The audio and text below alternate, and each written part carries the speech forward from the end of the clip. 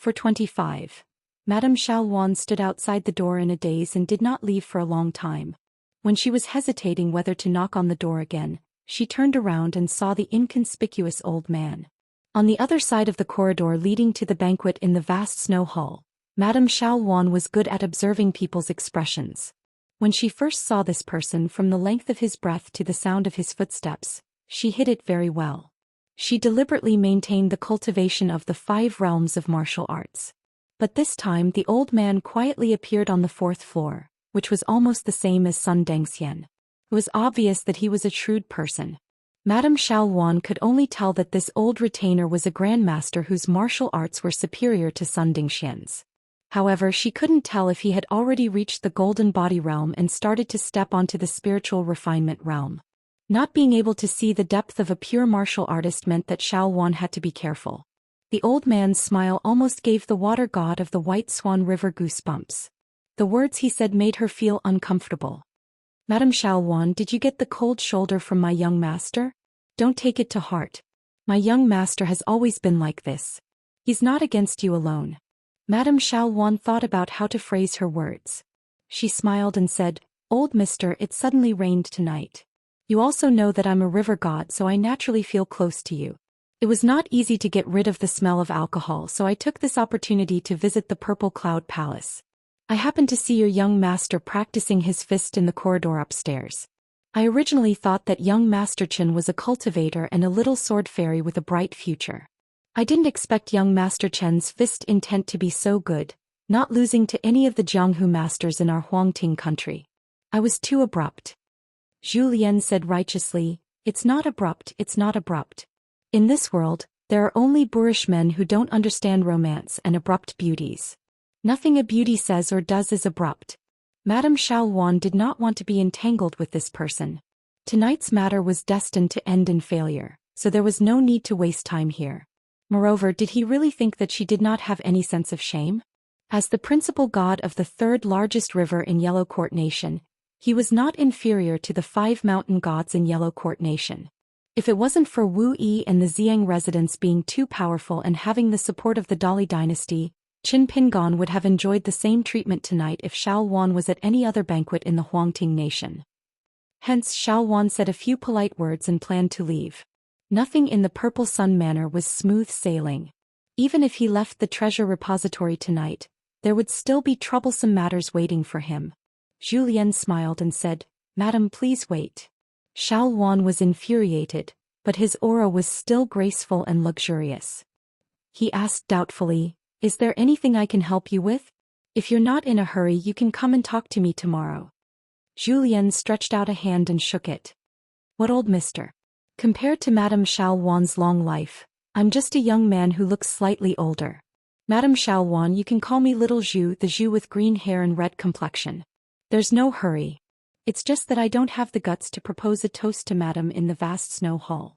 It just so happens that it's late at night and there are no outsiders, so I want to be like Madame and tour the Purple Sun Manor at night. What do you think? Xiaowan felt even more nauseous than drinking 4 jars of wine that old Flood Dragon coveted. She continued to smile. It's late at night. I'll be leaving the Purple Sun Manor tomorrow morning and returning to the White Swan River. I'm a bit tired and want to rest early. I hope you can understand. Zhou Xian was already striding forward. I must understand, Madame. Then allow me to escort Madame back to your residence. I really can't be at ease if Madame goes back alone. Madame is an outstanding beauty. Although you have the awe-inspiring and inviolable bearing of a peerless beauty, I feel that even if some of the Purple Sun Manor's patrolling cultivators took a few more glances at Madame, my heart would ache. No, Madame doesn't need to think for me. I must send Madame off. Xiaowan dismissed it with a smile. Even with her temperament, she almost couldn't help but curse at him. She directly turned around. She neither refused nor agreed. Once she rushed out of the building, her curvy figure instantly turned into a rainbow and left. Follow me if you can. She never thought that Zhou Xian would appear by her side in an instant and travel with her on the wind. Xiaowan's mind was shaken and she almost fell to the ground. The distant travel realm. This old lecher was actually a pure martial artist in the 8th realm.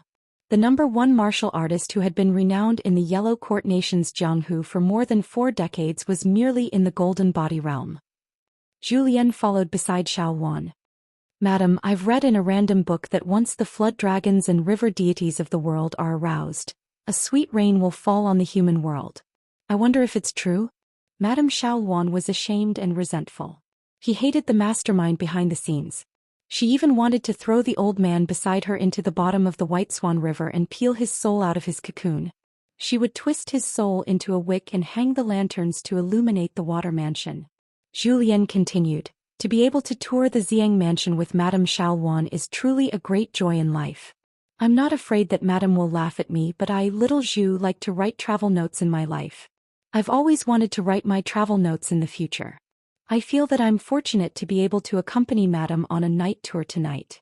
I must describe it in detail in my travel notes. After the book is published, I'll personally bring the book to Madame and give her a copy." Xiaowan was so angry that her teeth itched. Her breathing became unstable and her chest heaved up and down. Tonight's outfit that made her feel overdone was originally thrown to her by that person and forced her to wear it. Zhou Xian glanced at the magnificent scenery that seemed to be close at hand and quickly turned his head to look at the Iron Ticket River. He said loudly, "What a beautiful scenery." Zhou Xian had already returned to his residence on the 2nd floor. In the room of the treasure house, Qin Pingon was no longer sleepy. He simply lit a lamp and began to flip through the books. After reading for a while, he said with lingering fear, "What did it say in the Romance of Heroes? Heroes have a weakness for women." This heavenly Empress Xianxia was simply too unscrupulous. "Over at the vast snow hall I helped you out of kindness. How could they harm me like this? I've only heard that those chivalrous people don't hold grudges overnight and settle them overnight. You, on the other hand, are repaying kindness like this?" Motherf *her, if I wasn't worried that Zhou Xian would mistakenly think that I've exposed myself, I would have given you a slap. If the slightest bit of news were to spread out, wouldn't my pants be stained with yellow mud? Even if I'm not shit, I'll still be shit. Qin Pingon wiped the sweat from his forehead and rambled on, cursing that river deity of the White Swan River. In the end, Qin Pingon could only find an excuse to comfort himself. The trip to the lotus blossom blessed land to the River of Time was not in vain. If it was before, I might have foolishly opened the door for her and entered the house. Gradually calming down, Qin Pingon began to concentrate on reading the book. It was a Buddhist scripture. Back then he borrowed 6 books from the Cliff Academy's library, including the classics of Confucianism, Buddhism, Taoism, and Moism. The Maoshan Mountain Master said that there was no need to rush to return it. When Qin Pingon felt that he had finished reading it, he could have someone send it back to the academy. Qin Pingon suddenly closed the book and walked out of the house to the railing of the corridor. There must be something fishy going on. Outside the building, the rain had stopped and the night was heavy. Qin Pingon reached out to hold the railing and walked slowly. His palms were filled with broken raindrops and the rainwater was slightly cold. Qin Pingon opened his palms and looked down. He jumped onto the railing and walked slowly, looking into the distance. Outside the Purple Sun residence was the Iron Ticket River, and beyond the river were green mountains. He was now on the railing under the eaves of the treasure pavilions of the Huangting Nation, Purple Sun Residence and Purple Cloud Palace. His thoughts drifted far away. Qin Pingon recalled his trip to the Qinghuan Nation. He heard the local people talking about the debate between Buddhism and Taoism. There was a story about a monk holding an umbrella outside and a Confucian sheltering from the rain under the eaves. If it rained while on the way, they would naturally seek shelter under the eaves. He also remembered that Lu Tai once sighed in the small courtyard of the Eagle Fortress. The regrets of the world were mostly not being able to keep. The deepest words from the bottom of his heart were just a sentence for all kinds of scenery and all kinds of people. Walk slowly. Lu Tai also said that it was very difficult for us to truly empathize with the sufferings of the world. Therefore, when the sufferings fell on a person, everyone would be caught off guard. Walk slowly. Walk slowly. The old Daoist master of the Daoist temple was a nameless old Daoist who used the 100 forms of life in the lotus flower blessed land to observe the Tao. He was obviously able to control the long river of time in the lotus flower blessed land. He could be fast, slow, or stagnate. However, it was said that even the Tao ancestor could not stop the torrent of time in the 4 worlds. let alone control it. Therefore, the Holy Master had once comprehended the passing of time by observing the water. He could not bear to part with day and night. Cui Dongshan had said that all the immortal mansions and human cities in the world had their mysteries. In addition, the knowledge of war and the 100 schools of thought involved the speed of the long river of time. It was because the saints wanted to change a method to slow down. Why did the saints of the three sects who were already standing so high and seeing so far have to slow down? What were the Holy Master, the Buddha, and the Tao ancestor looking at in the eyes of the three saints who had created the world? Why did they have to walk slowly between the people of the three worlds?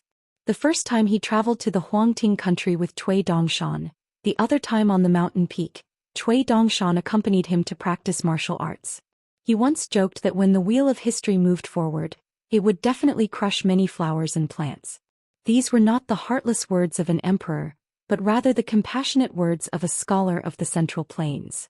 That scholar hoped that all those in power who saw these words, or those important figures who were sitting in that carriage at the time, would lower their heads and take a look at those tattered flowers and plants.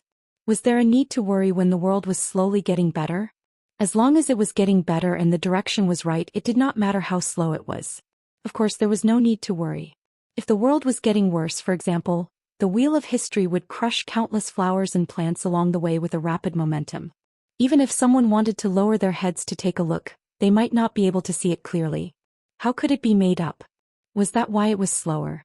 Because if it was slow, even if it was a wrong path, wouldn't it mean that there was a chance to change it? Or perhaps, the suffering in the human world could be reduced.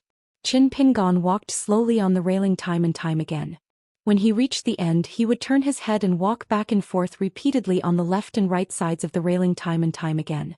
At this moment, Qin Pingon did not know that in the depths of a person's heart, every deep thought was like a seed in the heart that would sprout. Many might die halfway, but some would blossom and bear fruit one day. Qin Pingon also didn't know that the words that were carefully carved on the bamboo slips with a carving knife were repeatedly chewed and recited by him. He would even ask Pei Qian to dry the bamboo slips that recorded the words that he wholeheartedly approved of and thought to be beautiful on a sunny day. No matter whether the words were good or bad or whether the principles were right or wrong, these were all seeds that were sown in his heart. Qin Pingon was not alone. In fact, everyone else was the same. However, they might not necessarily use the method of carving bamboo slips to materialize it. A certain complaint of one's parents, a certain teaching of one's teacher, a sentence in a book that one had flipped through and then read again, an old saying or principle that one had heard many times and was finally enlightened one day. The beautiful mountains and clear waters that one had seen, the beloved woman that one had missed, and the lost friends were all seeds in the field of everyone's hearts, waiting to blossom. Qin Pingon still did not know. He just walked slowly on the railing as if he was taking a stroll to relieve his boredom. In the small world of the human body in the water mansion with the water seal, the children in green stopped what they were doing and held their breath. Outside the mansion with the golden script, the true Qi fire dragon was sleeping soundly. Inside the mansion, a small figure in a golden Confucian robe was carrying a long sword on his back and a few small golden books on his waist. The golden light on his body was getting more and more condensed, shining brightly, like the golden body of a god. However, the little figure in a Confucian robe with golden light flowing all over its body was constantly emitting bits and pieces of golden brilliance. Obviously, it was not stable. It was full of expectations, looking forward to the moment when Qin Pingon stopped on the railing. Qin Pingon was still walking slowly. This time when they left the Cliff Academy, Qin Pingon asked Zhu Xian and Shi Ro a question on the way. If killing a good person who did nothing wrong could save 10 people, would they save or not? The two shook their heads. When Qin Pingon increased the number from saving 10 people to saving 1,000 or 10,000 people, Shi Ro began to hesitate. Only Zhu Xian said that even if he could save the whole world he would not kill that person. Qin Pingon asked why. Zhu Xian smiled and gave the answer. I am worried that I will be the one who will be killed. Zhu Xian then turned around and asked Qin Pingon for his answer. Qin Pingon said that he could not give an answer. Unless he really reached that step, it was possible to know his own heart and choice. In the Qi residence, the little figure in a golden Confucian robe was a little anxious. Several times, it wanted to rush out of the mansion and out of the small world of the human body to reward Qin Pingon with a few big chestnuts. You are wrong. Why are you thinking about these big problems that are destined to have no results for the time being? Don't neglect your proper work. Don't let a once-in-a-lifetime opportunity pass by. The general direction that you've been thinking about is the correct one. Quickly think about the important word, slow. The word that is ignored by the secular world. Think further and deeper. As long as you think it through, your heart will be connected. This will be the opportunity for you, Qin Pingon, to reach the upper 5 realms in the future. Only these nigh, however, if it told Qin Pingon directly, it would make Qin Pingon fall into a very bad state of mind. Qin Pingon finally stopped on the railing. The little figure in a golden Confucian robe and the boys in green in the 2 mansions were full of expectations. Then the green-clothed boys looked at each other in dismay and suddenly burst into laughter. It turned out that after Qin Pingon stood still, his pure thoughts at that moment were actually starting to miss a girl. His thoughts were not so gentlemanly. He was thinking that the next time he met her at the Great Wall of Sword Qi, it would not be just holding hands. He had to be bolder. If Miss Ning was not willing, he would just beat her up and scold her. He believed that the 2 of them would still be together. But what if Miss Ning was actually willing and was waiting for him, Qin Pingon, to take the initiative? You're a big man. Don't you have any boldness? Is it appropriate for you to be so hesitant? Qin Pingon jumped down from the railing. He was sleepy. When he walked towards the house, he clapped his fists and kept encouraging himself. It's not appropriate. It's definitely not appropriate. Besides, it's not like you haven't hugged Miss Ning at the inverted mountain. It's just that you were so dazed that you can't remember anything. How can you do this? Kiss on the lips. Qin Pingon, are you looking for death? You can't think about this. This is too fast. Didn't you think so much just now? It's better to slow down with Miss Ning. It's also good to simmer it over a slow fire. Good Mayas. The boys in green held their stomachs and rolled around on the ground. It was not that they could understand all of Qin Pingon's thoughts, but tonight was an exception. This was because Qin Pingon's thoughts were too deeply involved with his state of mind. It had already touched the root of his thoughts. His thoughts were so big that his soul moved greatly, almost covering the entire small world of his body. His body was covered in a dense golden light, almost forming a golden pellet in his heart. He fell backwards and couldn't help but curse, "Qin Pingon, you bastard." After cursing, he laughed instead. Although tonight's blossoming and bearing fruit wasn't perfect enough, it was actually very beneficial to Qin Pingon and the Tree of Life. For example, the embryonic golden pellet in the heart of the golden-clothed figure was Mao Xiaodong's greatest hope for Qin Pingon to refine Shen Wen's golden pellet. Madame Xiaoluan and her maid, master and servant, lived alone in a courtyard in a remote area of the Purple Sun Mansion. If she was placed with Sun Dengxian and the other 2, even with Madame Xiaoluan's temperament, she would still turn hostile. At this moment, Madame Xiaoluan was standing in the main hall. Someone was sitting. The maid had already been put into a coma by that person using a secret technique. That person glanced at the water goddess of the White Swan River, who was wearing an overly tight dress with a strange smile. Madame Xiaoluan's face was full of embarrassment. This person was the self-proclaimed true Lord Cave Spirit, Wu Yi, the true master of the Purple Sun Mansion. No matter how bold Madame Xiaoluan was, she naturally wouldn't dare to enter the forbidden Purple Cloud Palace without permission. She even dared to wear such a dress that wasn't any better than a brothel's courtesan and knock on Qin Pingon's door. It was all Wu Yi's request. Wu Yi didn't use his cultivation to oppress her. He only gave Madame Xiaoluan a condition that she couldn't refuse. It was regarding the Imperial River Water God's attempt to harm the White Swan River through the relationship with Longquan County. Mansion Lord Huang Mang had already promised Madame Xiaoluan that he would help stop the Imperial River Water God's sneaky actions. For this reason, the White Swan River Water God Mansion would have to pay a large sum of money to the Purple Sun Mansion every 10 years. From then on, the White Swan River would be like the Iron Ticket River, becoming a vassal of the Purple Sun Mansion. However, the White Swan River Water God Mansion didn't just have to spend money to avoid disaster. After joining the Purple Sun Mansion, although they would have to distance themselves from the current emperor of the Hong dynasty and draw a clear line between them, Huang Mang promised Madame Xiaoluan that he would stretch the White Swan River, which was less than 900 miles long, to 1,200 miles within 100 years. The money had to be paid by the Water God Mansion. However, the Purple Sun Mansion could still help to settle all the resistance from the imperial court and the desperate counterattacks from the gods of mountains and rivers who had their destinies stolen. The White Swan River Water God Mansion only needed to hire Purple Sun Mansion cultivators according to the market price, and they could suppress and kill their way through. However, the length of the White Swan River determined the size and thickness of the river. Not only did it require the approval of the imperial court to open up a waterway, it would also face all kinds of strong resistance during the process. It wasn't something that could be done with money alone. After the White Swan River reached a length of 1,200 li, the area under the jurisdiction of the White Swan River would increase. The surrounding counties, cities, and Green Mountains would all be under the jurisdiction of the White Swan River God Manor. At that time, the annual income would become extremely impressive. This was something that Madame Xiaoluan had always dreamed of. After 100 years, not to mention surpassing the Imperial River and successfully becoming the second largest river in the Yellow Court country, even if it could surpass the Hanxi River in one go, or even become the Deity Water Palace in the future, it could be imagined now. This was the real reason why Madame Xiaoluan was so humble in the vast snow hall. She had to hold on to this prospect. This was no longer a matter of enduring for a while and calming the waves.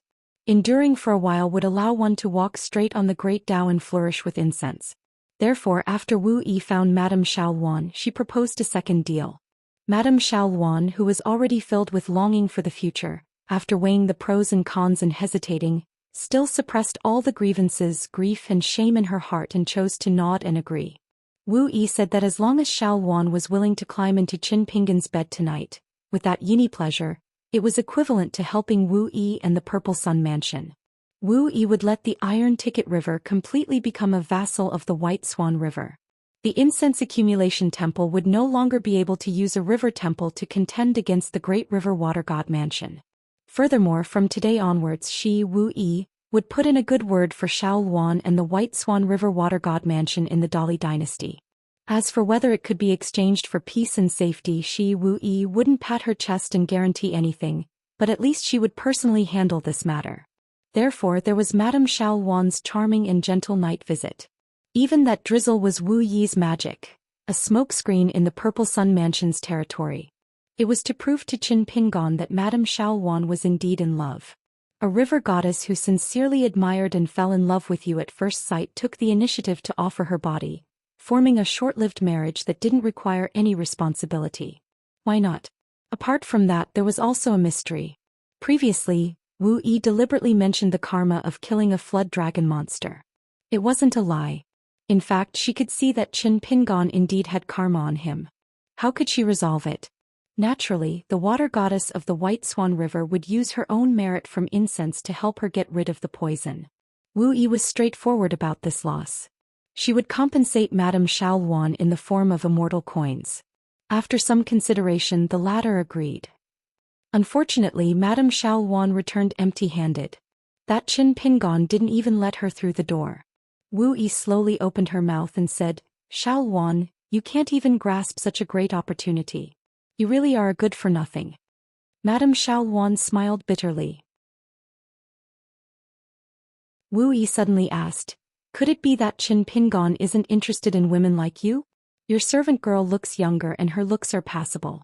Why don't you let her try?" Madame Xiaoluan shook her head and said, "She probably can't even enter the Origin Lord's building. That guy called Zhou Xian is a martial artist in the far travel boundary. He pestered me for a long time, seemingly frivolous, but in fact at the last moment he already had the intention to kill me. Zhou Xian deliberately didn't conceal it, so if it was her, she might have been beaten to death outside the building. Her corpse would either be thrown out of the Purple Cloud Palace or simply thrown into the Iron Ticket River. Following the current, it would just float to our White Swan River." Wu Yi rubbed her forehead. What is this Qin Pingan thinking? Madame Xiaoluan had a helpless expression. At that time that guy closed the door without saying anything. How could she not be angry out of humiliation? Wu Yi sized up Madame Xiaoluan. "Xiaoluan, your beauty is already second to none in our Yellow Court country, right? Where can I find a woman with good looks for him? No matter how good you look at the secular women at the foot of the mountain, which one of them isn't unbearably stinky? Xiaoluan, do you think a plump woman like you isn't Qin Pingan's type? He only likes petite and dainty young girls. or those with exceptionally tall figures? Madame Xiaowan shook her head. She really didn't know. Wu Yi sighed. Then tell me, is Qin Pingon a normal man? Madame Xiaowan said softly. He should be. Wu Yi said with a serious face. What do you think of me? Madame Xiaowan felt a chill run down her spine. From that Qin Pingon to the retainer Zhou Xian, and then to this Purple Sun Manor old ancestor in front of her, they were all unreasonable lunatics. She could only choose her words carefully and say something beautiful. What kind of honorable status does the Origin Lord have? How can you wrong yourself like this? Wu Yi waved his hand, somewhat disheartened. Forget it, it's not good to let you Xiaowan barge into the pavilion and force yourself on that Qin Pingon. Wu Yi stood up. But this deal, even if it doesn't work tonight, it's still valid for a while. You still have a chance, Xiaowan, do as you see fit. Suddenly, first Wu Yi then Xiaowan, their expressions turned serious. They both sensed an unusual aura of the great Tao. Lofty, ethereal, dignified, vast, and so on. It was indescribably wonderful. The two of them guessed something. Wu Yi said sternly, Xiaowan, what do you think? Xiaowan's mind was agitated. She no longer hesitated and was full of fighting spirit. This water goddess of the White Swan River's answer was already firm. Compared to that chance encounter with the emperor of the Hong family by the White Swan River, Madame Xiaowan's thoughts were even more fervent. After Wu Yi left, Madame Xiaowan returned to her room to rest. She tossed and turned on her bed, unable to sleep. That night in the Purple Sun Manor, it rained again.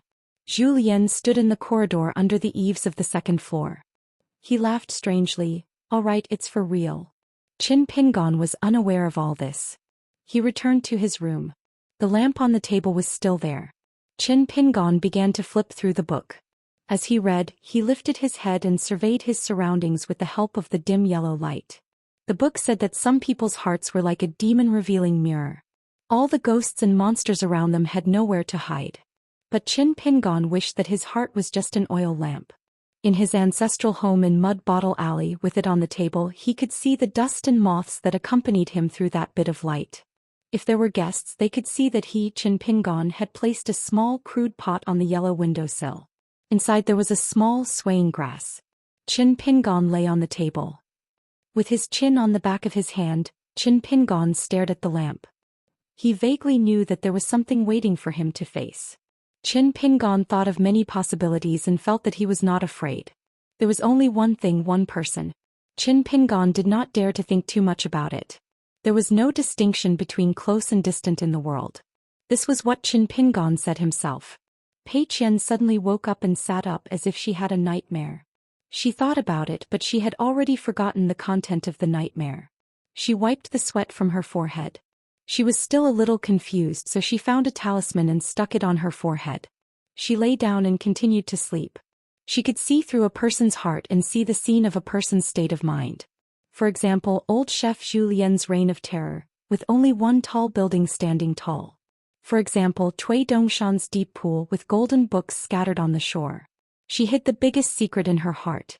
She did not even tell her master, Qin Pingon. As long as she used her heart to look at Qin Pingon, she would feel as if she was standing in a small well. Looking up, there would probably be a lamp placed at the mouth of the well. A small ball of light should have made a coward like her feel warmth and yearn for it. However, it would make her feel the same way many times in Lotus Blossom Blessed Land. Looking up at the blazing sun in the sky would make her eyes burn and tear up. However, every time the scar healed, she would forget the pain and she could not help but look up again. When she lowered her head to look, there was a bright moon rippling on the surface of the water at the bottom of the well. Below it, there was a vague shadow, as if there was a flood dragon that should have been terrifying, but made her feel particularly close to it. The well in her master's heart, the water in the well was spreading upwards. Maybe one day the bright moon in the water would meet the lamp on the mouth of the well. Pei Qian was sleeping soundly. She subconsciously put her hand on her chest. There was a small brocade pouch that Cui Dongshan had taught her. Cui Dongshan said that if one day her master was hurt and angry, she would take it out and give it to her master. Qin Pingon did not sleep for the whole night. He suddenly decided not to stay in Purple Sun Mansion any longer.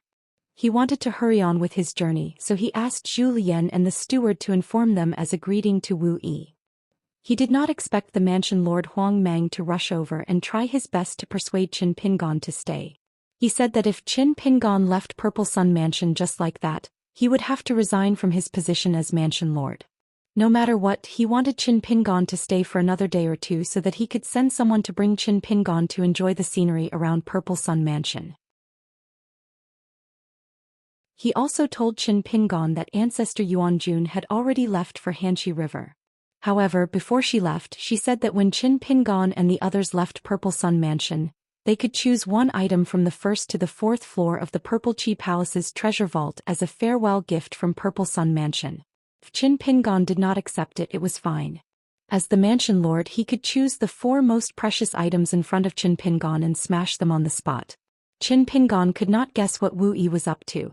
This kind of shameless hospitality was too unreasonable. Even Wei Pai did not have such a big face. Naturally, Qin Pingon wanted to leave this troublesome place immediately. It did not matter if Wu Yi smashed the 4 treasures or not. First, Wu Yi was trying to please him for no reason, and then Madame Xiaowan came knocking on his door at night. Qin Pingon had a psychological shadow about Purple Sun Mansion. However, Huang Mang seemed to have expected this. He did not care about his face at all.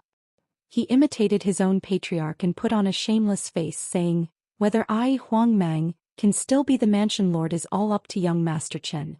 Is young Master Chen not willing to let me go on a tour for 1 or 2 days and let the Purple Sun Mansion play host to me? Would young Master Chen just watch Huang Mang lose his position as mansion lord?" After a discussion with Zhou Xian and Shi Rou, Qin Pingon decided to stick to the status quo. He promised Huang Chu to stay for 1 more day and enjoy the scenery nearby. However, when Purple Sun Mansion sent someone to lead the way, Qin Pingon was filled with regret. Zhou Lian, on the other hand, was obviously gloating. He did not think that it was a bad thing. It turned out that Madame Xiaowan, who had regained her graceful demeanor, was in charge of leading Qin Pingon and his party to sightsee.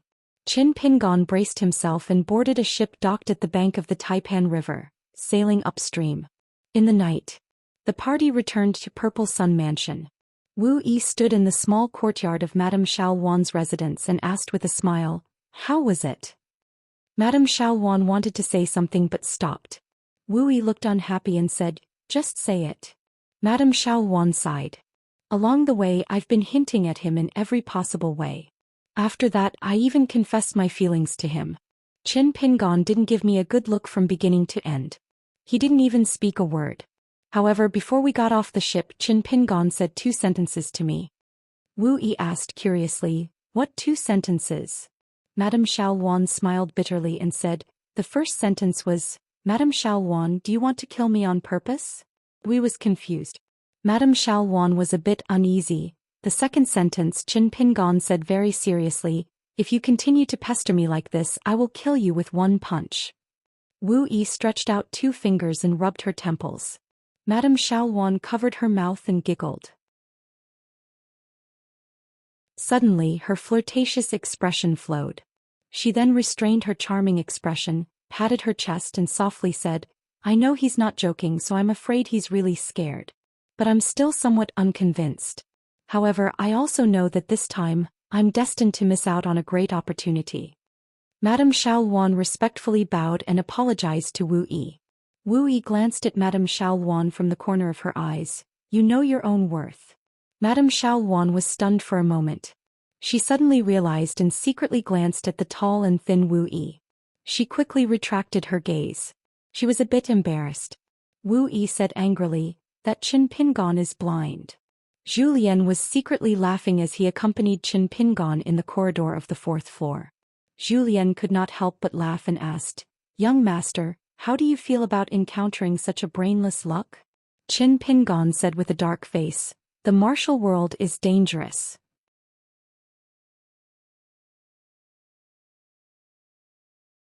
"426. Just when Zhou Lian felt that he had nothing to do with this ghost hunting trip, the door of the mansion opened and a person walked out. Zhou Lian couldn't help but ask, "Young master, is that the ghost's lover? This man looks like he's not inferior to Madame Xiaowan's White Swan River deity position." The person who walked out was burly and wore armor. There was a green snake with golden eyes coiled around his arm. White mist lingered around his breathing like incense in a temple. Qin Pingon recognized this person. He had appeared on the Embroidery River with Su Rua. The person in front of him was most likely one of the Embroidery River or Jade Liquid River deities. Regarding the Embroidery River, Jade Liquid River, Chiduan Mountain, and this mansion, they were all very particular. Wei Pai once said that they were all hidden existences used to suppress the remaining fate of the Holy Water Nation. Therefore, the Embroidery River and Jade Liquid River deities were both river deities. Compared to the Dali Water deity, who was similar to the water deity, the Embroidery River deity and Jade Liquid River deity's rank was slightly higher. The Embroidery River deity said in a deep voice, Qin Pingon broke a mountain barrier without permission and trespassed into the Chu mansion. According to the laws of Dali, even if you are an immortal registry master, your household register will be removed and your name will be removed from your registry. You will be exiled thousands of miles away. Qin Pingon was puzzled. That Madame Chu? The Embroidery River deity waved his hand. She has already left the mansion and there is a new owner here. Considering that you have the Peace and Peace token with you, your file has already been recorded in the Ministry of Rights. You are allowed to leave quickly, but there will be no next time. Qin Pingon clasped his fist and asked, May I ask where Madame Chu is now? The river deity frowned and glanced at the long sword on Qin Pingon's back. I only know that Madame Chu went to the Lakeview Academy. A scholar died there. She wants to collect the remains, but she will definitely not return here in the near future. Qin Pingon sighed. It seemed that he had made a wasted trip. He felt sorry for the 2 yellow paper talisman and apologized to the water deity. I was rash to visit Madame Chu this time. I'll be more careful next time. The water god sneered. There will be a next time? Without waiting for Qin Pingon to speak, the water god cast a sidelong glance at the stooped old man. What? Do you think you can do whatever you want just because you're a martial artist at the far roaming realm? Zhou Xian wiped his face, turned his head and said to Qin Pingon, Young master, please let me fight. This guy's face is really asking for a beating. I'll definitely return a gold coin to you later. Qin Pingon signaled to Zhou Xian with his eyes that there was no need to use this to test the waters. The wedding dress ghost was most likely not in the manor. Qin Pingon smiled at the water god and said, We will leave now. Right at that moment, a wave of rolling black smoke rushed out from the back of the Chu clan's mansion. Its momentum was greatly boosted as it surged over. After it landed on the ground, it turned into a human form. It wore a black robe. The embroidered river god was expressionless. Manor Lord Gu, aren't you repairing the mountain roots and water veins? Qin Pingon would never have thought that the current manor lord was the Yin god of the Gu clan who had once escorted them along the way. He was also Gu Can's father. The Yin god nodded to Qin Pingon, then explained to the water god with a smile. Previously I sensed that a cultivator had broken through the barrier. Thinking that Lord Water God was coincidentally in the manor to check on the progress, I ignored it. However, when I thought about the chaos in Dali, I was worried that it was the cultivators of the Great Sui Kingdom who wanted to forcefully destroy the foundation of this place. I didn't think that it would be an acquaintance visiting. The water god narrowed his eyes and said, Back then Manor Lord Gu escorted Qin Pingon to the Great Sui Kingdom. You can indeed be considered acquaintances. I wonder if Manor Lord Gu would like to invite Qin Pingon in and set up a banquet to welcome your friend? The Yin god of the Gu clan laughed and said, Since I've become Manor Lord Gu, I naturally wouldn't dare to delay the proper business at hand.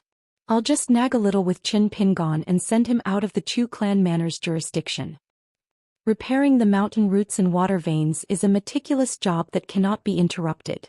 I hope that Manor Lord Gu won't delay it for too long. Otherwise, I'll definitely do things according to official business and mark you down in official documents. After the water god said this, he turned around and strode into the manor. The Yin god of the Gu clan clasped his fists and thanked him. Then he came to Qin Pingon's side. Before the pleasantly surprised Qin Pingon could speak, the Yin god of the Gu clan laughed heartily and said, There's nothing I can do. Back then, during that mission, I obtained a merit from the Ministry of Rights and obtained a nondescript status as a mountain god. Therefore everything is out of my control. I can't invite you to my manor as a guest. Qin Pingon smiled and said, It's all right. There will be plenty of opportunities in the future. This place isn't too far from Longquan County. The Yin god of the Gu clan suddenly clasped his fists and bowed deeply. Then he said with a sorrowful expression, The last time I went on a long journey I left without saying goodbye. Because of my orders I didn't dare to speak of a private matter. Now that I'm one of the gods of Dali, even though I have my duties and can't leave without permission, I can use this opportunity to not hide anything and save myself a burden. As he said this, the Yin god of the Gu clan smiled and activated his divine ability. His originally blurry face became clearer and clearer. He smiled and said, "Who do you think I look more like?" Qin Pingon sized him up for a moment and said in shock, "Could it be?"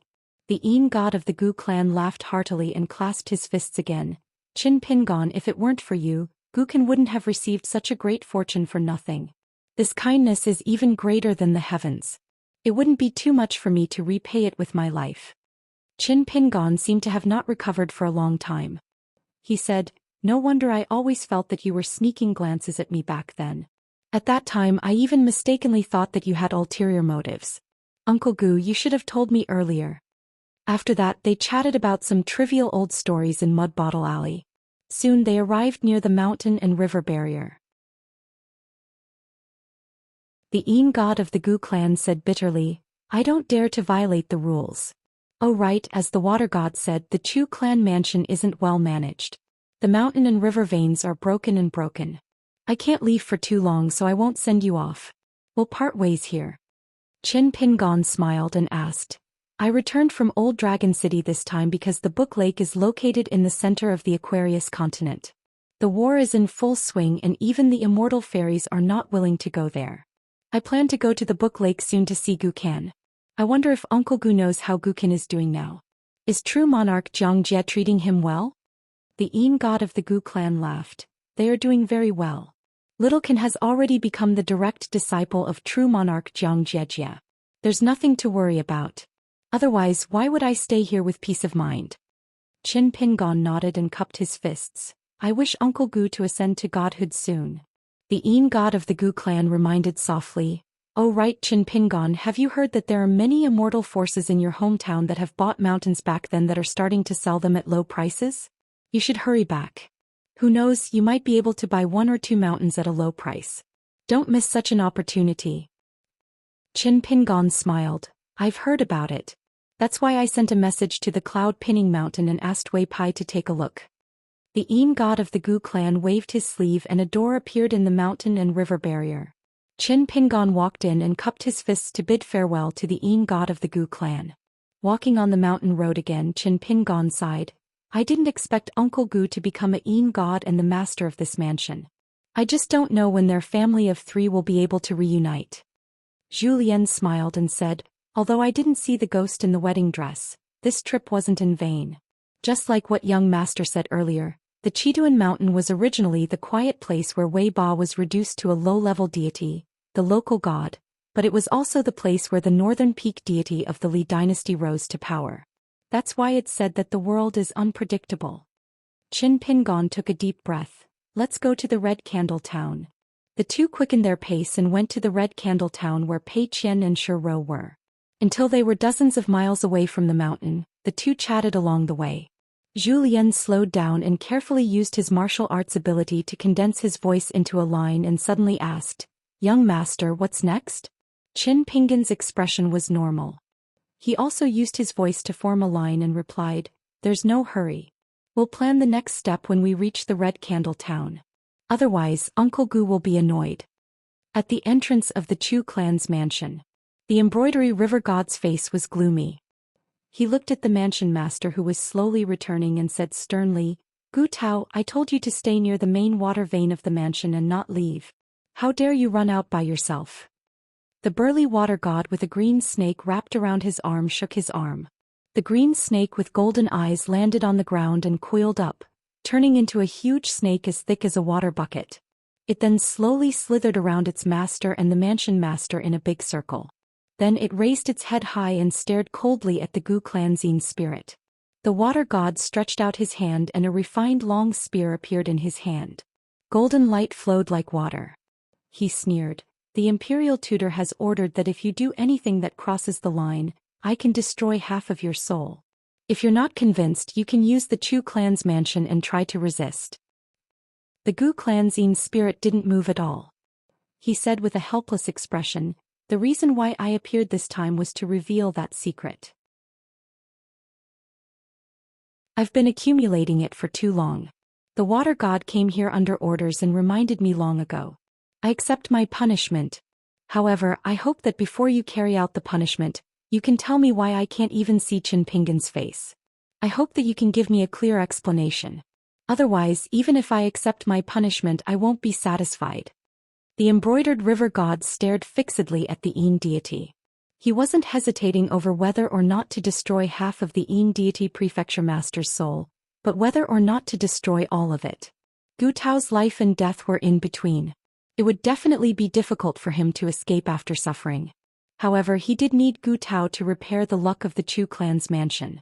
After all, this place now belonged to the Northern Mountain Territory. The mountain god was the first new god of the 5 mountains of the Dali dynasty. Wei Pai was more and more revealing the aura of a god. Therefore, apart from asking the imperial tutor when to destroy half of Gu Tao's soul, he also had to report it to Wei Pai according to the laws of the Dali Mountains. This was called a county official was not as good as the one in charge. If it weren't for the fact that Gu Tao didn't show any sign of persuading Qin Pingan to go to the Book Slip Lake from the beginning to the end and instead persuaded Qin Pingan to go back to his hometown to buy a mountain, Gu Tao's soul would have been scattered by now. This was reasonable. Gu Tao had secretly learned about the rumors of the Book Lake from Red Candle Town a few times.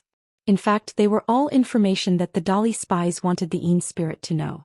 The water god threw the long spear without any warning. It pierced through the Yin spirit's abdomen and nailed into the ground. The long spear emitted golden light and burned a hole in Gu Tao's body. Gu Tao's body, which had transformed from an otherworldly item into a god's golden body, was still severely injured. Gu Tao was indeed a tough nut to crack. He didn't say a word. His face began to distort and black smoke billowed from his body. The water god stretched out his hand and unfurled a painting. All the scenery within the Chu clan manor's mountains and rivers moved according to the water god's will. The painting rapidly changed. The people and things in the painting could be seen down to the smallest detail. He opened another scroll. It was the embroidery river god's territory. He said coldly, "As long as there's a hint of suspicion, I'd rather kill you by mistake." Gu Tao, whose abdomen was still pierced by the golden spear, said angrily, "Are you crazy? How can the imperial tutor let you be so reckless? Do you really think I don't know that you've admired Madame Chu for hundreds of years? But now that I've occupied Madame Chu's mansion, you don't like me and want to get rid of me as soon as possible? If you want to condemn someone, you can always find a pretext. Good. I've finally experienced the magnanimity of you, the water god of the embroidery river." The water god ignored the grief-stricken Gu Tao. He only lowered his head and stared at Qin Pingan and Zhou Xian on a scroll.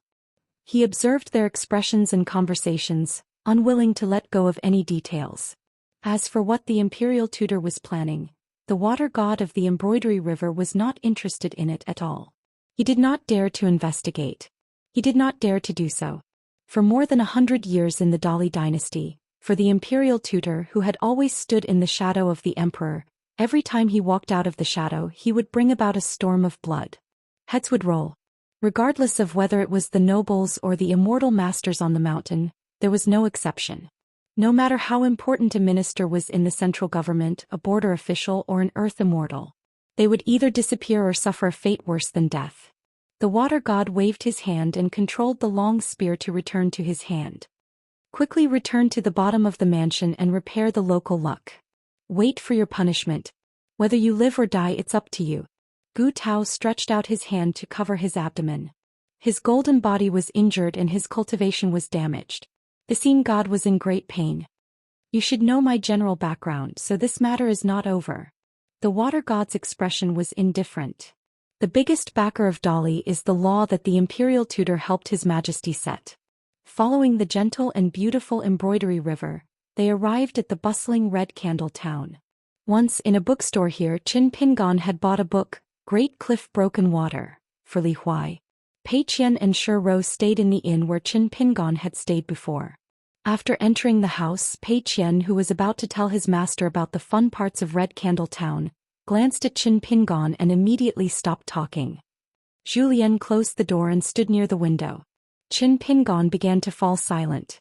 Qin Pingon went straight to the point. I don't plan to return to Longquan County first. Zhou Xian, protect Pei Qian and Shi Rou to Luopa Mountain. There's an immortal ferry in Huangting Country. I'll go there and see if there's a ferry to Book Lake.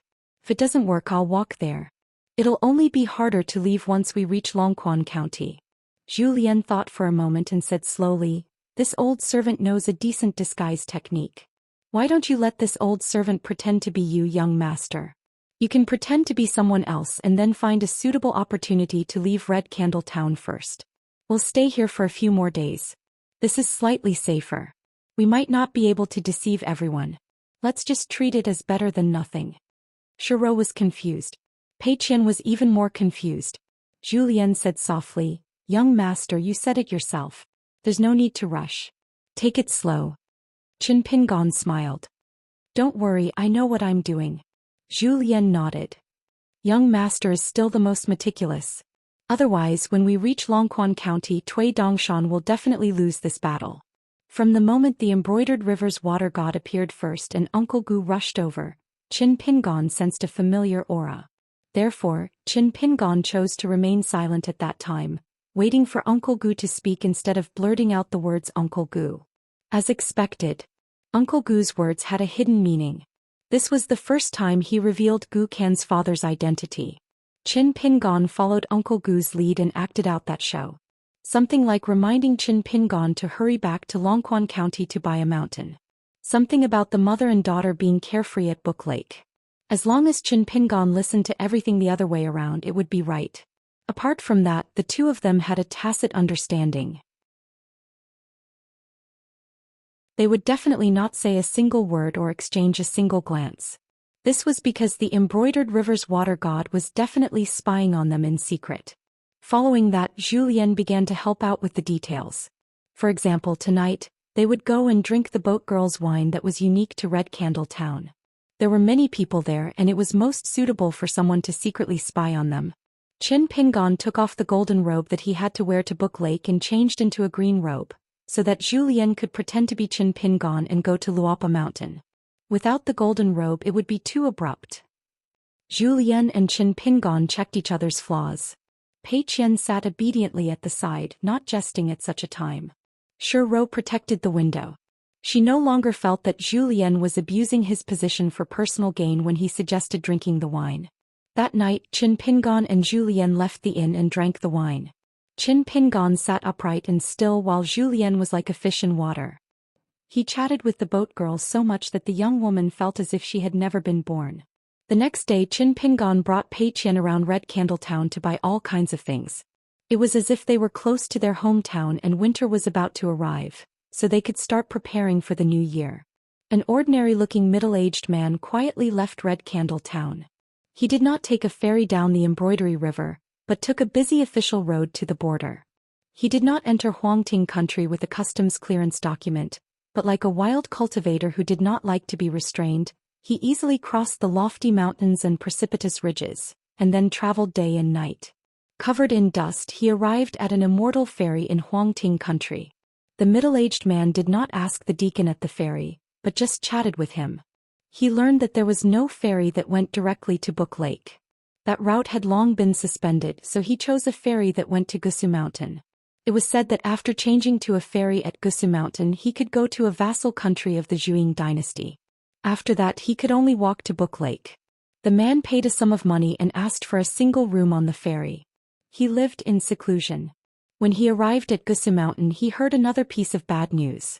Now even the ferry to the vassal country of the Zhuang dynasty had been suspended. The man stayed in Mount Gusu for a day and walked around. In the end he spent a lot of money and used the immortal money which was much higher than the market price.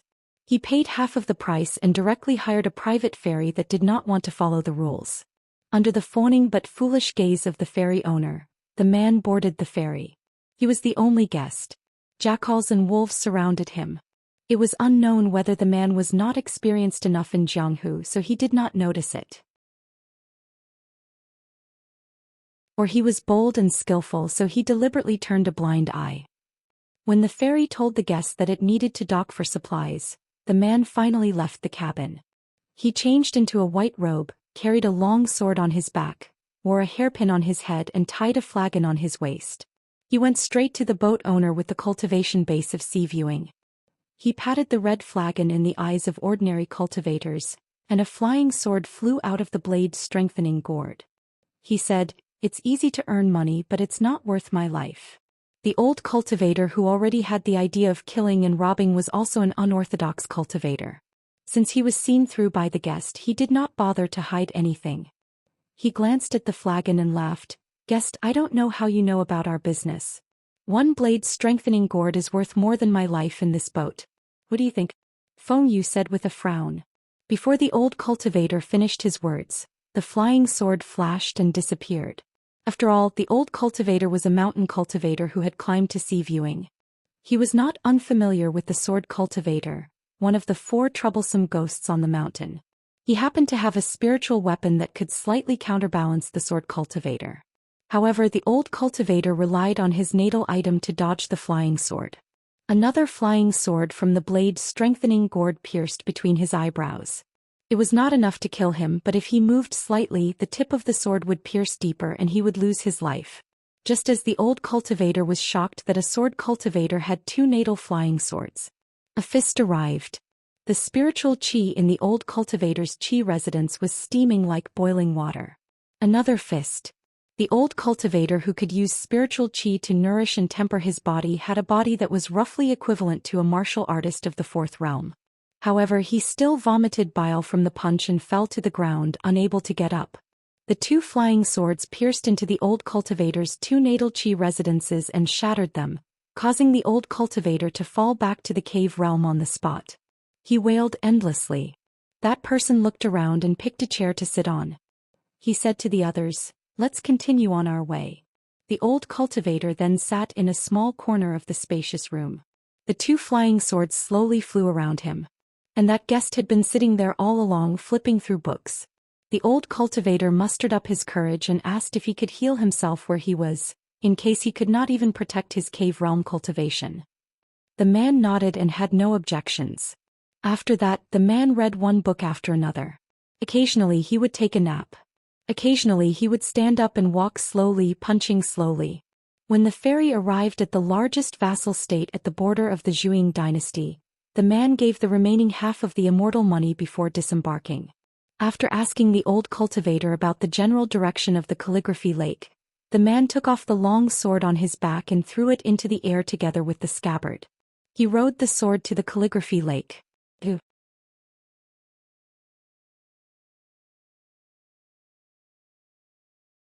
427.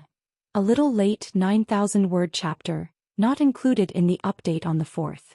The eagles circled in the sky and the crows on the branches screamed.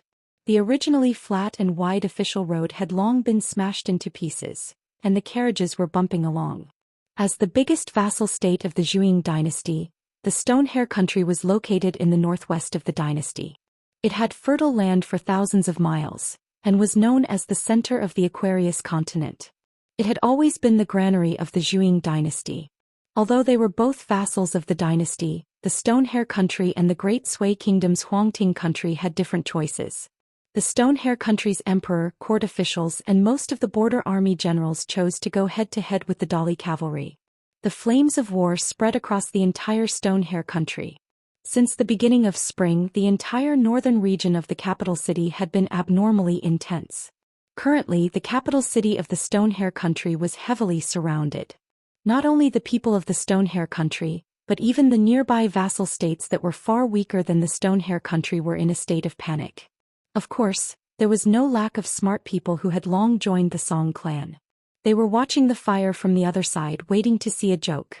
They hoped that the invincible Dali cavalry would massacre the entire city, and kill all the loyal soldiers of the Stonehair country who were foolishly loyal to the Zhou dynasty. Maybe they would even consider their kindness, and with their help, they would be able to smoothly take down the huge cities that did not need any weapons or treasuries. The bumpy journey made many of the coachmen of the caravan complain incessantly. Even many of the strong men with long bows on their backs and long sabers on their waists felt as if their bones were about to fall apart.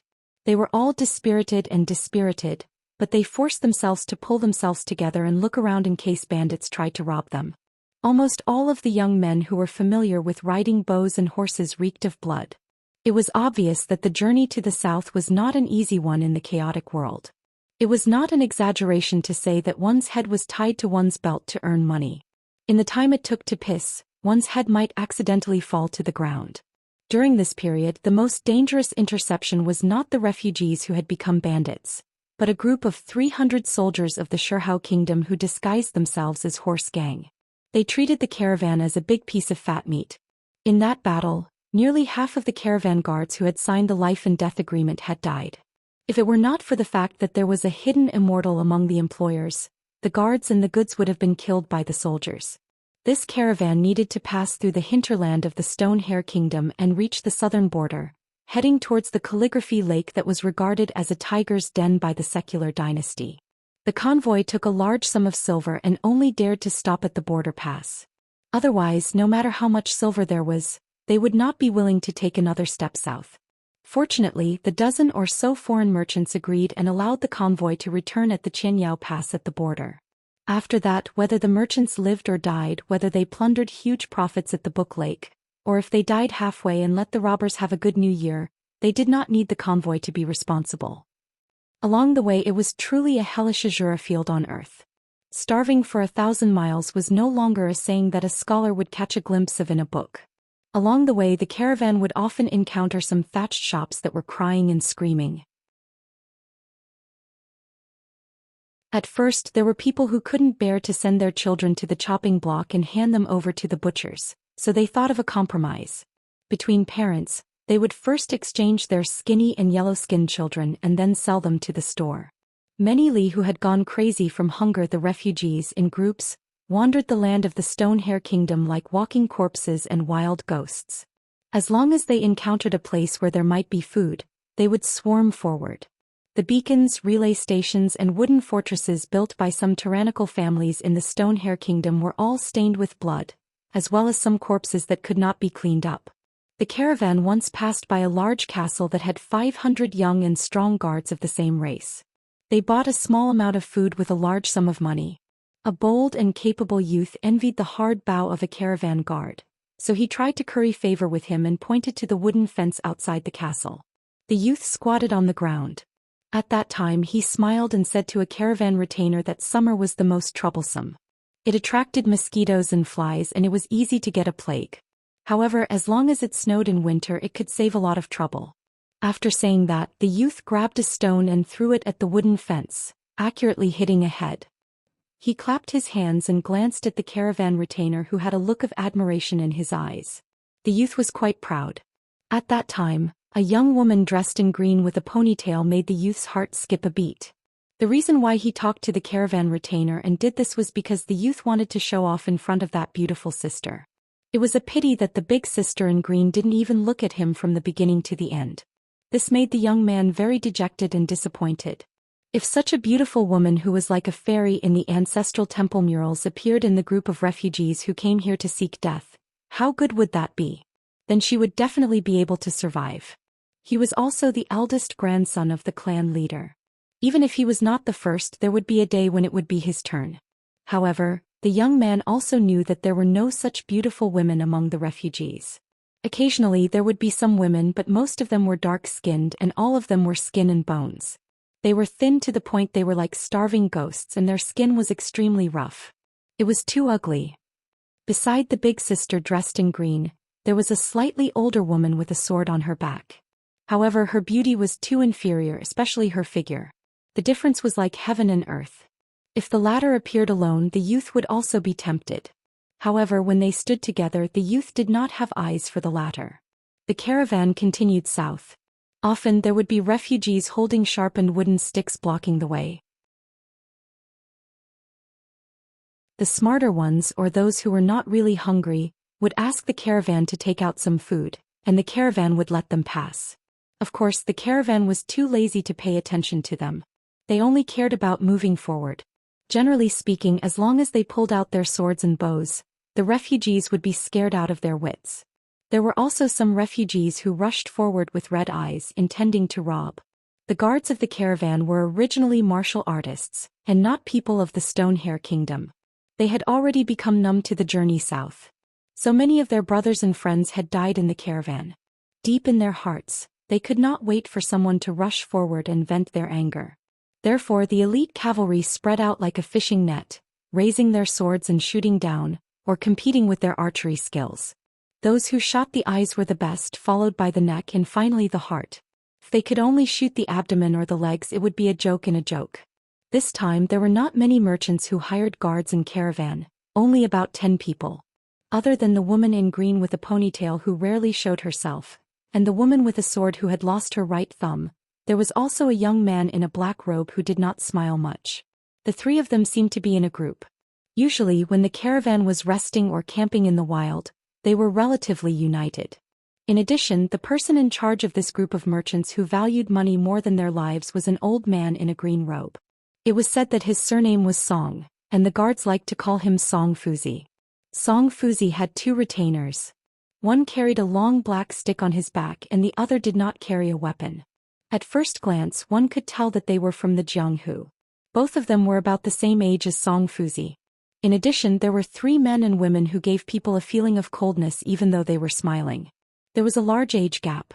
The woman was mediocre and the other 2 were grandfather and grandson. The retainers felt that this group of merchants, other than Song Fuzi, were arrogant and did not like to talk. That night, they rested in a deserted courier station where the officials had fled. Everything had long been looted. The woman in green with a ponytail squatted on top of a half-collapsed mud wall outside the courier station. The woman with a sword who was inseparable from her stood under the wall and said softly, "Senior sister, in half a month's journey, we will be able to pass through the border of the Book Lake." The woman in green was a little absent-minded and nodded. Song Fuzi slowly walked out of the courier station and gently kicked a young man who was squatting on the threshold. Then he came near the wall alone. The woman with a sword immediately bowed respectfully in Dali's official language. "Greetings to Dr. Song." The old man smiled and nodded. "Miss Su is still so polite." "You're too polite."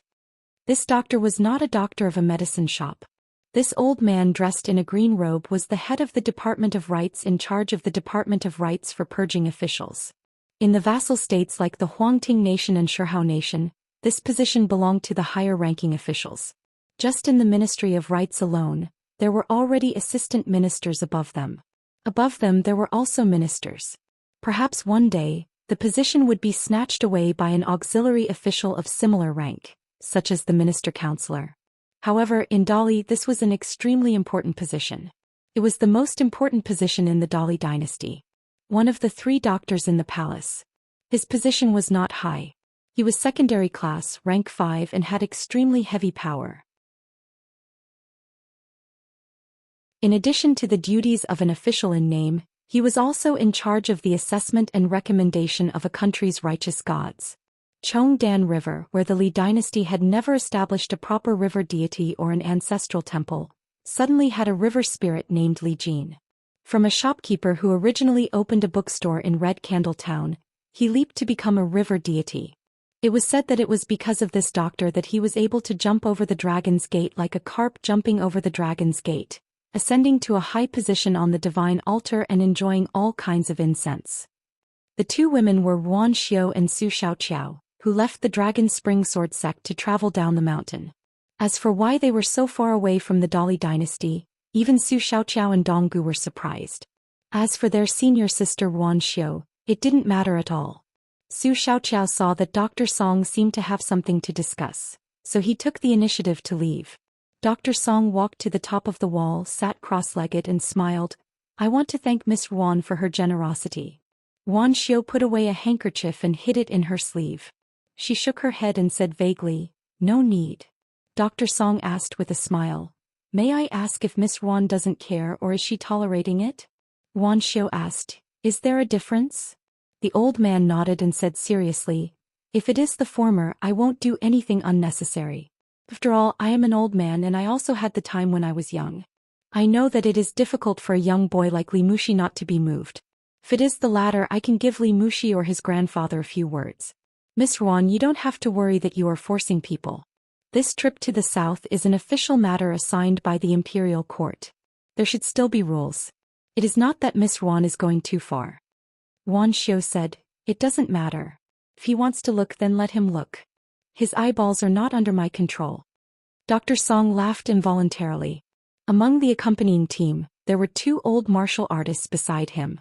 One of them was a pure martial artist temporarily transferred from the Dali army. He was in the Golden Body realm.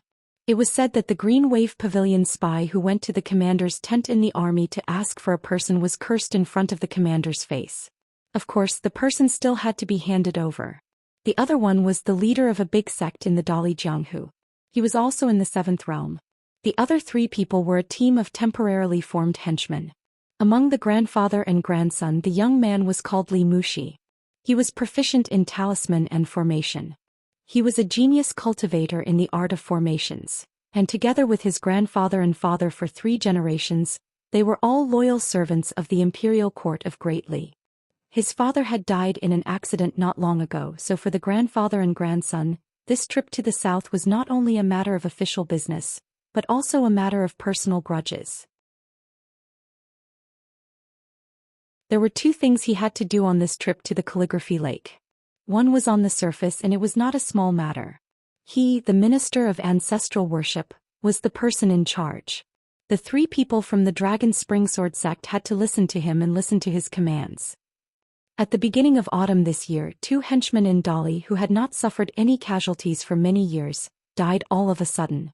A foreign Jindan cultivator with a hidden identity secretly took away a disciple. This young man was special. Not only did he have an innate sword embryo, but he also had martial arts fate. He attracted the attention of several martial temples in the local state. Dali was determined to get him. Even the imperial tutor heard the news and attached great importance to it. It was probably an eye for an eye. Speaking of which, it was absurd. This young man was first found and chosen by the great Li Klingman. So the 3 people who found this good seedling took turns to stay behind and nurture the young man wholeheartedly for 4 years. In the end, the hidden gold core cultivator popped out of nowhere and killed 2 of them. He then abducted the young man and fled all the way to the south. During this period, he avoided being hunted down and surrounded twice. He was very cunning and his combat power was also very high. During his escape, the young man even displayed an extremely stunning temperament and aptitude, helping the gold core cultivator greatly on both occasions. In the end, the Green Wave Pavilion spies showed that the Jindan cultivator and the young man fled into the Book Slip Lake. After that, they disappeared without a trace. Towards this kind of pursuit, not only the Great Li dynasty, but also all the powerhouses in the Aquarius continent would not be foolish and underestimate it. The experienced sects, as long as they had a bit of foundation, would fight like a lion to catch a rabbit, and use all their strength to solve the problem, and would not be like a mediocre general adding oil to the battlefield, sending groups of people to die for nothing, giving the enemy a chance to fight, and ultimately raising a tiger that would invite calamity. The other party was an old Jindan cultivator who was good at fighting and had the geographical advantage. Therefore, Song Langzhong's group was not as simple as 2 Jindan cultivators. Together they were roughly equivalent to a powerful Yuanyin cultivator. At this point, Dong Gu and Su Xiaoqiao had made several careful deductions in private, and the conclusion they came to was relatively reassuring. Otherwise, if their eldest senior sister made a little mistake, Dong Gu and Su Xiaoqiao, the 2 disciples of the Dragon Springsword sect, would not stay in the spiritual Grace Mountain. As for what only Song Langzhong himself knew, the other issue is more serious. It involved the ownership of the entire Book Slip Lake. Even he needed to follow orders. Even the island master who had been secretly rooted in the Book Slip Lake for 80 years was also a chess piece. This time when they left Dali for a long trip to the south, there was a small thing that Song Langzhong found interesting. The young Li Mushi couldn't understand what he saw and heard on the way south, especially the journey of the stone hair country in the carriage. Deep in his heart he even blamed the culprit, which was the Dali dynasty where he was from. Perhaps in the young man's opinion, if the Great Li's cavalry had not gone south, or if the continuous battles to the south had not been so bloody and cruel, there would not have been so many people left homeless and homeless. In the calamity of war, the men and women who were originally honest and dutiful had become neither human nor ghost. Li Mushi's grandfather, a 90-year-old young cultivator, was indifferent to this, but he did not explain anything to his grandson. Wanxiu asked. I heard that there is a child from the Mud Bottle Alley in the Book Slip Lake? Song Langzhong nodded and said, surnamed Gu, he is a child with a great opportunity. He was accepted as a closed-door disciple by Lu Zhimao, the true lord of the Book Slip Lake. Gu can also brought a big loach to the Book Slip Lake with the Flood Dragon Retainer whose combat power is equivalent to the Yuanying stage. At a young age he is very famous. Even the Zhuang dynasty has heard that there is such a master and servant in the Book Slip Lake. Once chatting with Mr. Su laughed and said that this little guy named Gu Can is simply a natural mountain cultivator. Wanxiu raised her wrist and looked at the sleeping fire dragon that was shaped like a bright red bracelet. She put down her arm thoughtfully. A middle-aged man came to the edge of the Book Slip Lake. It was a prosperous city with a sea of people called Pool Water City. Along the way he hired a carriage. The coachman was a talkative old man who had traveled extensively. The man was generous and liked to listen to lively and interesting stories. He did not like to sit in the carriage and enjoy life. He sat next to the old coachman for almost half of the journey. The old coachman drank a lot of wine and was in a good mood. He also talked a lot about the strange things he heard about the Book Slip Lake. He said that the place was not as terrible as the rumors outside. There were fights and killings, but most of them would not be involved. However, it was true that the Book Slip Lake was a big money-squandering place. Once he and his friends drove a group of rich young masters from the Zhuang dynasty. They were very arrogant and asked them to wait in Pool Water City. They said that they would return in a month. However, in less than 3 days, the group of young masters returned to the city from the Book Slip Lake by boat. They were penniless. 7 or 8 young people and 600,000 taels of silver were wasted in 3 days. However, according to the words of the spendthrifts, it seemed that they were not satisfied. They said that they would come back to the Book Slip Lake after saving some money in half a year. The man walked on the crowded street of Pool Water City. He was very inconspicuous. Previously, there was a team of chi trainers guarding the city gate. They did not need any documents to pass the customs. They only needed to pay to enter. Pool Water City was built on the west bank of the Book Slip Lake. The Book Slip Lake was very vast. More than 1,000 islands of various sizes were scattered all over the place. Most importantly, it was full of spiritual chi. It was very difficult to establish a sect here and occupy a large area of islands and water. However, if 1 or 2 earth immortals of the Jindan realm occupied a larger island, it would be the most suitable place to live and cultivate. It was not only peaceful but also like a small cave. Especially for those chi trainers who practiced the Dharma access close to water, some of the islands in the Book Slip Lake were places that they must fight for. The man with a sword on his back chose a restaurant in the downtown area and ordered a pot of the Wailing Crow wine, the most famous wine in Pool Water City. After drinking the wine and listening to some of the lively conversations at the tables nearby, he did not learn anything else. There was only one thing that was useful. After some time, the Book Slip Lake seemed to be holding an island master meeting that was held once every 100 years. They were going to elect a new Jianghu sovereign, who had been vacant for 300 years. After finishing the wine and the meal, the man paid the bill with the waiter and left the restaurant. He asked for directions and went to a Pool Water City. There was a Wailing Ape Street that was open to everyone. The street was 4 miles long and was guarded by chi trainers at both ends. They did not care about one's identity and only recognized money to clear the way. In this aspect, it was somewhat similar to Old Dragon City, which was famous for its trade and commerce. There were people who laughed without hatred and people who were rich. If you don't believe me, you can look at the wine in the cup. The cup is for the rich first. If that was the case, it seemed that the way of the world was the same everywhere. The middle-aged man with a red wine gourd hanging on his waist. Previously, the old coachman told him that he did not need to worry if he could speak the language of the entire continent in the Book Slip Lake where good and bad people mix together. However, on the way he still learned some dialect of the Book Slip Lake from the old coachman. Although he did not learn much, he could still ask for directions and bargain. The middle-aged man wandered around and looked around. He did not amaze the world with a single brilliant feat by sweeping away the pricey treasures of the shops. He also did not just look but did not buy. He picked a few spiritual weapons that were convenient but not expensive. He behaved like the ordinary chi trainers who came from other places. He was just here to join in the fun.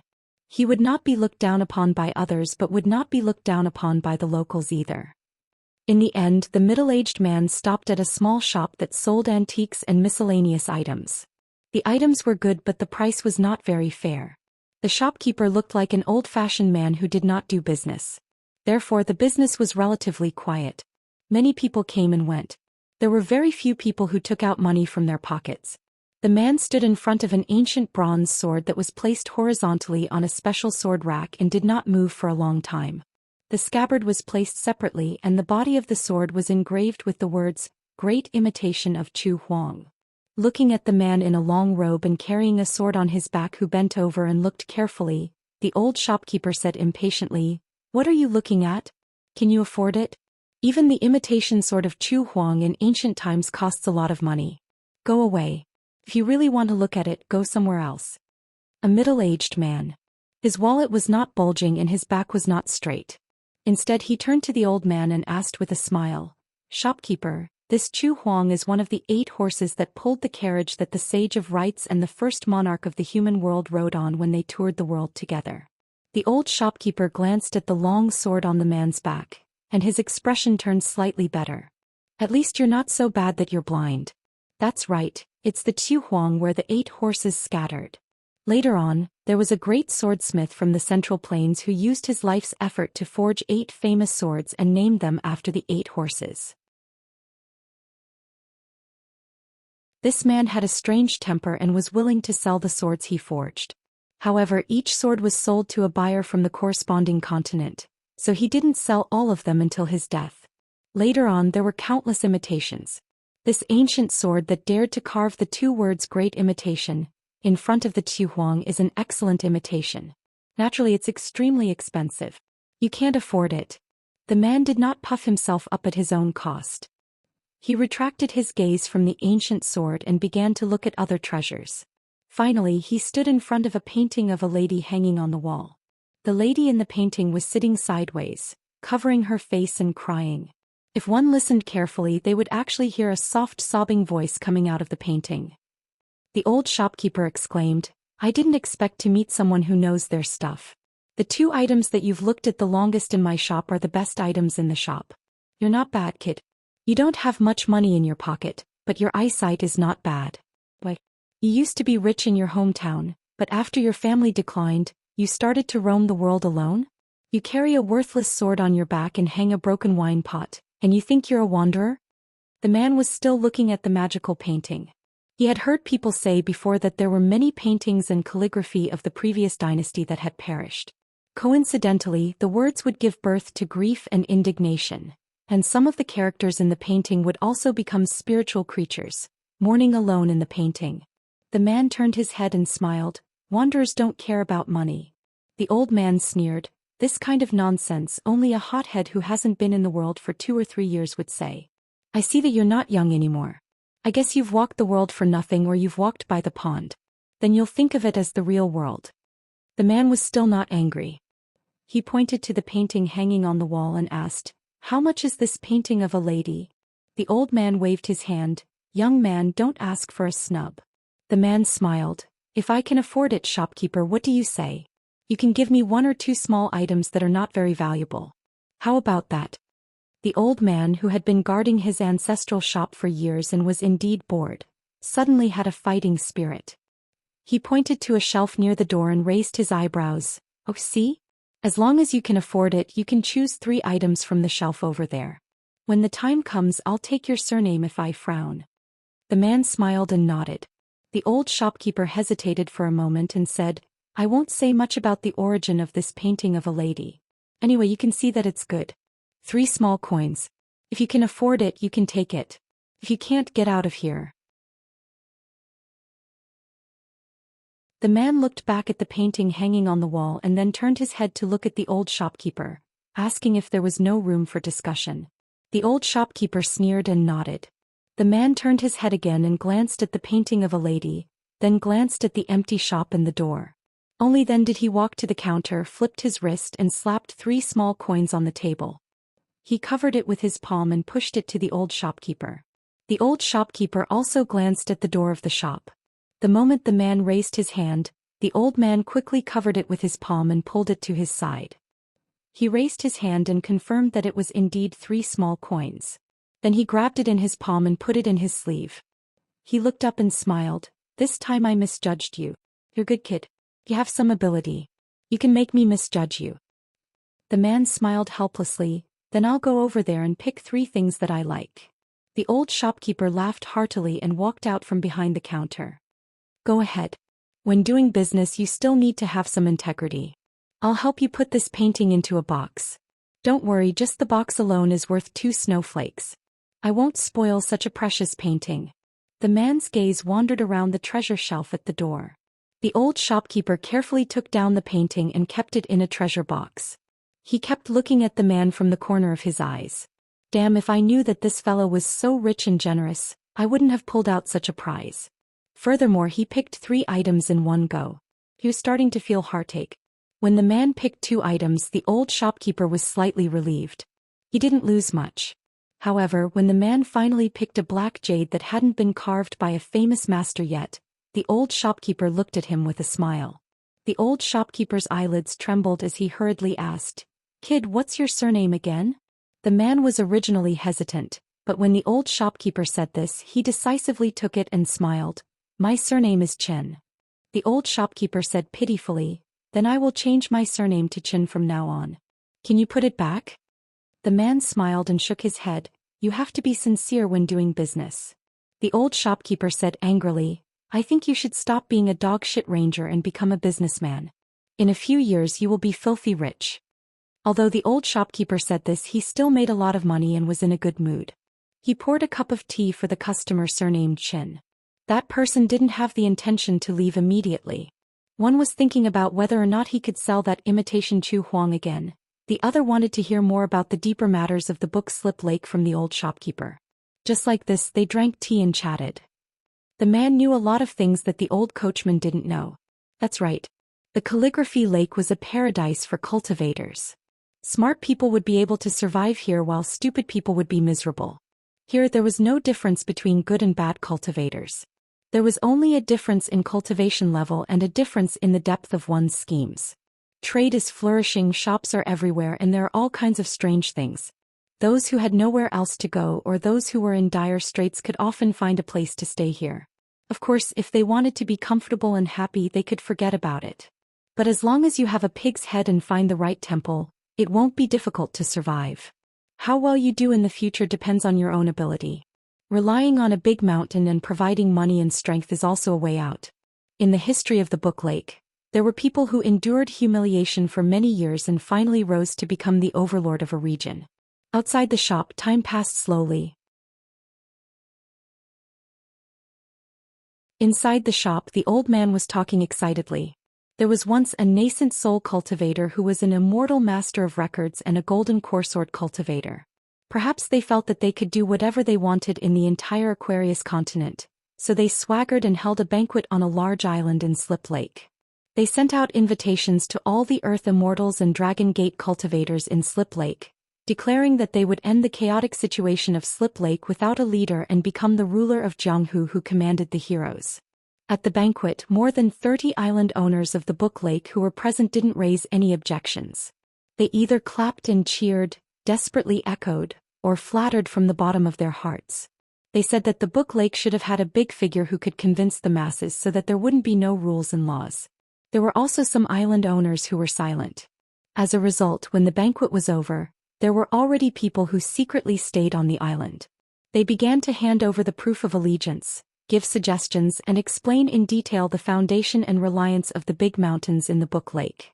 But the next scene made all the cultivators of the Book Lake, regardless of age, feel particularly happy hundreds of years later. That night, more than 400 cultivators from different islands flocked to the island and surrounded it. They used almost 900 Dharma treasures and more than 200 men of sacrifice on their islands to smash the 2 arrogant nascent soul cultivators and golden core sword cultivators to death. The ones with the strongest killing intent happened to be the island owners who were the first to surrender. The man listened attentively and casually asked about perfected cultivator Jiang Jialu Jimao. The old shopkeeper became more and more excited. He said that perfected cultivator Jiang Jialu was very powerful. 2 years ago, A little devil came and became the last disciple of perfected cultivator Jiang Jielu. What a student who surpassed his master. He rode a terrifying dragon and started a massacre in his own territory. He slaughtered the mansion of a senior guest, dozens of young ladies and more than 100 people. Most of them died tragically. After that, for some unknown reason, he even killed the eldest senior brother of the same sect. It was another bloody massacre. The ferocity and ruthlessness of that big loach was on full display. He bit down many times, and it was no longer for the sake of killing. It was purely for the sake of satisfying the pleasure of killing. Everywhere it went, the ground would be filled with broken limbs and broken bones. After that, the master and disciple were like a hot knife through butter, occupying many nearby islands where other families' forces were deeply rooted. Those who obeyed would prosper, and those who disobeyed would die. Many young and beautiful girls were said to have been forcefully captured by the little devil who hadn't even grown hair yet. It seemed that the little devil's second senior sister, she was reduced to a new young lady. After that, the Book Lake did not have peaceful days. Fortunately, that was a fight between immortals, and it did not affect a remote place like Pondwater City. The little devil surnamed Gu was also assassinated by his enemies several times after that, but he did not die. Instead, he became more and more arrogant and domineering. His fierce reputation was well known, and he was surrounded by a large group of fence-sitters, who gave the little devil the nickname of Prince of the Lake. This year, the little devil even came to Pondwater City in spring. The lineup and extravagance were not inferior to that of the crown prince of a secular dynasty. The old shopkeeper chatted happily, but the man did not speak much and remained silent. At dusk, the old man sent the man out of the shop, saying that he was welcome to come again, even if he did not buy anything. The middle-aged man nodded. When he got up, he had already put the 3 small items into his sleeve, and left with the brocade box under his arm. The old man was a little confused. Why did it seem that when the man left he was a little dazed? Strange, he was clearly a rich Jianghu person. Why did he have to be like this? The old man did not pursue the matter. He shook his head and walked back to the shop. Today's big business was really not opening for 3 years, but opening for 3 years. He would like to see if those black-hearted old bastards in the nearby shops dared to say that they were not made for business. As for whether the man would come back to buy the imitation Chu Huang again after he left, and why he began to force a smile as he listened, the old shopkeeper did not care too much about it. There was only silence. The fight between immortals in the Book Lake, the little devil Gu, and the grudges of life and death. Anyway, they were all other people's stories. If we heard them, we would just tell them and be done with it. After the customer left the shop, he walked slowly. Life was not a story in a book. Happiness, anger, sorrow, joy, separation, and reunion were all in the pages of a book. However, it was easy to turn the pages of a book, but it was difficult to mend a person's heart. Who said it again? Tui Dongshan? Butai? Julian? He could not remember. After the middle-aged man walked a few dozen steps, he stopped and sat down on a flight of stairs between 2 shops. He was like a roadside dog. 10.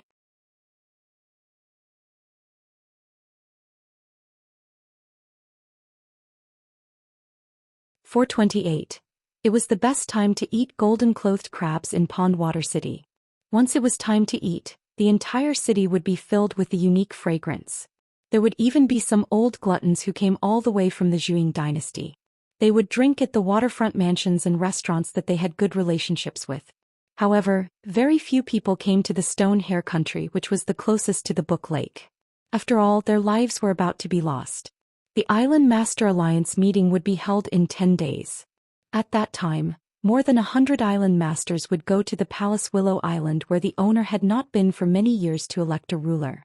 Lu Jimao, the immortal river severing of the Verdant Gorge Island, was naturally the candidate that everyone wanted. However, this was Calligraphy Lake, a place where more than 400 wild cultivators would join forces to kill the nascent soul and golden core sword cultivators as soon as the banquet ended. In the past 2 days, there was news in Pondwater City that little devil Gu was coming to the city to eat crabs. Fan Yen, the young governor of the Pondwater City, had started to buy the fattest golden-clothed crabs in the Book Lake at a high price. They were the rarest bamboo branch of the golden-clothed crabs. They were extremely large and contained abundant water essence. Ordinary fishermen could not even dream of catching one in their lifetime. It was a treasure that only cave-dwelling realm cultivators could catch. Lu Zhimao had stopped expanding the Verdant Gorge Island in the past year. He was like a person who ate crazily. He had to slow down and digest his food first. Otherwise, although it seemed to be a good situation, it was actually still a mess. Lu Zhimao had always been clear-headed about this. He was very strict about the selection of wild cultivators who came to join the Verdant Gorge Island. The specific matters were handled by a female cultivator among his disciples named Tian Hu. She was Gu Kan's second senior sister at the beginning. Now she had naturally become the eldest senior sister. Since the eldest senior brother had been killed by Gu Kan, she could not leave the position empty. It would be inappropriate and would not be good if word got out. Now there were a lot of young cultivators and disciples of rich families around Gu Kan. For example, Fan Yen, the young governor of the Pond Water City, who was going to hold a banquet to entertain Brother Gu. He was the only son of the governor of the Pond Water City and was spoiled by his wife. He was not afraid of gods on earth and only heroes. In short, he was brainless. He was almost 30 years old, but he still liked to address Gu Kan as Big Brother Gu. Everyone in Pool Water City liked to treat this young city lord as a joke. Other than that, there was also the fourth senior brother of the Green Gorge Island, Qin Haodong. Bo? This Suzhou plant? Olivaceous oyster? Black Lulu mantis man si Jun? Shit confusion? Harder than shun? Chongji? Servant? Thumb Phi Tan Tan Tan Tan Tan May Omega Mountain? There was also the island master's junior martial brother, Lu Kai-sang, who was several hundred years older than the island master's senior martial brother. Because he was a disciple taken in by an ancestor before he went into seclusion, his seniority was exceptionally high. Huangshao Island was one of the few large islands that could compete with Green Gorge Island before Green Gorge Island was at its peak. Of course, it was definitely not as powerful as Green Gorge Island now. The young master of the Drum Island, Yuan Yuan, was nicknamed Yuan Yuan. His parents were a pair of cultivators from the Drum Island. Both of them were golden core cultivators. The woman's surname was Yuan while the man's surname was Yuan. Both of them were married into the family. Yuan Yuan's mother was a shrewish and unreasonable person who gave Lu Zhimao a headache. Most importantly, this female cultivator was said to have a great background. She was the favored concubine of a nascent soul sword cultivator from the Zhuang dynasty in her early years. Han Jingling, the prince of the Stone Hair country, and Huang He, the son of the great general. Gukin Fan Yen and Qin Fan. Pop. Susu. La Xing hashtag. Kaka. Pingzhu. Xia apologizes to you. Liu. Aside from Lord Tianhu, who was forcefully pulled into the group by Gu Kan, the other 8 people were like-minded. It was said that under Gu Kan's suggestion, they caught a huge rooster from somewhere and drank its blood to form an alliance. They became brothers and were known as the 10 heroes of Book Lake. Not to mention Book Lake, even the other 8 people were muttering to themselves. There were obviously 9 of them, so why did they announce to the public that there were 10 heroes? At that time, the little devil, Gu Kan, was only barefooted as she stood on the second chair. She jumped up and down and pointed at the empty first chair. She grinned and said that she would keep that seat for now. Gu Kan was not old, but after she came to Book Lake, she grew a lot taller like bamboo shoots after the rain. She was only a teenager, but she was already as tall as a teenager of 14 or 15 years old. There was a rumor that the flood dragon, which liked to eat chi cultivators as food, could nourish the body of Gu Kan. On Verdant Canyon Island, the only assassination that was close to success was when the assassin heavily slashed the back of Gu Kan. If it was an ordinary person, he would have died on the spot. Even if it was a chi cultivator in the lower 5 states, he would not be able to get out of bed without 2 or 3 years of recuperation. However, in less than half a month, the little devil came out of the mountain again. She sat on the head of the flood dragon, which she called Little Loach, and wandered happily in Book Lake. On this day, overlooking Book Lake from a tall building in Pondwater City, one could see a huge ship sailing slowly towards it. The ship was as big as the city wall of Pondwater City. Around the ship, except for the waves caused by the ship, there were subtle ripples on the surface of the lake more than 1,000 feet away from the ship. There was a guy who looked like a teenager who was wearing a fitting dark green robe, sitting barefooted on the railing at the bow of the ship, swinging his legs. Every once in a while he would habitually sniff. It seemed that he had grown taller over the years. However, there were still 2 lines of snot on his face. He had to put the 2 little azure dragons back into the cave residence. There were 3 people standing behind him. The eldest senior sister, Tian, who was now in charge of the life and death of nearly 10,000 people on Verdant Canyon Island and the Vassal Islands. She already had a majestic aura similar to that of Immortal Xianxia. On her left and right stood her 2 junior brothers, Qin Wushuang. After that, there was a row of more than 10 beautiful young ladies with different temperaments. They were just out for a trip and had changed into modest clothes. Under the lake around the ship, it was a little loach that was a few thousand feet long. The ferry on the shore had long since been occupied by the junior city lord of Pond Water City, Fan Yen, and all the unrelated people were expelled. The young island master of Drum Island, Yuan, the young ancestor Lu Kaisang, who was addressed by a large group of white-haired old cultivators on Yellow Nightmare Island, and the prince of Stonehair Kingdom Han Jingling, who had been taking refuge here for half a year, were chatting happily on the shore. The only one missing was Huang He, the son of the great general of Shihao country. It was said that Huang He's father, who was in charge of 60,000 elite border troops in the southeast of Shihao country, had just stabbed the emperor of Shihao country in the back. He had joined the Song clan and planned to support Han Jingling as the new emperor. He was very busy and couldn't leave. He just sent a secret letter to Pond Water City, asking his brother Han Jingling to wait for good news. The outline of the city wall of Pond Water City was getting clearer. Tian, who walked to the railing and whispered, "Are we really going to change the route into the city and give the assassins a chance?" The youth crossed his arms and grinned. "Do you really think I'm here to eat crabs? I'm going to vomit from eating crabs, and they're so annoying. They're not even as good as the fried crabs in the stream in my hometown.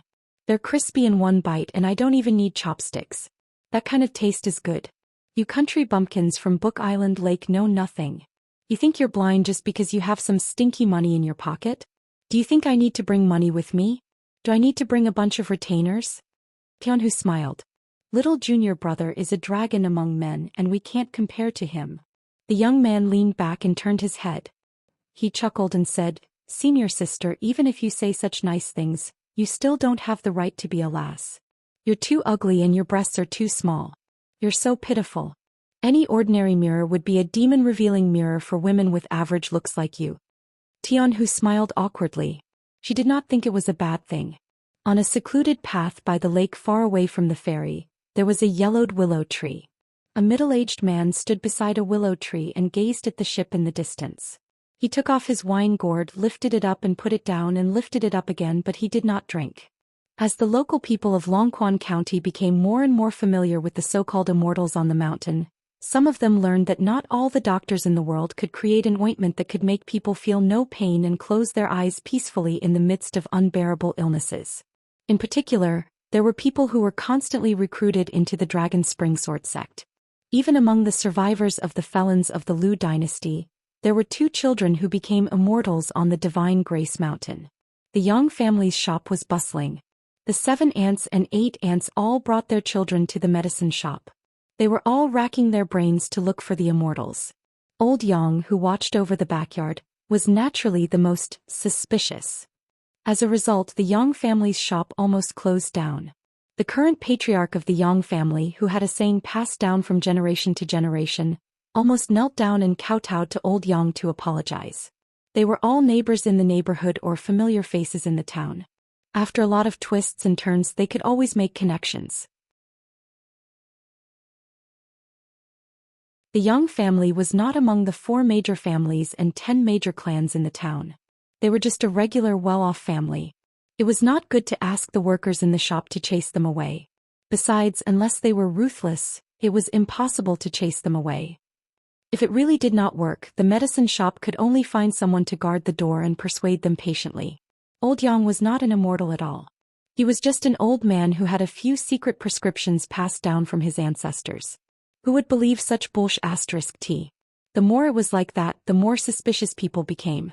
They felt more and more that old Yang, who liked to smoke, was a hermit expert. Fortunately, old Yang did not seem to care too much about this. He did not ask the patriarch of the Yang family to close down the shop. Instead, he asked the medicine shop to spread the word that he knew some face reading and bone weighing. However, Every time he examined a child to see if they had the aptitude to become immortals, he had to collect money. Moreover, it was not cheap. A piece of snow cost money. In the end, the people of the town were used to being poor. Even if they suddenly had a house with money, they would not be the kind of people who did not treat money as money. Some people sold their pots and pans and iron to save up 1,000 taels of silver. Some people borrowed money from friends who suddenly became rich by selling their ancestral items. Fortunately, many people chose to wait and see. There were not many people who brought money to the medicine shop on the first day. Old Yang said a bunch of immortal words that were shrouded in clouds and mist. However, these were not important.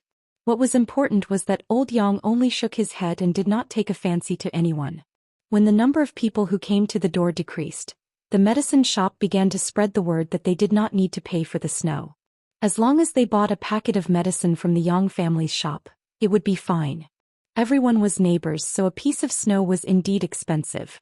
As a result, the number of people who came to the door decreased sharply. The Yang family's medicine shop must have gone crazy thinking about money. Then there were constantly people who went back on their word. They went to the Yang family's shop to ask for the snow back, making a scene and using all kinds of methods. The shop was abnormally firm on this matter, not yielding an inch. Let alone a piece of snow, they could not even think of getting a copper coin back. In this world, was there a reason to return money when both parties were willing to do business? Did they really think that the Yang family's shop was doing good deeds? Everyone hit a wall. In the end, suddenly one day, a person who was close to the Yang family's shop after getting drunk, said that he relied on his connections to get back the immortal money. Moreover, the people of the Yang family's shop said that Old Yang was actually a swindler who copied a tattered physiognomy book. Even the initial rumors were deliberately spread by the Yang family's shop, in order to make money for the medicine shop. The shop exploded. In one night, the reputation of the Yang family's shop was ruined. The descendants of the Yang family were all like rats on the street, complaining endlessly. They requested the head of the Yang family to get rid of that old man who dared to act mysterious without any ability to do so. The head of the Yang family talked until his mouth was sore, and it was not easy to appease the family members. After that, the medicine shop was finally peaceful. It was estimated that the medicine shop and Old Yang begged to touch people's bones and read their physiognomy, but no one was willing. They were too lazy to care if they did not accept money unless they were paid.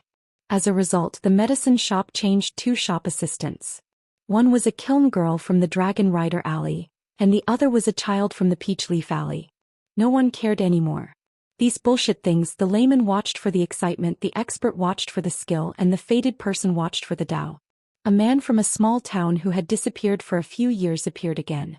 Xing Dafeng, the gatekeeper, had not brought back a wife, nor did he bring back any money from outside the village. Although Xing Dafeng was not a shop assistant, he often sat at the entrance of the medicine shop with a wooden stool. He did not stop anyone but just watched the excitement. He still had that sloppy look and his eyes were sneaky. He kept sticking to the breasts and buttocks of the women, which made the women in the small town look down on him. After Xing Dafeng returned to the small town, in addition to this farce, he also saw many people who had become rich by accident. They stayed up all night, gathered in groups to gamble, and hung around the newly built brothels every day. They walked in with their heads held high and walked out with their legs a little weak. There were also people who had so much money in their pockets that it was almost impossible to count. Their waists were even harder than the old locust tree back in the day. The men and old bachelors who did not dare to breathe loudly when walking on Falu Street in Peach Leaf Alley now had the guts to start drinking with the managers. They discussed the possibility of buying 1 or 2 maidservants with decent looks. It would be best if they were women who could read and read.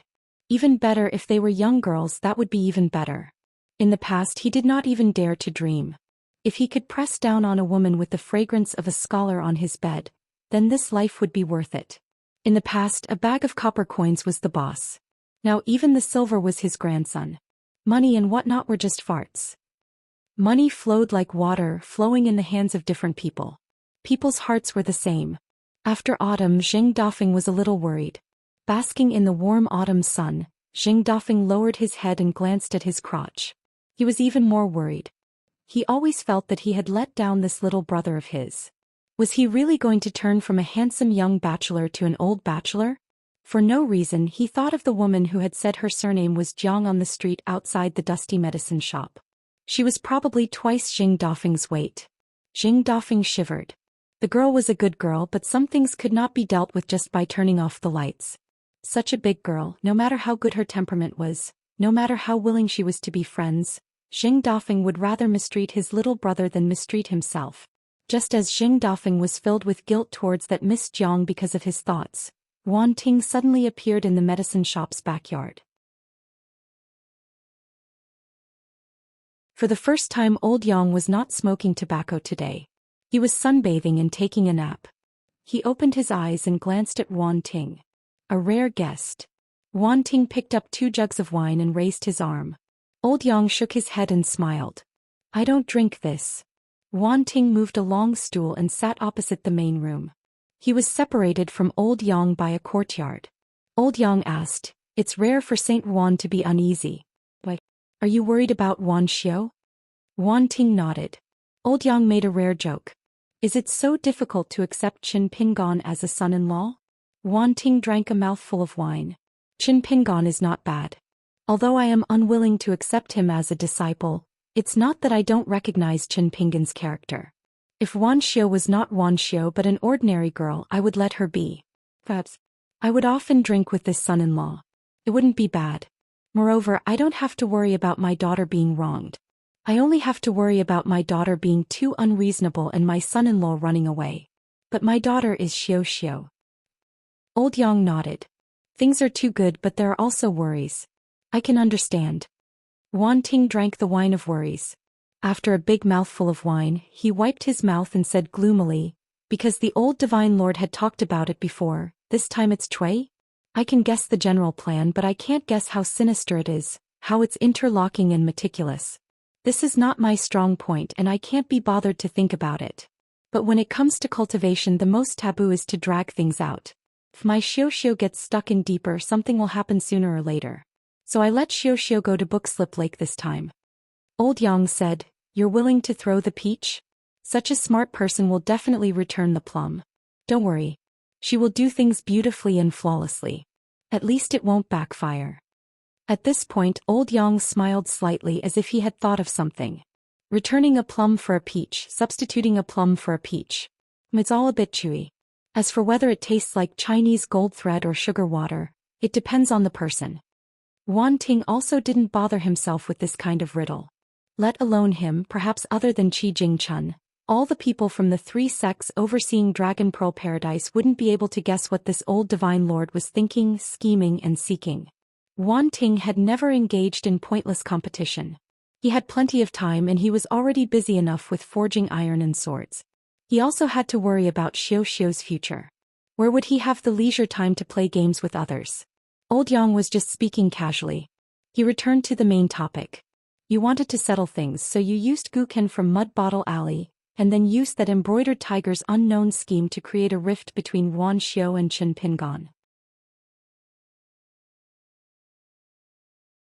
The more transparent their state of mind, the more they like to go down a dead end.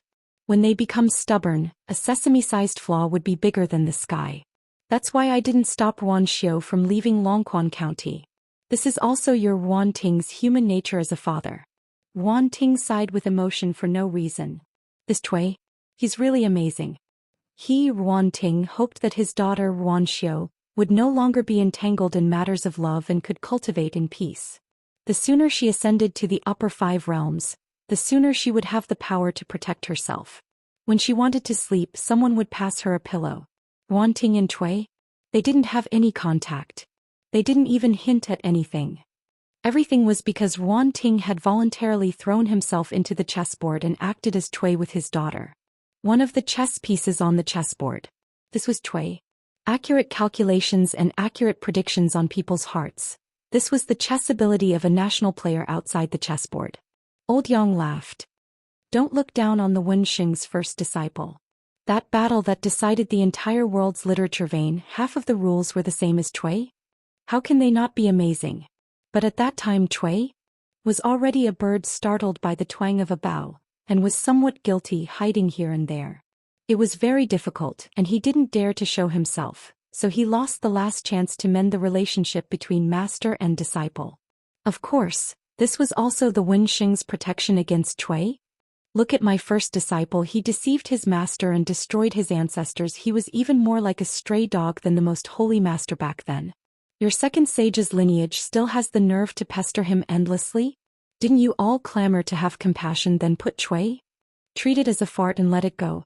So Cui ran to our Aquarius continent safe and sound. Wanting, don't look at me like that, this kind of shameless thing the Wen Xing is capable of doing. So out of so many saints, I only find this Mr. pleasing to the eye. Wanting's mouth twitched.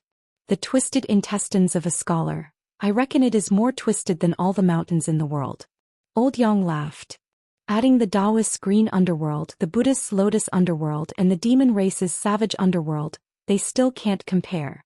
It was the first time Wanting felt that drinking and chatting with this old divine lord was much better than he imagined. He could come often in the future. Anyway, a grown girl couldn't be kept at home. Even if he kept her by his side, she wouldn't put him in her heart. Every time he thought of this, Wanting wished he could open a wine shop in the town, so that he wouldn't have to go to the shop to buy wine and be teased by a common woman. After Wanting left, Xing Dafeng walked into the backyard. As a disciple, the first thing Xing Dafeng did when he returned to the town was to visit his master. That meeting was the first time Xing Dafeng dared to look straight at old Yang, and calmly said some rebellious words. For example, even if he had no future in this life, he could either continue to work at the relay station to earn a living, or go to Qinpingan's Luopa mountain and continue to be a gatekeeper. And he, Xing Dafeng, did not feel that it was shameful and had a stable life, which was good. Old Yang just stood there smoking. He did not say anything good, nor did he scold him. After Xing Dafeng finished speaking, he left the backyard of the medicine shop, although he still felt a little guilty, but he had never felt so relaxed before. He then felt that it was laughable in the past he was still a martial artist of the 8th realm, and did not dare to speak to his master like that. Every time he spoke, his master would never say more than 10 words. Xing Dafeng was afraid that his master would misunderstand him and look down on him even more. But after thinking about it, Xing Dafeng felt that this was a good thing, staying in the town and coming to the medicine shop every few days to find the old man. Who cared if the old man found him annoying? Xing Dafeng entered the backyard, sat on a bench and did not say anything. He planned to sit with his master for a while and then leave. Although he had a lot to say, Xing Dafeng knew his master's temper very well. Once he made a decision, not just him, Li Er or anyone else in the world could change his master's mind. Old Yang smoked his pipe, blew out a smoke ring and said slowly, "When you returned home, didn't you bring a pipe? Why did you throw it away? Can't you see it?" Xing Dafeng was struck by lightning. The first thing he did was to count with his fingers and said in surprise, "Master, you said 22 words in one go today." Old Yang asked, "A disciple who does not even dare to look straight at his master is worthy of being called a master. How many words can you say? Back then was you worthy?" Xing Dafeng sat up straight. "I've disappointed you, master." Old Yang's following words were as harsh as ever. "Without hope, how can you be disappointed?" 8 words. This was the most normal conversation between master and disciple before Xing Dafeng left home. Xing Dafeng did not feel wronged and was rather happy. With these 8 words, his master had already said 30 words today. In the future, when he met Li Er, he had to brag about it. Old Yang threw out the pipe that Xing Dafeng had secretly thrown outside the town. Xing Dafeng caught it and realized that it even contained tobacco. Old Yang said, "I only have one question for you. Is anyone else worthy of being treated like this? Is this a scheme?" Xing Dafeng sighed and with a twirl of his fingers he lit the tobacco. He still had the ability to do this. Old Yang said, "If Qin Pingan's natal porcelain had not been broken, he would have the aptitude of an earth immortal. It was neither good nor bad, just not outstanding. Now Qin Pingan's heart has been broken, and his future as a Qi refinement warrior has been cut off. He can still walk the path of martial arts. At the very least he will be completely disheartened. What's wrong with being a rich man in Luopa Mountain who has lost his soul but leads a stable life?" The master and disciple were both smoking when Xing Dafeng suddenly said, "This is not good." Old Yang sneered, "Oh?" Xing Dafeng raised his head, mustered up his courage and said, "He is Qin Pingan." Old Yang knocked the tobacco pipe on the stairs and said casually, The real reason why Qin Pingon was chosen was because of Qi Jingquan's words, which persuaded that existence to choose to gamble. Do you really think that it was because of Qin Pingon's aptitude, temperament, talent, and circumstances? Xing Dafeng retorted, would Qi Jingquan choose Ma Kushuan or mayor of the Xie family to persuade that existence? I think that even Qi Jingquan would be too embarrassed to say that. Therefore, according to Qin Pingon's theory, if you want to know what the result is, you have to go back step by step. Qi Jingquan's words are of great importance. But can Qin Pingon's aptitude, temperament, talent, and circumstances be ignored? After I went out, I realized that the people of the outside world are more convinced of the sufferings of the world than the people of the small town. As long as someone is rewarded, it is no longer sufferings. The sufferings of the sufferings and the ups and downs of people's hearts are nothing compared to a level, a magical equipment, a flying sword, or an opportunity in their eyes. Old Yang smiled, but his eyes were cold. Do those idiots deserve to be mentioned by you and me? How are you going to talk to a bunch of ants when they are fighting for the crumbs of food? Lying on the ground and talking to them? It seems that the longer you go on this long journey, the more you live, the more backward you are. Xing Dafeng quickly changed the topic with a smile. Master, you have bet a lot on Qin Pingon. Are you not worried that you will lose everything? Old Yang shook his head and said, you have bad taste. Don't complain that you made a loss in your business. Xing Dafeng sighed. He had already done everything he could. If he continued to nag for Qin Pingon, it would probably backfire. Old Yang glanced at the hunchbacked man who was in a daze and said, Cui? The things you have asked for and the knowledge you have secretly learned have given me some good things that have benefited me greatly. In the past, I have racked my brains and thought for more than 9,000 years but still could not find the crux of the problem. I have thought a lot, but the results have been minimal. I have gained a lot from our 2 conversations. I have to return this extra gain to Cui? So even if I lost everything I bet on Qin Pingon, it still does not matter much. Xing Dafeng asked, Master, I am very curious. Among the many disciples you have taken, is there anyone who makes you especially happy or sad? For example, Senior Apprentice Brother Li Er has the potential to reach the divine arrival of the 10 realms. Will Master be satisfied? Old Yang shook his head and said, No. Xing Dafeng pointed at himself and giggled, What about me? I am already so miserable, but I am not sad at all. Old Yang could only laugh mockingly. Xing Dafeng's eyes were sad. Master, although I have long been prepared, when I really know the answer, I am still a little sad. Old Yang could not be bothered to talk nonsense with this disciple. He suddenly said, In order to live and in order to live a better life, you have to compete with the world.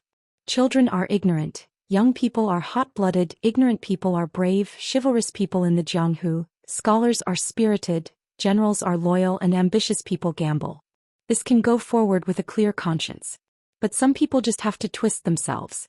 How can you untie the knot that you have twisted yourself into? It is difficult for people who cultivate the Tao today to cultivate their hearts. This is also why we set up a restriction for them back then. It is why they are inferior to ants. But at that time, we did not expect that this kind of useless thing would become Cui. As for the so-called sparks, forget it, let's just talk about the sloppiness of a person's heart. It is like someone who is climbing a mountain and wearing wet clothes. Even if it doesn't delay the journey, it will only become heavier and heavier.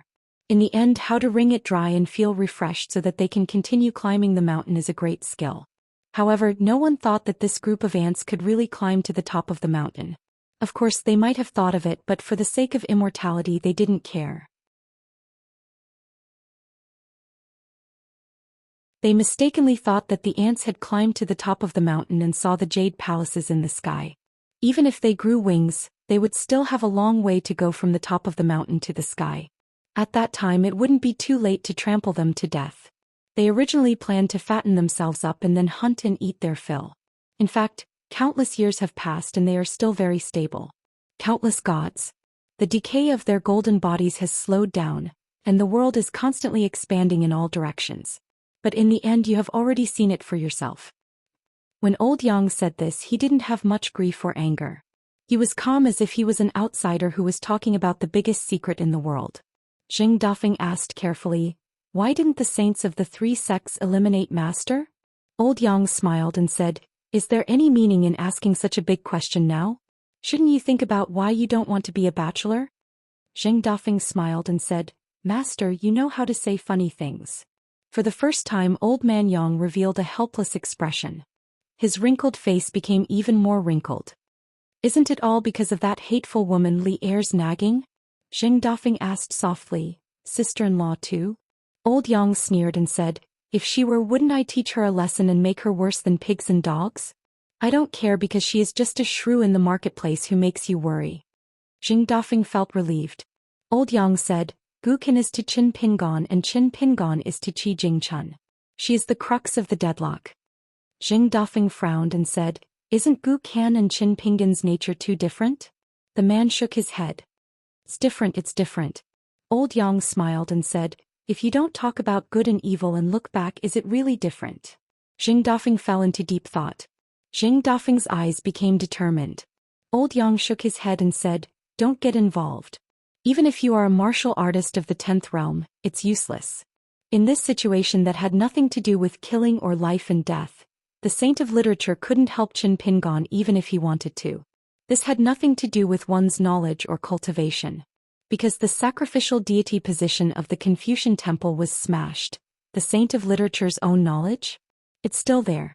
Of course, the saint of literature could use a great knowledge to temporarily overshadow Qin Pingon's current knowledge and subdue the evil dragon in his heart. However, in the long run, the gains wouldn't make up for the losses. It would be easy for him to take a wrong path and cause Qin Pingon's death. Old Yang glanced at the sky. Sect Master Lu, who came as a guest, can help Qin Pingon walk on another path. However, Qin Pingon won't agree to it. Moreover, Qin Pingon guessed correctly.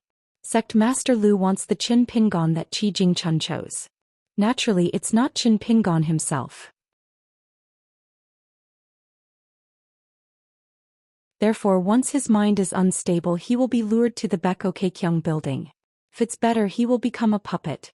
It's not impossible for him to become an 11th realm or 12th realm cultivator. However, if it's worse, he probably won't be able to escape from Sect Master Lu's control for the rest of his life. Zheng Dafeng grunted in agreement. This is like a man. The more uncomfortable he is with a woman he can't get, the more beautiful she looks. Even if he gets her, it's nothing much. Old Yang said for no reason, there are many brothels in town now. Zheng Dafeng's face turned red. Master, I'm just talking nonsense. I'm not that kind of person.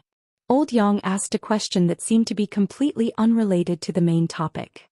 What do the 4 plaques of the crab square that are hung in town by the 3 schools and 1 school say? Zheng Dafeng answered, Confucianisms do not pass on responsibility, Taoisms hope to speak naturally, Buddhisms do not seek external help, and the militaries fight with vigor. Old Yang smiled and said, think about it carefully. Zheng Dafeng thought for a moment. Do not pass on responsibility is one of the key problems that caused Qin Pingon to be trapped in this situation. Old Yang smiled. Taoism's solitary pursuit of the great Tao in harmony with heaven and earth. Isn't it beautiful? That's why I said that Sect Master Lu's Tao can save Qin Pingon for a lifetime. He doesn't even care about the human world, so why would he care about the life and death of a kid from Mud Bottle Alley? When Sheng scolded that Sect Master Lu for being ignorant of heaven and earth. In my opinion, that's not the case. Sect Master Lu, who was seeking Tao on the land of the vast world in the early days, might have been like that. However, when he sailed out to sea, he began to change. He truly began to forget his form and was incomparably compatible with and close to the Tao of the Tao ancestor. That's why he became the favorite disciple of the Tao ancestor. As for the Buddhist Dharma derived from the Buddhist language, it seems to be a dharma that Qin Pingon has a chance of breaking out of this situation. He must have thought of it and already had a countermeasure. As for Qichong and bullfighting, Zheng Dafeng lowered his voice. What about her? Old Yang said expressionlessly. Her? She doesn't care at all. Maybe she can't wait for Qin Pingon to be more straightforward. As long as Qin Pingon doesn't die, it's fine. Even if he goes to an extreme, she'll be happy to see it happen. Zheng Dafeng scratched his head. In the end, Qin Pingon is definitely doomed? Old Yang smiled. When the time comes, you'll guard the mountain gate of a rich man guarding a mountain and freeload off his food and drink. Isn't that great? Zheng Dafeng suddenly raised his head and stared at the old man. Master deliberately wants the evil dragon in Qin Pingan's heart to rise up and use it to temper his sword heart. He no longer talks about those restraining benevolence, righteousness and morality. He wants Qin Pingan to only feel that the world is big and that the sword in his hand is the only reason. He wants to help that existence throw away the scabbard that is Qin Pingan from before, right? Old Yang smiled. To be able to think of this step, it seems that you've made some progress. Xing Dafeng said in a trembling voice. This is her request? Old Yang shook his head, showing a touch of emotion and nostalgia. He murmured, why would she care about this? She doesn't care about it. It's her. Xing Dafeng blushed. Poor, really poor. He thought of the young man sitting on the bench under the eaves in the dusty medicine shop, eating melon seeds and smiling at the people in the yard. He always felt that after suffering such an unexpected disaster, that young man should be able to enjoy a few days of comfort and contentment. Who would have thought that from the moment he left Old Dragon City, there was a more terrible situation than the Ascendant Realm Du Mao and the natal item sword-swallowing boat waiting for him, Qin Pingan. It was autumn. It was autumn hunting. Old Yang said indifferently, with the arrival of the chaotic world, there will be a day when those who don't like to talk about the truth, those fools who think that it's useless to know the truth, and those evil people who use the truth to satisfy their own selfish desires will all come to light together with those fundamental truths. People will die if they don't eat and people will die if they don't drink. At that time, they will know how precious it is to have someone who is willing to talk about the truth. Fortunately, people have bad memories. After suffering the pain, they will soon forget it. The world goes back and forth like this. It's been 10,000 years and it's still not better. Xing Dafeng said in a trembling voice, better? How is it better? Old Yang smiled. Am I a human? Xing Dafeng was speechless. Old Yang asked again, are you a human? Xing Dafeng was still silent. Xing Dafeng finally left the shop and walked through Mud Bottle Alley. He passed by Qin Pingan's ancestral house and Gu Kan's ancestral house. Old Yang was alone in the yard smoking. 10,000 years ago, the divine brilliance in the sky was mighty and the stars were bright. The insignificant human nature of the human world was just a spark. How could it win? Tui gave the answer. Old Yang was unwilling to admit it, but he had to admit it. And the person who could give that answer was probably somewhere in the Bookslip Lake now. On the top floor of a tall building with a wide view in Pool Water City, the door opened. A white-clothed youth with a mole between his eyebrows sat there with an old man in a scholarly robe. They looked at the magnificent scenery of Bookslip Lake together. Tui Dongshan Tui? There were two people now. There was one person in the past. Dali Imperial Tutor Xiao Hu, the first disciple of the literary saint. Tui Dongshan's expression was solemn. He controlled the flying sword Jin Sui to draw a small lightning pool around him. He used it to remind himself that no matter what happened he could not walk out of this circle. Tui looked at Tui Dongshan and smiled, as expected of a teacher and a student. Both of you like to draw a circle. Tui Dongshan gritted his teeth and said, if I lose I will definitely admit it. If you lose, don't bully me and turn your back on me. If it wasn't for this old bastard who forcibly set up this game and didn't give him any room to refuse, how could he, Tui Dongshan, be willing to go to the gambling table again? Right now he hated the term eldest senior brother the most. He was even more unwilling to bet on big wins and losses. But if the old bastard didn't agree, what could he, Tui Dongshan, do? On the other hand, if Tui Dongshan was sitting in Tui, he felt that he would do the same in Tui Dongshan's position. How could he not understand himself? This time he, Tui Dongshan and Tui? It was very simple. They had to distinguish the primary and secondary. That was all. It didn't involve life and death. This was also the reason why Tui Dongshan didn't want to break the pot. This was also why Tui Dongshan hated himself the most. A person would know where his bottom line was better than any outsider. If Tui lost from now on, he would allow Tui? In the Great Sui Kingdom, it was similar to ceding territory and proclaiming himself king. Not only Tui but the entire Song clan would bet on Qin Pingan. Qin Pingan was worth this price. Tui? The last time they met he said with a smile, even I thought it was a dead end. Qin Pingan was able to break it. Naturally he deserves my admiration. Such an existence can't be casually killed. Then, the other extreme, try your best to rope him in. What's so shameful about this? If Cui Dongshan lost, he would have to leave the mountain and leave Cliff Academy to help Cui? Devise strategies to take down the Zhuang dynasty, and after bypassing Lakeview Academy, dispatch the Dali cavalry. Or to the south of Dali and the north of Lakeview Academy, suppress all sides, quickly digest half of the Aquarius continent's foundation, and become the internal strength that truly belonged to Dali. Cui Dongshan would have to obediently return to the path of merit and become Cui, the first disciple of the school of merit. Why was that immortal ferry boat of Qingwan country so slow? Why was there no ferry directly to Book Lake in Old Dragon City, Qingwan Kingdom and Huangting Kingdom? Why would Qin Pingon refine the second natal item in the Great Sui Kingdom Academy? Why did Longquan County suddenly start a new round of mountain trading? It was all for the sake of Book Lake. Even the east wind was lacking. However, in this process, everything had to be in line with the general trend of the continent. It was reasonable and not Cui. It was a forced layout under the premise that Cui Dongshan was personally watching. Cui? Step by step he placed his pieces. Every move he made could not be that unreasonable hand. Dali had already secretly infiltrated Book Lake. Now it was quietly closing the net. As an important place adjacent to the Zhuang dynasty, Book Lake had long been in the hands of Dali imperial tutor. Lu Jimao, the true lord of the river Severing, wanted to unify Book Lake. After unifying the Jianghu, who would he give it to? Naturally, it would be sold to the imperial family for a sky-high price. It was just that this imperial family was a little far from Book Lake. Would the imperial family sell it again? Who would they sell it to? It was Yugui sect of Tongye continent. Yugui sect planned to choose a place with good feng shui in Aquarius continent as the location of the sect. There were already 3 locations. One was Longquan County, which was split into 2. Wankan and Yugui sect were equally divided. One was somewhere near Yunlin Jiang clan and Qingwan Kingdom. The last one was Book Lake. Lu Jimao had always been ambitious. Over the years he had acted fiercely and roped in others. He had shown the disposition of an overlord who could monopolize the Scroll Lake. Now that he had made his last move and had the help of the greatly cultivators, he was expected to settle the matter with one blow.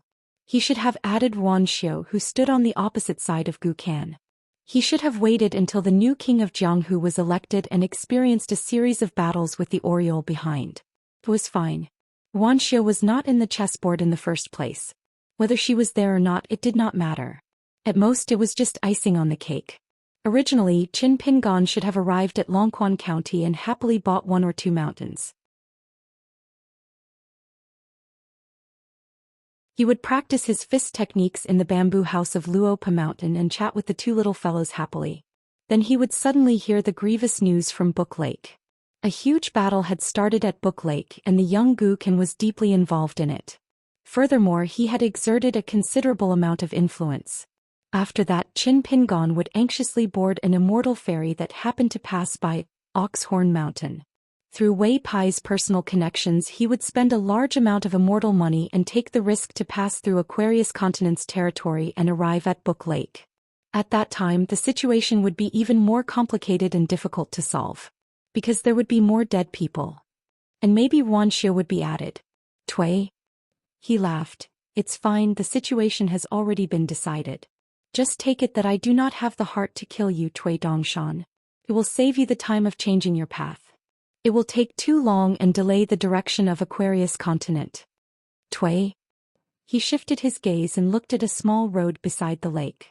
With a smile on his face he said slowly, You Qin Pingon have always been upright.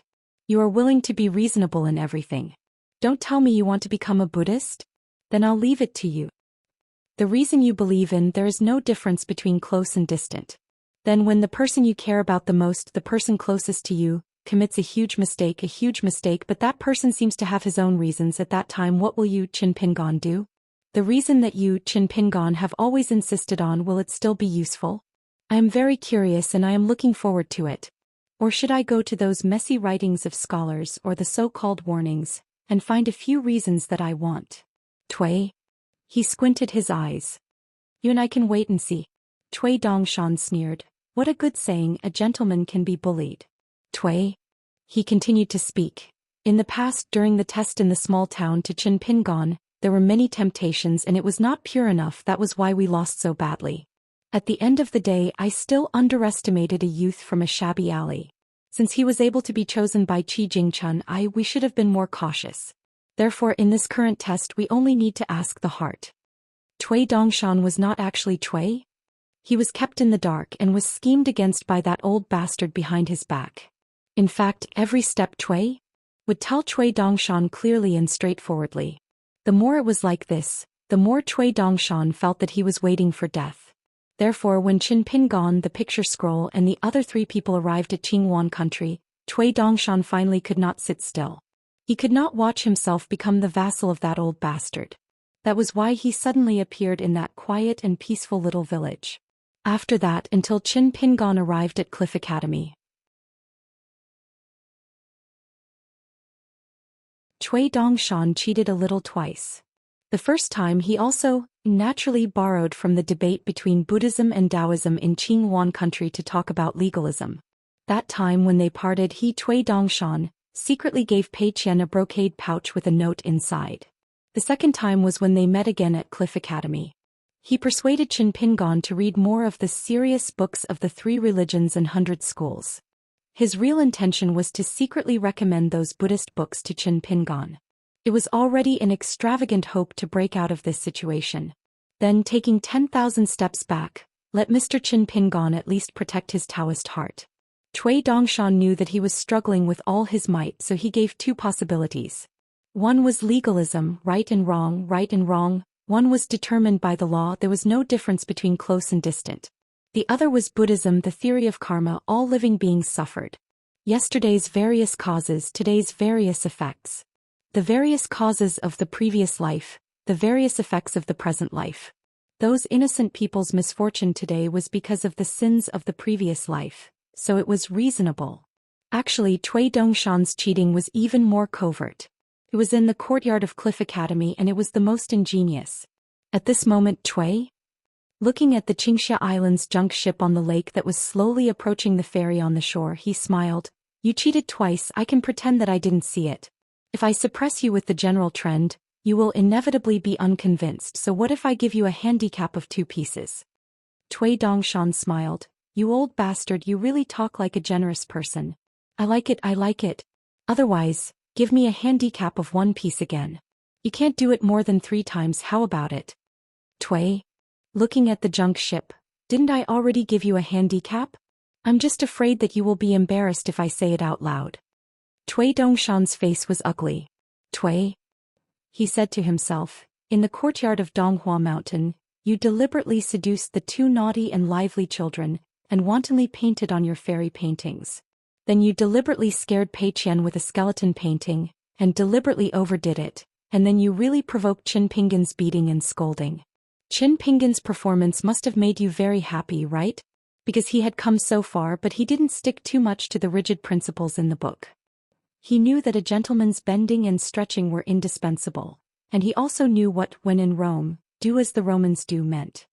He laughed that Chinpingan didn't care about those paintings at all, because they were worthless in his eyes. Plus, Chinpingan was willing to treat him as one of his own, so why would he talk to Cui Dongshan about the basic principles of the order when it was clear that it was Pei Qian and Li Huai who were wrong first? Because this is called, when in Rome, do as the Romans do. All the principles in the world must conform to those without mistakes. Your intention is nothing more than to let Chinpingan think carefully about why Guqin was in this book lake, and how she became a little devil who killed innocent people. Is it possible? Is it because the world is like this and Guqin didn't make so many mistakes? Cui Dongshan's face was solemn. Cui, he said with a smile, but is it really useful? Do you really think that your move is very clever? You are wrong. Your move was clever for the boy in Clay Bottle Alley, but now it is just adding fuel to the fire for Chinpingan, who is a ballast in his heart. It will only make him think deeper and in the end he will be more at a loss. Cui Dongshan, up to now haven't you seen the really interesting part of my move? Cui. His expression was calm and he didn't turn to look at Cui Dongshan, nor did he put on an aggressive posture. What's interesting about it? It's in the 2 words, When in Rome, do as the Romans do. It's dispensable, and the principles can be talked about but not talked about. Between the principles of law, the law of a place, and the principles of oneself can be mixed up. Book Lake is a lawless place. The secular laws don't work, and the principles of the sages don't work either. Even the rules set among the islands in Book Lake don't work. Here the big fish eat the small fish and the small fish eat the shrimps. People eat people and people don't treat people as people. Everything depends on the fist.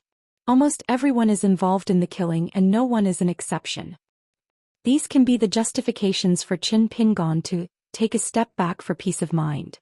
These are the leeway that I deliberately gave Qin Pingon. I gave him countless choices. The main road and the fork in the road are all under his feet and no one can stop him. In this way I can let him experience it firsthand. It seems that there is really no such thing as righteousness in the world. I want Qin Pingon to have no choice but to deny himself for Gu Can and accept the bastard theories of the world that only have one's position and that there is no right or wrong. Tui? He smiled and said, when a reasonable person meets a world that believes in the fist and only talks about reason, then this good person will be badly battered and bound by his own hands and feet. I'd like to see how you Qin Pingon will talk about disappointment and hope in the end. Tui Dongshan smiled bitterly. It's wonderful. It's really wonderful. Tui? After that he spoke tirelessly. Every sentence was like a knife stabbing into Tui Dongshan's heart. Qin Pingon thinks that Gukin's mother saved your life because of the bowl of gratitude she gave you back then. Your affection for Gukin is no less than Zhou Xian Yang's. You treat Gukin as your own younger brother. In fact, you were the one who personally gave that loach to Gukin back then. Since you, Tui Dongshan, secretly used the principles of Buddhism to save Qin Pingon, can you really save him? Didn't Qin Pingon believe in the memorial arch? Don't ask for help from outsiders? The karma of those who died in vain can be explained, but once you escape from Zen and want to give yourself a place of peace of mind outside the principles of Confucianism, the problem arises again. Do you want to obtain the earliest karma related to you? Can you see it? If Qin Pingon pretends not to see it, it's fine because Qin Pingon has already lost the pure heart that Qi Jingchun cherishes the most. The victor between the two of us has already been decided. If Qin Pingon really can't see it, it's fine. I will find someone to remind him. Tui? In the end he came to a conclusion. His tone was normal and did not seem too happy. This time no one can save him. Qin Pingon himself can't either. Tui Dongshan sat at the side and did not say a word. Tui? Finally he turned his head and smiled. A young man should have vitality. Why are you more lethargic than me now? Tui Dongshan closed his eyes. His face was covered in tears. He whispered softly, I hope that Mr. State of Mind will be like spring all year round, like spring all year round. The ship by the lake had already docked. The middle-aged man with the surname Chen stood under the willow tree with withered yellow leaves in the distance. In the end he did not drink. After putting the wine pot back on his waist he hesitated. He was 17 years old this year.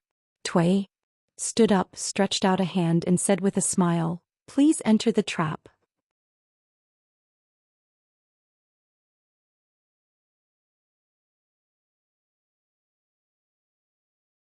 (429). Just like the ending of the Little Lotus figure, the main plot and ending of this volume of Little Teacher have been planned since the first volume. The ship slowly approached the shore. It was so huge that Fan Yen Yuan and LV Kaisang could only look up at it. At the bow of the ship, Gu Kan, who was wearing a dark green robe, jumped off the railing. Senior Sister Tian Hu patted the robe for him naturally. Gu Kan glanced at her. You don't have to go ashore today. Tian Hu looked worried. The assassins lurking in Pond Water City are said to be sword cultivators from the Zhuang dynasty. They can't be underestimated. With me around, Gu Kan smiled and said, what's the use of having you here? Don't tell me that eldest senior sister will die for me if my life is in danger? Since you can't do it, don't try to please me. Do you think I'm a fool? Look, you're helping me smooth out the wrinkles on my robe. It's within your power and you're willing to do it. As for me, I enjoy it. Isn't it great? Tianhu's eyes dimmed. She didn't insist anymore. Qin Ju and Chao Zhe looked at each other and smiled. Junior brother Gu Kan couldn't be treated as a child. Their master, perfected cultivator Lu Jimao, once joked at a celebration party that Gukin was the only one who had inherited his legacy. Lu Jimao looked around at the people in the hall and said that the future island master of Verdant Canyon Island would only be Gukan. No one could compete for it. Otherwise he would clean up the place himself without Gukan doing anything. He would not let the corpses go to waste. At that time, Gukan was leaning against an extremely wide chair. His feet were stepping on the loach that had revealed its true form but had a much slimmer body. When Gukan heard those words, he laughed out loud and raised the wine cup filled with sweet fruit wine. "Master, have some wine, have some wine." In the end, only Gukan, his two senior martial brothers, Qinju and Xiaoxia, and two young ladies with hedges covering their faces were left behind. Their figures were graceful and alluring. The young city governor of Pool Water City, Fan Yen, was a good-looking but useless person. He was tall and had a dignified appearance. He quickly walked over to welcome Gukan and the others. He bowed and cupped his fists as he said with a flattering smile, "Big brother Gu, didn't you find it troublesome to eat crabs last time? This time I've put in a lot of effort and specially picked one for big brother Gu." Speaking of this, Fan Yen had a playful smile on his face and made a gesture of drawing a semicircle in front of his chest with both hands. "For such a young lady, let's make it clear in advance. If brother Gu doesn't like her, she can only help you pick the crab meat. But if you like her and want to bring her back to Verdant Canyon Island as a maid, you have to give me credit. Brother Gu, you don't know how much effort and money I spent to bring her from Stonehair Kingdom to Pool City." Gukan said with a smile, "Could it be that this woman who had the opportunity to get close to me has actually been replaced by an enemy who deliberately wanted to assassinate me?" Fan Yen was dumbfounded. "Then what should I do? I spent so much money but it's all for naught?" Yuan, who had been reincarnated into a good family, laughed gloatingly. Before Gukan came to Verdant Canyon Island, LV Kaisang, who used to be the little devil of Book Lake, had looked down on the idiot Fan Yen from the bottom of his heart. However, he was happy to have a spendthrift who said, "Whoever stops me from spending money will have an irreconcilable enmity with me." All the island owners of Book Lake needed a few money bags that were happier to spend money than to earn money. Moreover, Pool Water City, as one of the three big cities around Book Lake, was really rich. LV Kaisang was a handsome young man with a slender figure. He was dressed in snow-white clothes.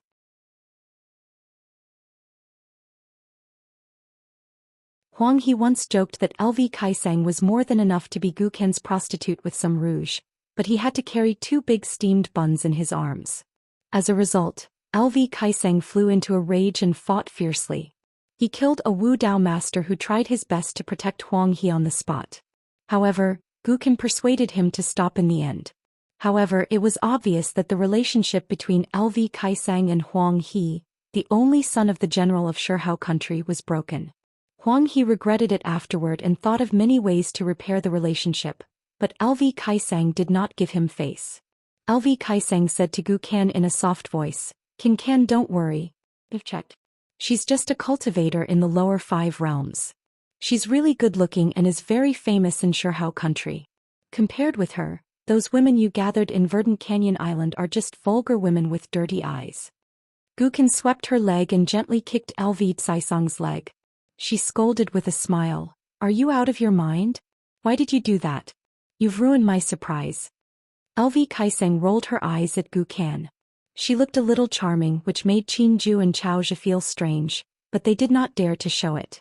Although everyone was one of the 10 heroes of Book and Slip Lake, everyone knew that there were 9 people here. They all knew how much weight and who was worth. For example, Huang He did not count in his heart once and mistakenly thought that LV Kaisang was really a brother who could confide in him. He was immediately rebuffed. It was said that when he returned to the general's residence, he complained and complained at first. In the end, he was scolded badly by his father. Yuan, the young master of Huangya Island, who was nicknamed Yuan by his parents, looked around and wondered, "Gukan, where's that big loach of yours? Why didn't it come ashore with us? We walked through the roads of Pool Water City once last year. It's enough for the big loach to pass through." Gukan put her hands in the big sleeves of her embroidered robe and said with a smile, "The little loach stayed in the lake this time and did not follow us to Pool Water City to join in the fun. It has to walk more and drink more water recently because it ate too many chi refinement warriors last year. It also directly swallowed the essence of water that the 2 big islands had accumulated for hundreds of years.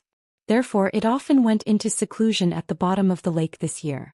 Let me tell you a piece of good news. I'm only telling you this secret because we're brothers. Remember not to spread it. The little loach will soon be a real nascent soul realm cultivator. By then even my master, perfected Lord Zhejiang, will not be a match for the little loach in our book in Slip Lake. Yes, maybe only that old guy from Gonglu Island who has been away for many years is qualified to fight with the little loach.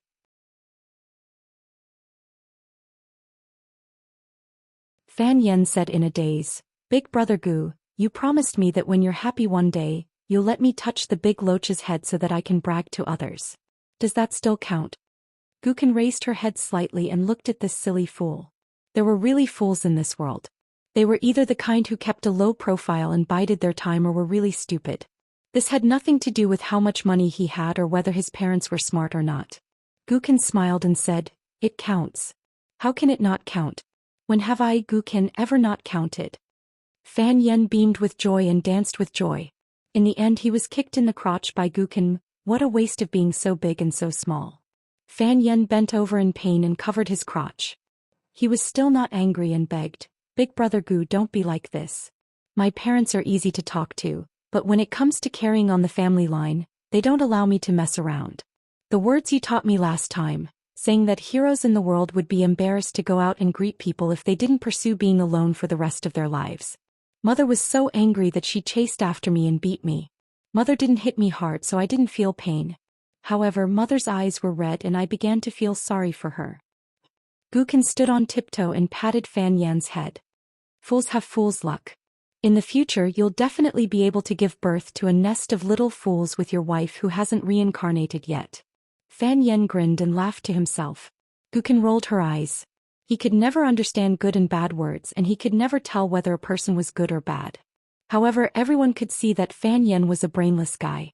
If he really left his parents' wings and vision, he would be cheated wherever he went. However, Gukin was the most tolerant of Fan Yen.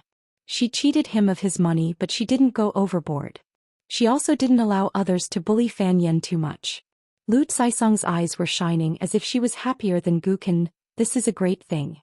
Later at the banquet, Kin, I'll drink a few more cups of woody wine with you. Yuan, who had a round face, was the most heartless among the brothers. He smiled at everyone and no matter what kind of joke they made he would not get angry. However, after hearing such a shocking news, Yuan, who was caught off guard, was stunned for a moment. He quickly returned to normal and clicked his tongue. In the future we'll be basking in Gukan's light. Won't we be able to walk sideways in Book Slip Lake to be worthy of our status? Gukan smiled. Fan Yen, Yu Kaisang and Yuan, take my two senior brothers to the crab-eating place and occupy the place. I'll take a detour and buy a few things. Fan Yen was so annoyed that he dared to glare at Gukan. He said angrily, Buy things? Buy. Brother Gu, are you looking down on me from the bottom of your heart? In Pool Water City do I need Brother Gu to buy things that I like? Gukan jumped up and slapped Fan Yan's face. Who the hell said that I have to spend money to buy things? How unpleasant is it to snatch things? Fan Yen was slapped but he smiled brightly. He covered his face with one hand and gave a thumbs up with the other. Brother Gu, you're so particular. Gukan waved his hand. Get lost, don't disturb me from enjoying the scenery. How can I have fun if I stay with you guys?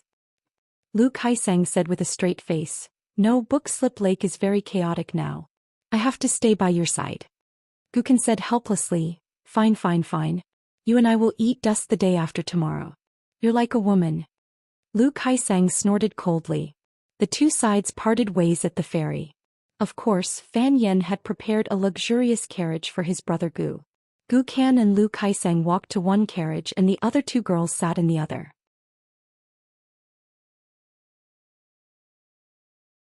In the eyes of the tens of thousands of cultivators in Book Slip Lake, the only thing Gukan and Lu Kaisang had in common was that both of them had a good master. But the two of them had a good relationship. Gukan still had his hands in his sleeves. He suddenly hit Lu Kaisang with his elbow and said in a low voice, If you go to my hometown and happen to have no cultivation, I dare say that when you walk in the alley, you will definitely be chased by those lecherous bachelors who happen to pass by and touch you.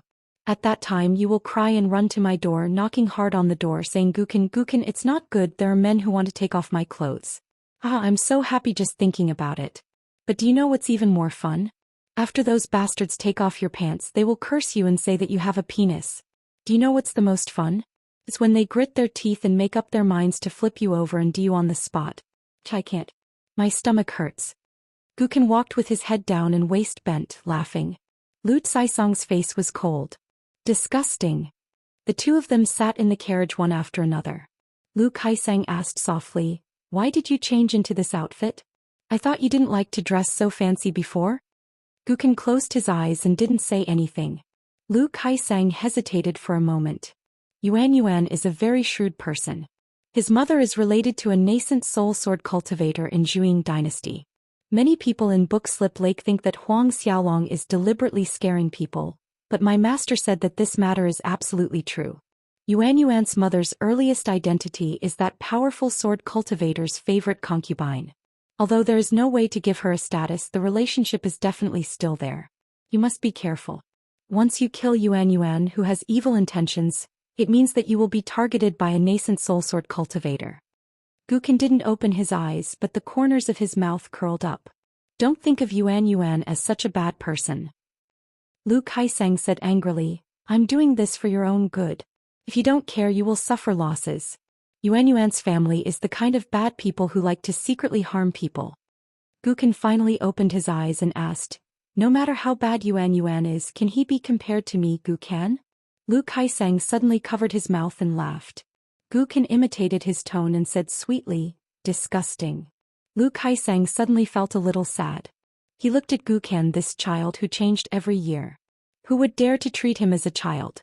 Even his master, one of the few old cultivators who could make perfected cultivator Zhejiang afraid, said that Guken was a freak.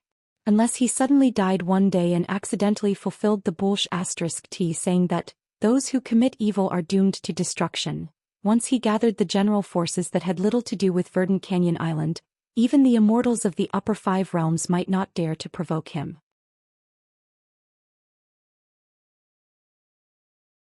Lu Caisang asked softly, "Guken, when will you open your heart to me?" Guken pulled out a hand from the big sleeve of his embroidered robe and lifted the curtain. He said casually, "Don't even think about it, Lu Caisang. There are only 2 people in the world who can make me open my heart to them. It will be like this for the rest of my life. I know it's not fair to you because you are one of the few cultivators of Book Lake who really treat me as a friend. But there's no other way. We met late. When you met me, I had already made a name for myself, so you can't." They had already entered the city. Guken put down the curtain and said to Lu Caisang with a smile, "But don't worry, if you are beaten to death one day, I, Guken, will avenge you." Lu Caisang curled his lips. Lu Caisang leaned against the wall of the carriage and asked, "Guken, how did you do it at such a young age?" Guken said, "In my hometown, when I was only 3 or 4 years old, I began to watch my mother curse and fight with people in the street. I learned everything very quickly." Guken stretched out a finger. "When I was a little older, I could lie on the ridge under the sun without moving for at least 2 hours just to catch a loach. He can't compare to me." Lu Caisang asked curiously, "Who is he?" Guken narrowed his eyes and asked, "Do you want to die?" Lu Caisang, who was not afraid of anything in Book Lake, was actually a little scared at this moment. Guken's expression suddenly changed and he said with a smile, Yuan, that little rascal, sooner or later I will say this to him. Just change the words. Do you want to die? What's so great about having a nascent soul sword cultivator as a father? If he provokes me, I will kill Yuan's mother in front of that nascent soul sword cultivator. I will take off her clothes and hang them on the bow of the ship to visit all the islands of Book Lake. Lu Caisang looked puzzled. Guken lifted the curtain again and said absent-mindedly, "You don't understand the dialect of my hometown." On the top floor of the tall building in Pool Water City, Cui Dongshan was still surrounded by a circle of golden lightning. Cui Dongshan sighed. Cui Dong bent down slightly and looked at the 2 scrolls on the ground. He smiled and said, "Are you disappointed that the last bit of luck in your heart is gone? You shouldn't put your hope on someone else with such a mentality." Cui Dong probably knew that Cui Dongshan wouldn't talk to him, so he continued, "These are 2 dead knots that Qin Pingon came up with slowly and Guken was born naturally. Do you think that the one might be because of Guken? Do you think that Qin Pingon will be enlightened if he talks to the little guy emotionally and logically? Not to mention that it is hard to reason with him, Even if the affection is very heavy, Gukin will not change her nature. That is, Gukin Clay Bottle Alley is only so big. Do you think that I won't look at Gukin, a little guy with such a strong backbone, that even Lu Jimao can't lift? Cui Dongshan, don't you think that you underestimate Cui Dong too much? How dare you set up this trap when you don't even know Gukin's true nature? For people like us, we can't make any more mistakes after making one. But I can't blame you. When you are at the end of your rope, people like to grab hold of a life-saving straw. This is human nature. In fact, we were the same person back then. I saw it, so did you? It's just that you are confused now. Cui Dong pointed at Qin Pingon, who was secretly following the carriage. Do you know what your bigger mistake is? Cui Dong asked and answered his own question. Back then, Qi Jingchun completely fell out with us in that old house in the small town. He said that if we dared to scheme against Qin Pingon again within 60 years, our realms would drop endlessly. Of course, this was not Qi Jingchun deliberately mystifying us. You and I both know it. But after we separated, you still had the heart of a young man. You didn't believe in heresy, right?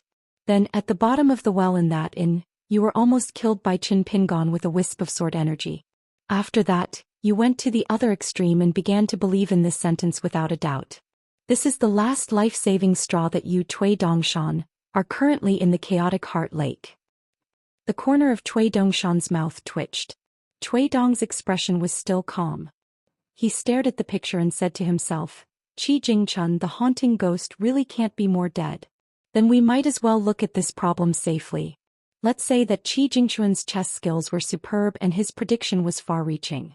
He had already predicted the disaster at the calligraphy lake. So, before Qi Jingchun died, he used some kind of secret technique to place a part of his soul somewhere in the calligraphy lake. But have you ever thought about what kind of scholar Qi Jingchun was? He would rather Zhao Yao, whom he had high hopes for, not inherit his literary lineage. He wanted Zhao Yao to study in peace and travel far away. Do you think that Qi Jingchun, whose soul was not complete, would hide in a corner and look at Qin Pingon, only hoping that Qin Pingon could live on without any worries and worries? He sincerely hoped that Qin Pingon would not have so many messy things on his shoulders in the future. Even you feel sorry for your new husband. Do you think that Qi Jingchun would not feel sorry for him? Cui Dong smiled. Of course, I won't deny that even though Qi Jingchun's soul had been divided into three, I was still somewhat afraid of him. Now, as long as he dares to show up and catch some clues for me, I won't give him a chance to say a word. Not a single word. Cui Dong turned his head and stared blankly at Cui Dong, the version of himself who had grown up and aged.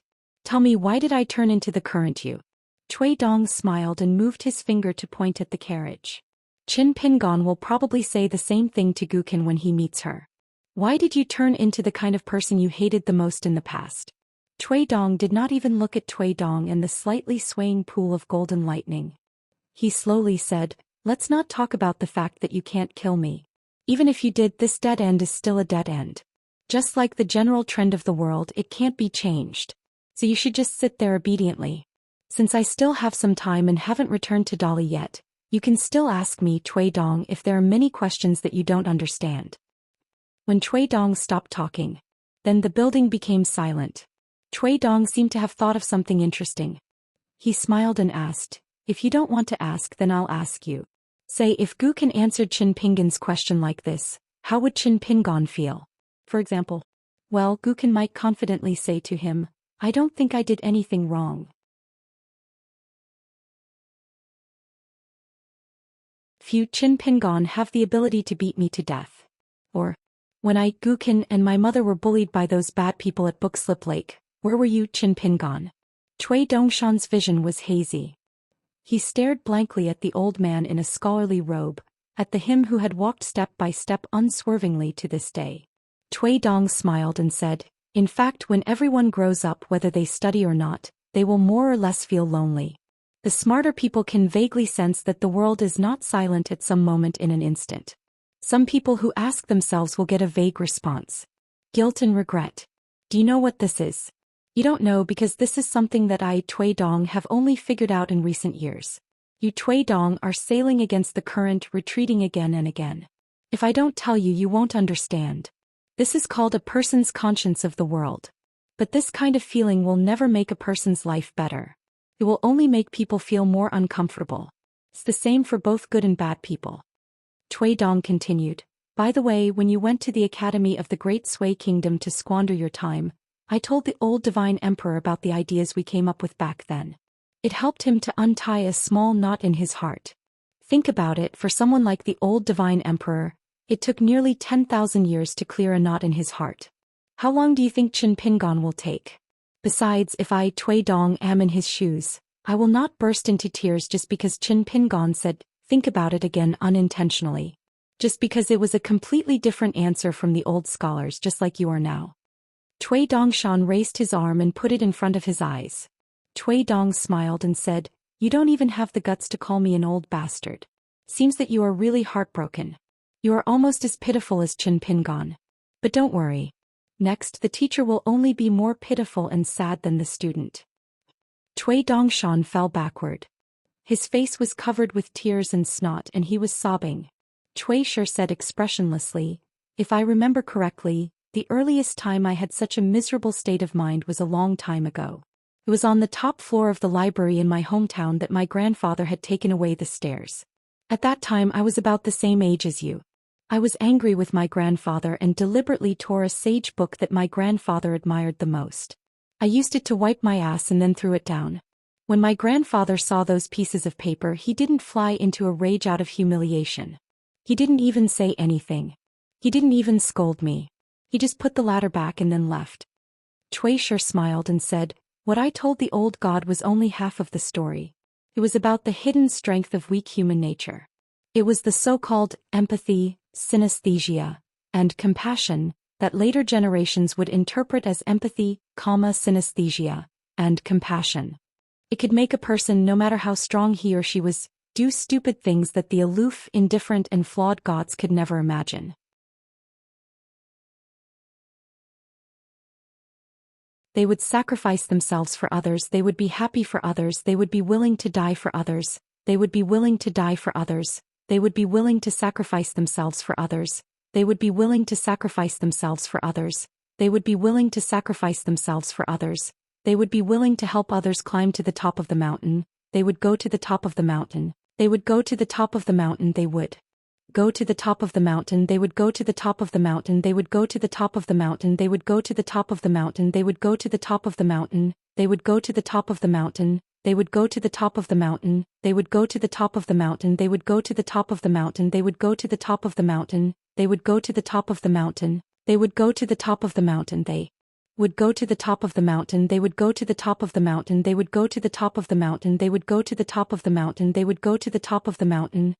the top of the mountain, they would go to the top of the mountain, they would go to the top of the mountain, they would go to the top of the mountain, they would go to the top of the mountain, they would smash those gods who looked down on the human world and treated the fate of the human race as food for incense.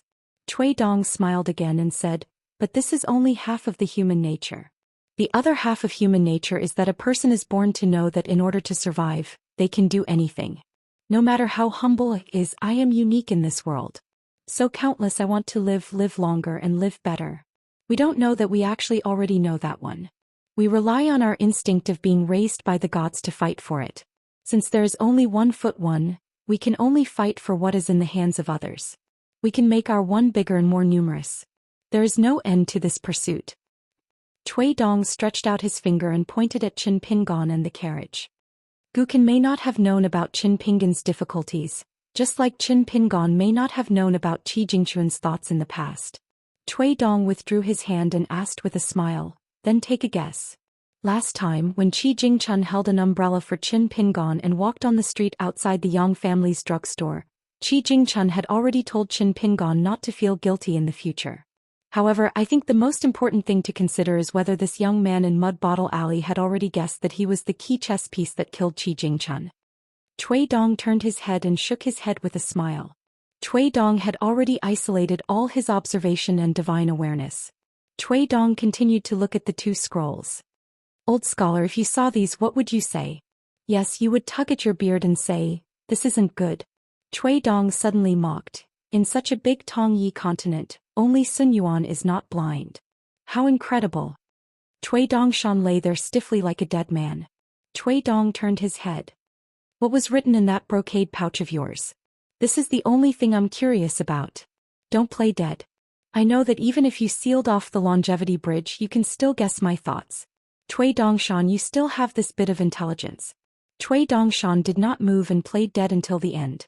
On the most crowded busy street in Pool Water City, a soul-stirring siege took place in a place where no assassination should have taken place.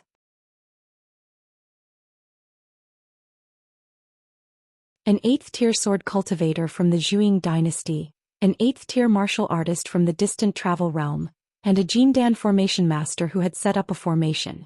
It was a foolproof setup. However, the result disappointed the spectators. Firstly, the assassination was too sudden. Secondly, the ending happened too quickly. The cabin of the second carriage exploded, and a woman wearing a veil had appeared. She allowed the 8th-tier sword cultivator's life-bound flying sword to stab her heart. She killed the distant travel realm martial artist with a punch. She still held a heart that had been cut out of her chest. She rushed over, opened her mouth wide and swallowed it. Then she caught up to the sword cultivator and punched him in the back. She forcibly broke the military school's golden crow armor. Then with a claw she dug out another heart. She hovered in the air, not looking at the corpse that fell to the ground. She allowed the cultivator's life-bound nascent soul to escape with the Jindan. This was what her master had agreed with her beforehand. If she killed all of them in one go, she would not be able to play with them in the future. And this little miss of hers was precisely that little loach. It had quietly entered the nascent soul realm. A flood dragon nascent soul realm was equivalent to a 9th-tier martial artist and a nascent soul cultivator. Moreover, it was not a regular flood dragon. It was one of the last 5 descendants of the true dragon in the world. It returned to the side of the first carriage, still carefully chewing on the taste of the 8th-tier sword cultivator's heart. Could be said to be wonderful. It was very difficult to eat such a delicious meal at Bookslip Lake. Gu Kan, dressed in an ink-green python robe, jumped off the carriage. LV Kaiseng followed closely behind. Gu Kan walked to its side and extended a finger to help it wipe the corner of its mouth. She complained, "Little Loach, how many times have I told you? You're not allowed to eat in such an unsightly manner. Do you still want to eat at the same table as me and Mother in the future?" It smiled bashfully and turned its head away, somewhat embarrassed. This scene caused LV Kaiseng to tremble with fear. Gu Kan swaggered over to the Golden Core Formation Master who stood by the side of the street and did not dare to move at all. The Earth Immortal was surrounded by Jindan Formation Master had already dispersed like the tide. It was not that the Formation Master's mind was not tough enough and she was so frightened that she could not move her legs. Instead, she was already being watched by that evil creature. As long as she dared to move, she would die. Gu Kan covered her sleeves with both hands and walked around the Jindan Formation Master who looked like an ordinary woman. In the end, she stood in front of her and sighed. "It's a pity that you're too ugly. Otherwise you wouldn't have to die." The woman knelt on the ground with a thump. "Gu Kan, please spare my life. From now on I can serve you." Gu Kan smiled and did not say anything, as if she was weighing the pros and cons. It, who had lost its curtain hat but was still wearing the clothes of a girl, burped and hurriedly covered its mouth. Gu Kan turned her head and glared at it. Then she smiled at LV Kaiseng. "How is it? You didn't eat my dust for nothing, right?" LV Kaiseng nodded with a bright smile. Otherwise she wouldn't be the biggest devil of Bookslip Lake before Gu Kan. Gu Kan kept twisting her neck and said with a smile, "LV Kaiseng, tell this ant the rules of Bookslip Lake that I told her earlier." In the early years on Azure Gorge Island, there were many assassinations and sneak attacks. For some reason, Gu Kan actually asked Lu Jimao, who had been exposed, not to follow the clues and investigate the mastermind behind those assassinations.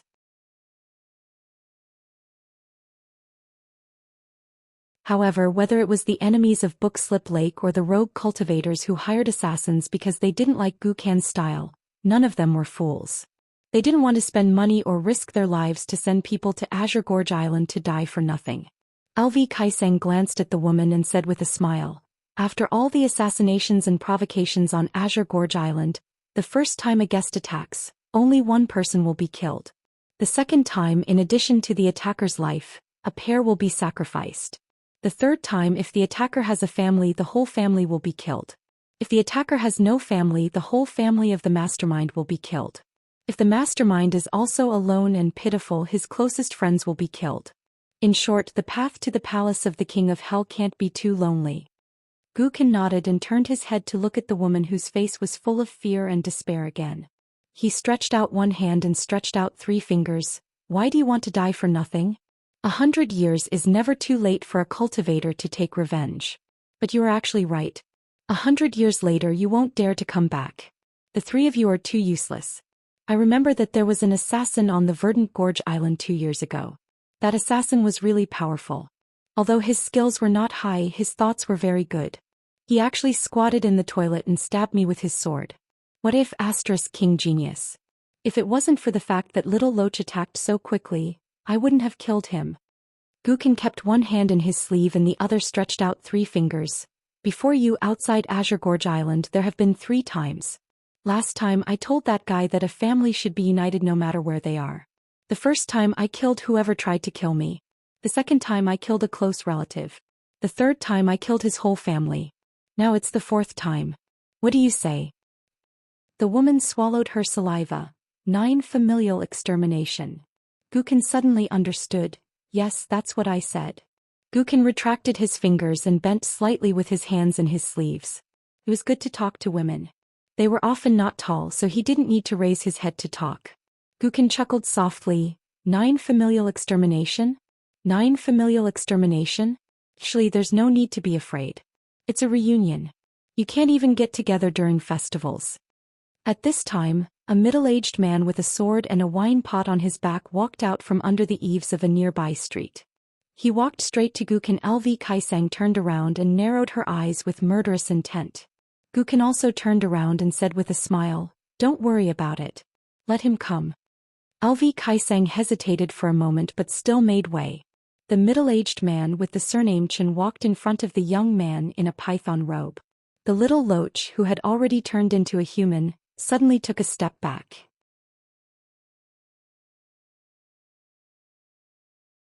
Guken, who had a telepathic connection with it, just frowned and was slapped in the face by the man. That man said, "Say that again?" LV Kaisang opened her mouth wide. Almost everyone on the street was the same. That man suddenly raised his hand and slapped Guken's face.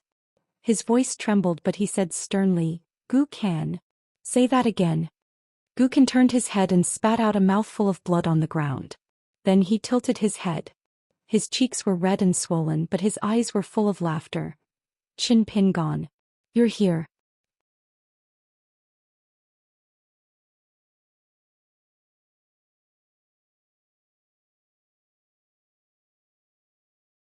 For 30. The dark green robe was made from the molted skin of little Loach after he reached the nascent soul stage. It was a robe that perfected cultivator Zhejiang spent a lot of money and hired a master to make. Guken was no longer covering her sleeves with her hands. She was no longer the mysterious devil that countless scholars and cultivators found unfathomable. She opened her arms and bounced on the spot. "Chin Pingon, you've grown so tall. I was thinking that I could be as tall as you when we meet again." However, the middle-aged man didn't say anything.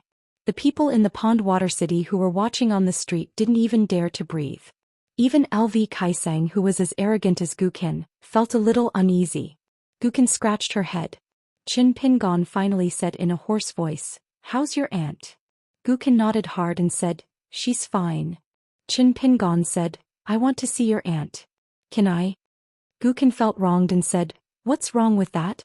My mother often talks about you." Chin Pingon, "Why are you treating me like an outsider?" Chin Pingon said, "I'll wait for you at the ferry. You can eat crabs with your friends first and then take me to the Verdant Canyon Island." Guken smiled and said, "Why do you care about them? Just ignore them. Go. I'll take you to the Verdant Canyon Island. Now my mother and I have a big house to live in. It's much more luxurious than the Mud Bottle Alley. Let's not talk about carriages, even little Loach can come and go. How big is the road and how grand the house is, right?" Chin Pingon asked, "Don't you want someone to say hello to Fan Yen and Yuan Yuan?" Guken shook her head and said, "No need. These fair weather friends are nothing." Chin Pingon did not say anything else. He only glanced at the little Loach behind Guken that he had caught in the fields years ago. Now that it had appeared in human form, it looked like an ordinary young woman. But upon closer inspection, Its vertical golden pupils allowed a cultivator to see some clues. When Qin Pingon glanced at it, it was one of the descendants of the 5 true dragons of the Dragon Cave Heaven who did not even take Lu Jimao seriously at the Book Lake. This time it did not take a step back like before. However, its eyes were still lowered as if it did not dare to look at Qin Pingon. Qin Pingon didn't say anything. He turned around and walked towards the ferry. Gukin quickly caught up with him. She glanced at Qin Pingon's back and pondered for a moment. In the end she still asked LV Kaisang to inform Fan Yen and the others. Then she asked Little Loach to bring along the Gold Core Earth Immortal Assassin Woman. Lu Kaisang wanted to say something but hesitated. Gukin's gaze was cold. Lu Kaisang coldly snorted and left. Only then did Gukin swagger to catch up with Qin Pingon. She was very happy. The sleeves of her embroidered robe fluttered in the wind. If she had not met Qin Pingon, the woman would have died today. Killing all her relatives was not a joke. They would definitely have a reunion in the netherworld. Gukin saw that Qin Pingon did not stop when he passed by the carriage. She shouted, "Qin Pingon, aren't you going to take the carriage?" Qin Pingon did not stop or turn around. "I have my own feet and I can follow the carriage." Gukin asked Little Loach to take the assassin to the carriage. She followed Qin Pingon and went to the Xianxia island ship at the ferry.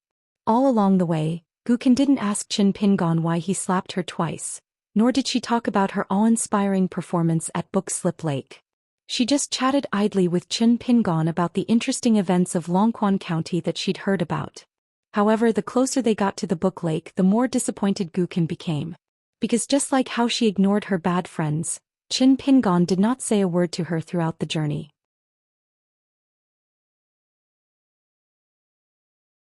However, what Gukin found most strange about Qin Pingon was that he did not seem to be in a state of anger but absent-mindedness.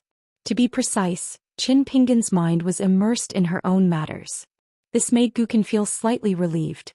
What Gukin was most afraid of was that Qin Pingon did not say a word. After seeing her, he slapped her twice and then left without saying a word. They would never meet again in this life. If they met again by chance in the future, they would just be strangers. When they boarded the ship, Little Loach followed behind with the Golden Core Woman. Gukin asked carefully, "Qin Pingon, why don't I let the assassin go? I'm in a good mood today. It's okay to let her go." Qin Pingon's footsteps paused for a moment, but he did not stop and continued forward. Gukin clearly sensed Qin Pingon's anger and disappointment at that moment. However, Gukin did not understand why she said that and did that. But she was wrong on Qin Pingon's side. Thus, Gukin turned her head and covered her sleeves with her hands. She did not stop walking and twisted her neck as she looked coldly at the woman. It was all because of this woman who came out and tried to assassinate her today that she had angered Qin Pingon. She truly deserved to die 1,000 times. Even the execution of 9 generations of her family would not be enough. When they arrived at the bow of the ship, Qin Pingon stood still and looked at the distant lake by himself. Gukin felt wronged and resentful. However, she wanted to be closer to Qin Pingon, so she could only stand a few steps behind him. She did not even have the confidence to stand side by side with Qin Pingon. At this moment, the assassin woman who finally felt that she had a chance of survival knelt down and kowtowed to Qin Pingon. "Please let me go. I know you're a good person, a merciful living bodhisattva. Please tell Gukin to let me go this time. As long as you don't kill me, I'll build a memorial arch and a temple for you in the future. I'll offer incense and kowtow to you every day. Even if you want me to be Gukin's slave." Little Loach's fingers moved slightly. Gukin smiled. She turned around and shook her head at Little Loach, allowing the assassin to kowtow and beg for mercy. Banging sounds could be heard on the deck of the ship. Qin Pingon took off the blade-strengthening gourd with trembling hands and drank a mouthful of wine. Then he turned around. However, he was not looking at the woman who called him a good person and a living bodhisattva but Gukin. He asked, "Why don't you just kill her?" Gukin said with a serious face, "Just killing her won't work. There are too many people in the Book Lake who are looking for death. Qin Pingon, you may not know this, but in this lawless Book Lake, I'll only kill whoever tries to kill me. That would be the greatest kindness of a bodhisattva."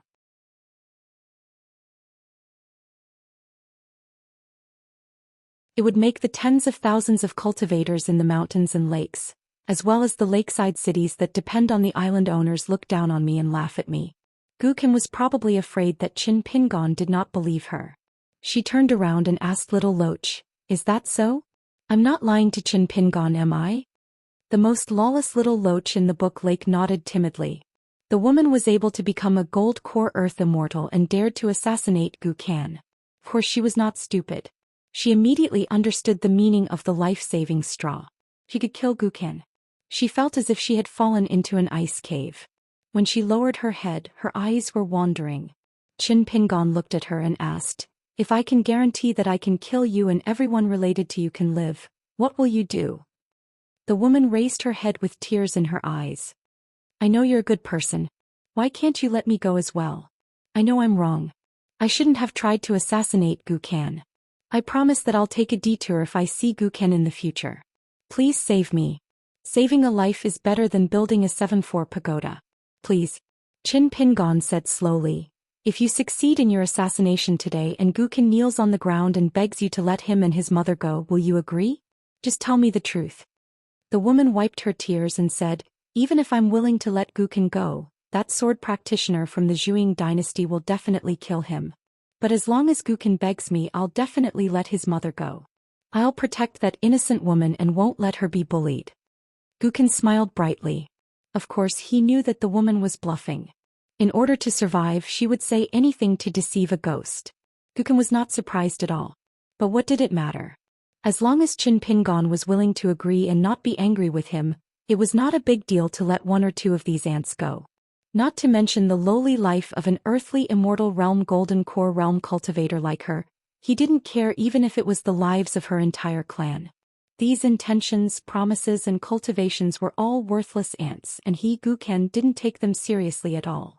Just like this time, wasn't he intentionally taking a detour to head to the banquet for fun?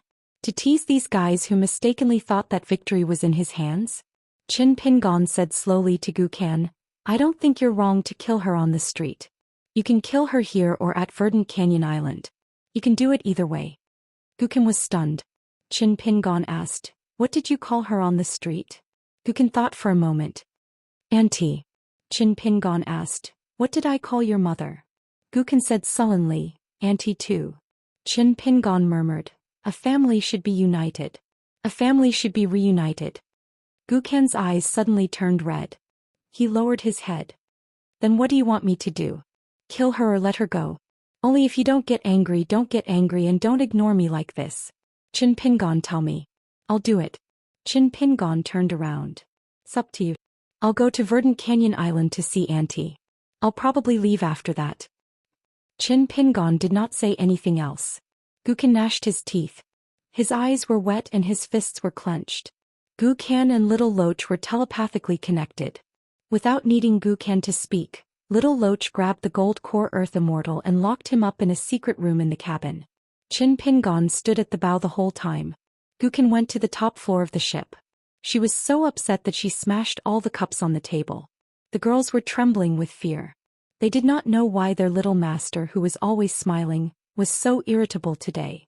Little Loach stood at the side. He was also somewhat sullen and depressed. Gu Kan looked up and stared at Little Loach. She laughed and said proudly, "Don't be afraid, Little Loach.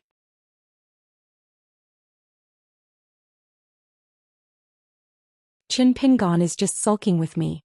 He was always like this when I was little. After I made him unhappy, he would ignore me no matter how much I tried to flatter him. It's exactly the same as today. But every time he saw me or my mother being bullied by the neighbors or the bad guys in town, he would still help us. After that, I just cried and threw a tantrum.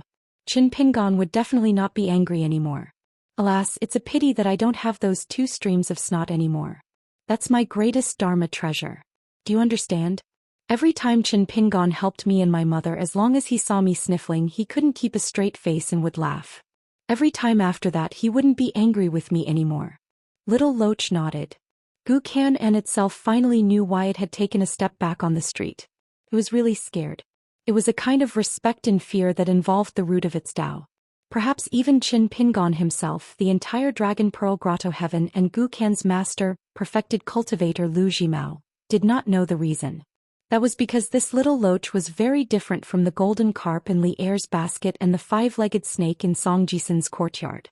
To be able to successfully capture Little Loach, this great opportunity, was Qin Pingon's own opportunity. It was the only opportunity that Qin Pingon had grasped by himself in Dragon Pearl Grotto Heaven and had the chance to firmly grasp it in his hands. However, Qin Pingon had given it to Gu Kan, who had also acted out of his own heart and had shamelessly asked Qin Pingon for the loach. This was equivalent to him giving away his own opportunity and turning it into Gu Kan's own opportunity of the Great Tao. However, this didn't stop Little Loach from considering Qin Pingon as half its master. Although Qin Pingon was definitely unable to control Little Loach, which was already in the nascent soul realm, Little Loach would only dare to attack Qin Pingon if its current master, Gu Kan, ordered it to do so. Gu Kan suddenly leaned on the table. Little Loach, in this world apart from mother, only Qin Pingon is truly willing to give me the best things he has. When he was not a kiln worker and after he became a kiln worker, Qin Pingon was always like this. As long as I was greedy for something that he was unwilling to buy, he would not frown at all. He even lied to me that he was earning a lot of money. I only found out later when Lu Xianyang let it slip. Little Loach, tell me, why is Qin Pingon angry? Little Loach shook its head. Gu Kan turned around and leaned her head against the table. She covered her sleeves with her hands. Then how long do you think Qin Pingon will be angry this time? Alas, I don't even dare to talk to him about these things. What should I do? Gu Kan shed tears. I know that Qin Pingon is different this time. In the past it was others who bullied mother and me, so whenever he saw us he would feel sorry for me.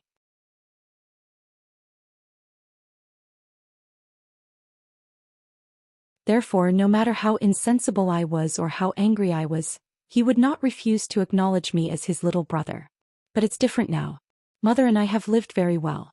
He will feel that even without Qin Pingon we can still live very well. Therefore he will continue to be angry and ignore me for the rest of his life. But I want to tell him that it's not like this. Without Qin Pingon I will be very sad. I will be sad for the rest of my life. If Qin Pingon doesn't care about me, I will not stop him. I will only tell him that if he dares to ignore me, I will be an even bigger villain. I will do even more bad things. I will do so that no matter where Qin Pingon goes to in the Aquarius continent, to the Tongye continent, or the Central Divine continent, you will hear Gu Kan's name. Gu Kan stretched out her hands and covered her face. This was the second time that Gu Kan showed such a weak side after coming to the Book Slip Lake. The first time was when she celebrated the Mid-Autumn Festival with her mother on Verdant Gorge Island. She also mentioned Qin Pingon. Little Loach and Gu Kan's hearts were connected. All the joys and sorrows would follow, so it also shed tears. The ship finally arrived at Verdant Gorge Island. When they disembarked, Qin Pingon took out a jade token and handed it to Little Loach. Qin Pingon said in a deep voice, "Give it to Lu Jimao. Tell him to keep it first and return it to me when I leave Verdant Gorge Island. Tell him one more thing. When I'm on Verdant Gorge Island, don't let me see him." When it took the jade token, it was like a child grabbing a handful of red-hot charcoal. Suddenly it screamed through the sky. It almost transformed into a flood dragon that was hundreds of feet long. It wanted to smash the ferry of Verdant Gorge Island with its claws.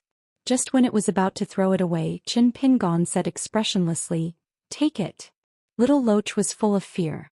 It endured the pain and still held the strange jade token that was engraved with the words, "I'm good at nurturing the Great Spirit." It went to look for perfected cultivator Xianxia. There were already people waiting at the ferry. They were all bowing and currying favor with Gu Kan. Qin Pingon said to Gu Kan, "Please tell Auntie that I want to have a home-cooked meal. A bowl of rice will be fine." Gu Kan nodded vigorously. As long as Qin Pingon was willing to sit down and eat, it would be fine. She asked an old cultivator housekeeper of Verdant Gorge Island to inform her mother to prepare a table of ordinary home-cooked meals instead of fish and meat. Gu Kan led the way while Qin Pingon walked beside her slowly. Gu Kan thought that Qin Pingon wanted to be able to eat as soon as they arrived at the mansion.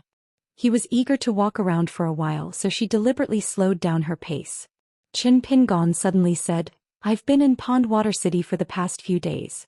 I asked a lot of people about you in Verdant Gorge Island and heard a lot of things." Gu Kan's head drooped. "I guessed it," Qin Pingon said again. "There are some things that I'm afraid I won't be able to say when we're at the dining table. So before I see Auntie, I might say some things that you won't like to hear. I hope you won't like to hear them.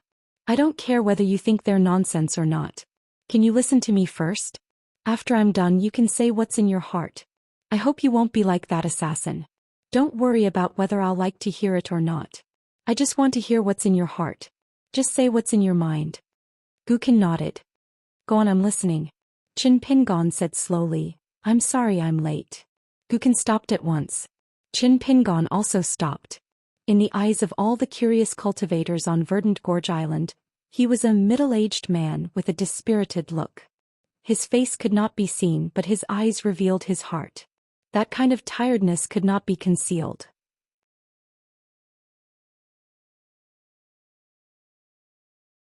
Back then, when the two of them parted ways in Mud Bottle Alley, Qin Pingon had been in too much of a hurry.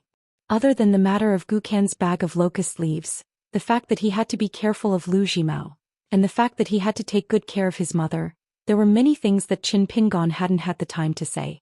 Qin Pingon raised his head and looked at the top of the mountain of Verdant Gorge Island. After the little slug left my hometown, I left soon after and began to travel in Jianghu. There were all kinds of bumps and bruises. So I was afraid that the little slug would become you and I, Qin Pingon, who was the kind of person we hated the most. A big man liked to bully a woman who didn't have a man at home. If he was stronger, he would bully the woman's son. When he was drunk, he would kick the kid who passed by and make the kid roll on the ground. Therefore, every time I thought of Gukin, the first thing that came to my mind was whether or not the little slug was doing well in a foreign place. The second thing that came to my mind was whether or not the little slug who held grudges would slowly become stronger and more capable. When she was in a bad mood, she would kick her child and not care about the child's life. Would the child die from the pain? After Qin Pingon rescued the child and returned home, the child's mother would feel sorry for the child and would have to spend a lot of copper coins to buy medicine for the Yang family's shop. Would the child's livelihood be even more difficult for the next 10 days to half a month? I'm afraid of that. But I can't blame anyone else. It's all my fault. After returning from the Great Sway to the small town for the first time, I was going south to Old Dragon City. Why didn't I take a detour to deliver the sword? Why didn't I take a detour and delay it for a few months? I wanted to see that little slug and see with my own eyes if he and my mother were doing well. Why didn't I find out through some news that their lives weren't in danger and that they seemed to be doing well? Because of that, I felt that it wouldn't be too late to go see him when I became successful and could give that little slug more things. When you travel in Jianghu, you are responsible for your own life and death. You killed the consecrators of Verdant Gorge Island, your senior brother and today's assassins. As long as I, Qin Pingon, am here, I will help you kill them. No matter how many people like this come, I will kill them. If one comes, I will kill one. If 10,000 come, if I can only kill 9,999 of them, I can only blame myself, Qin Pingon, for not having a strong fist and a fast sword. Because I promised you and myself that I will protect that little slug. This is the most natural thing for me, Qin Pingon. I don't need to reason with you. I don't need to do that at all.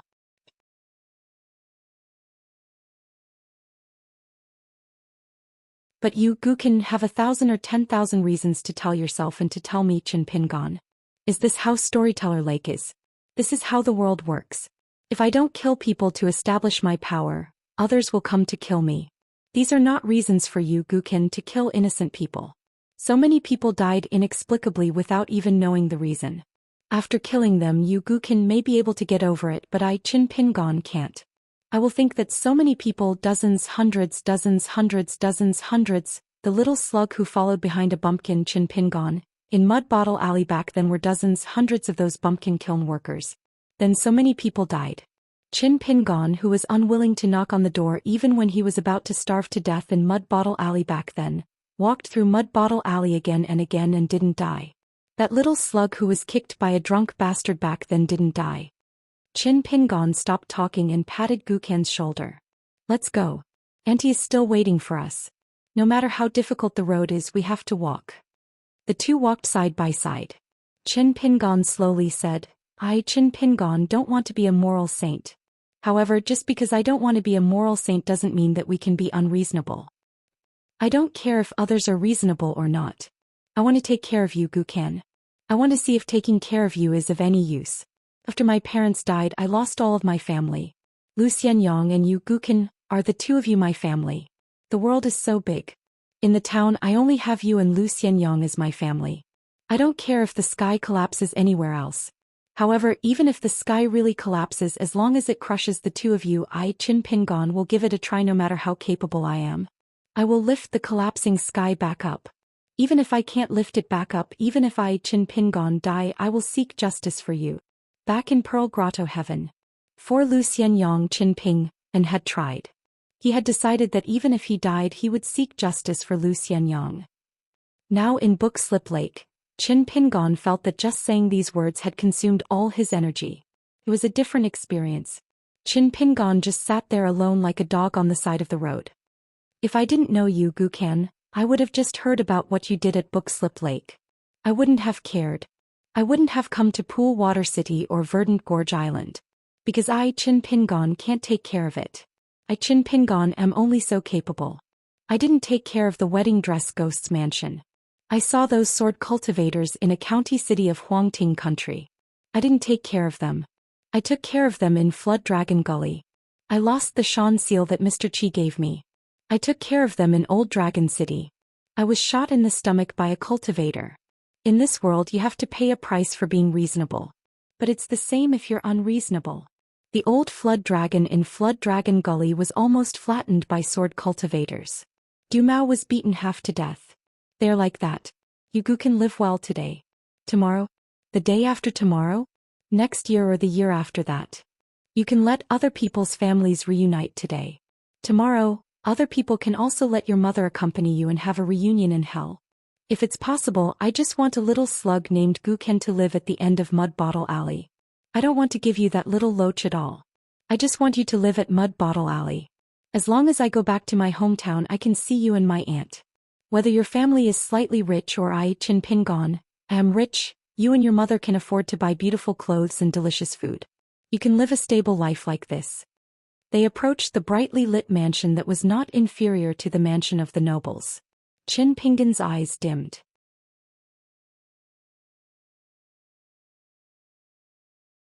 He said softly, I finished talking. I don't have the strength to say anything else. So, when we're at the dining table you can say whatever you want. I'll listen. Guken raised her arm and wiped her face. She did not say anything. The mansion was very big. After passing through the gate, it took a long time to walk to the dining area. When Qin Pingon stepped over the threshold, he took off the face that was meticulously made by Zhou Xian, revealing his true appearance. A woman in luxurious clothes stood at the entrance of the hall, looking forward. When she saw Qin Pingon beside Gukan, her eyes reddened. She quickly walked down the stairs and came to Qin Pingon's side. She carefully sized up Qin Pingon, who had grown much taller. For a moment, all sorts of feelings welled up in her heart. She covered her mouth. There were thousands of words she wanted to say, but she could not say a single word. Deep in the woman's heart she was filled with guilt. When Lu Jimao visited and told her about the little loach, she became vicious. As long as she could keep that opportunity for Qin, she hoped that the young neighbor from Mud Bottle Alley who had helped her and her son for many years. His death counted. Qin Pingon smiled and said, Auntie. The woman choked and said, Good, good, good. You're living well just like my Qin. This is better than anything else. Let's quickly enter the house. The steward on the island spoke in a hurry, so I had to cook 2 dishes. The rest were helped by the servants in the mansion. However, they were all made according to the taste of our hometown.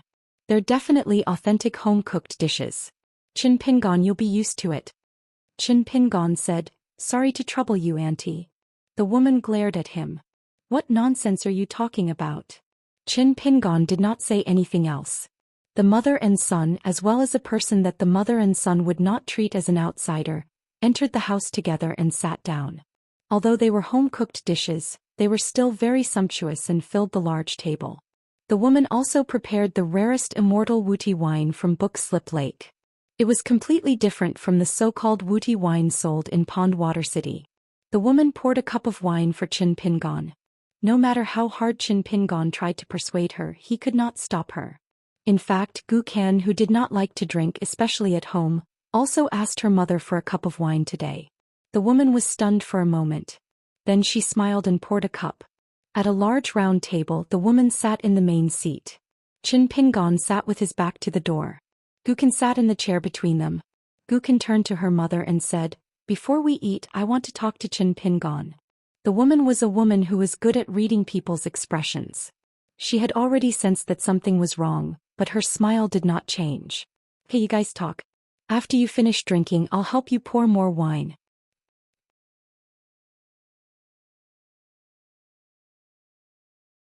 Gukan drank the wine in the cup in one gulp and covered the cup with her hand, indicating that she would not drink anymore. Then she turned to Qin Pingon and said, Qin Pingon, how do you think I, Gukan, can protect my mother? Do you know how many times my mother and I almost died on the Verdant Gorge Island? The woman's heart trembled and her expression turned stiff. She sat in her seat and her hands under the table tightly twisted the corner of her clothes. Gukan continued, only kill those people who tried to harm me? What about the people behind the assassins? What about those bad guys who are sneaking around and hiding further away? I'll go to them one by one and greet them first. Tell them that I, Gukan, am very powerful and the little loach is even more powerful. So don't provoke me or I'll kill you. Do you think that those assassinations on Verdant Canyon Island were done by outsiders? That the enemies were looking for death? Don't you think it's possible that Lu Zhimao, my good master, arranged it? Hiding among those murders. You, Qin Pingon, may say that it's not necessarily true. It is true. I won't lie to you and say that Lu Zhimao must be involved. But I only have one mother and I, Gukan, only have one life. Why should I bet that it's not necessarily true? Gukan stood up and said angrily, Qin Pingon, even if you kill me today I won't fight back. But before I'm beaten to death by you I want to tell you that I, Gukan, did nothing wrong. Even if I'm wrong I won't admit it. I won't change. I won't change in this life. I won't change even if I die. Gukan's face was ferocious, but it was not the kind of hatred that she used to have for the people in her sight. Instead she hated herself, hated the entire book slip lake, hated everyone and felt wrong that the person she cared about the most would not understand. I'm asking a tiger for its skin in this place. If I don't peel off their skin and wear it I'll freeze to death. If I don't drink their blood and eat their flesh my mother and I will starve to death and thirst. Qin Pingon, I'm telling you this isn't our family's clay bottle alley. It's not just those disgusting adults who come to steal my mother's clothes. The people here will eat my mother until not even her bones are left. They'll make her live a life worse than death. I won't just run into a drunk bastard in an alley and kick me just because he doesn't like me. Do you know how scared I am here? Do you know how much I hope that you can stay by my side and protect me like you did in the past? Protect my mother well? Qin Pingon, you don't know. You only know how to hit and scold me. In the end, Gukan's face was full of tears as she sobbed. I don't want you, Qin Pingon, to come to Book Slip Lake to visit our graves the next time you see me and my mother. I still want to see you, Qin Pingon. Gukan sobbed as she walked out of the house. However, she didn't go far. She sat on the threshold. Qin Pingon sat in the same place. He raised his head and said to the woman in a hoarse voice, Auntie, I won't drink anymore. Can you get me a bowl of rice? The woman, who was panicking, quickly wiped her tears and nodded. She got up and brought Qin Pingon a bowl of rice. Qin Pingon got up and took the bowl of rice. He gently placed it on the table and then sat down. There was another bowl of rice on the table. Back then, in someone else's house in Clay Bottle Alley, Qin Pingon was even younger than Gukan. He also had a bowl of rice which was placed on the table just like that. Qin Pingon raised a trembling hand. In the end he didn't pick up the chopsticks. Instead he took out a book from his chest and placed it next to the bowl of rice. One of the books was an old yellowed fist manual. Qin Pingon reached out and gently smoothed it out. It had accompanied him through thousands of mountains and rivers.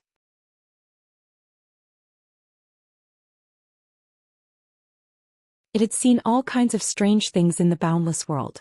It had witnessed all of Qin Pingon's joys and sorrows. After flipping through it so many times, it was still neat and tidy. There were almost no wrinkles. He only showed it to the old man in the bamboo house in Luapa Mountain once. However, at that time, Qin Pingon couldn't wait for the old man to be careful with every page he turned. He nagged the old man countless times. In the end, the old man gave him a punch and taught him a lesson. A martial artist can't even put down a shabby book. How can you store the world in your fist intent? He showed it to his beloved girl.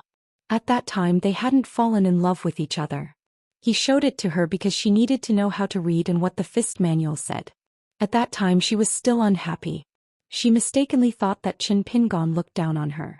She thought that she coveted the fist technique in the manual and would secretly learn it.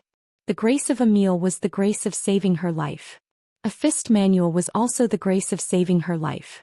Qin Pingon bit his lip. Without turning his head, he said softly, Gu Ken, we agreed at that time that I borrowed this fist manual from you. I will return it to you one day. Gu Ken suddenly stood up and roared, I don't want it. It's yours since I gave it to you. You said that you would return it, but I didn't agree at all. You have to be reasonable. In the end, Gu Ken cried and begged, Qin Pingon, don't be like this. I'm afraid. In the eyes of an extreme and extremely precocious child, only Qin Pingon was reasonable in the world. It had always been like this. Qin Pingon didn't say anything. He picked up the pair of chopsticks and lowered his head to eat. He didn't raise his head until he finished the bowl of rice.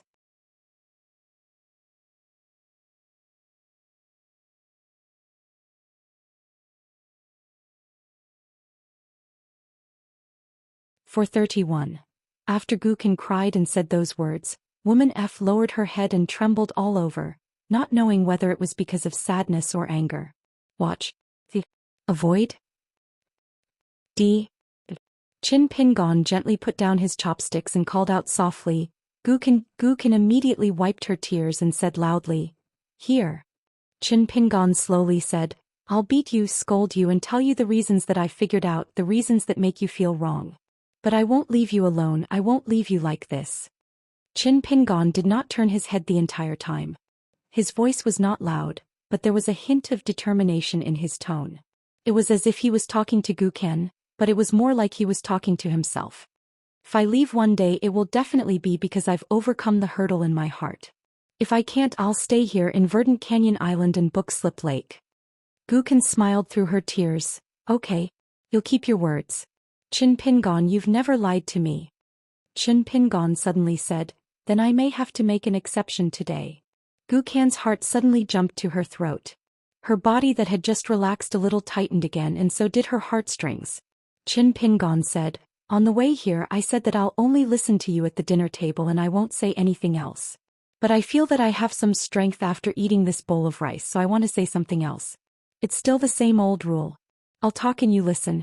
If you want to talk later, then it's my turn to listen. No matter who's talking, the one who's listening, the one who's talking and the one who's listening, don't be anxious. Gu Ken smiled brightly, scratching her head and asking, Qin Pingon, can I go back to the table? I haven't eaten yet. Qin Pingon nodded, Eat more. You're still growing. Gu Ken wiped his face and walked back to his original position.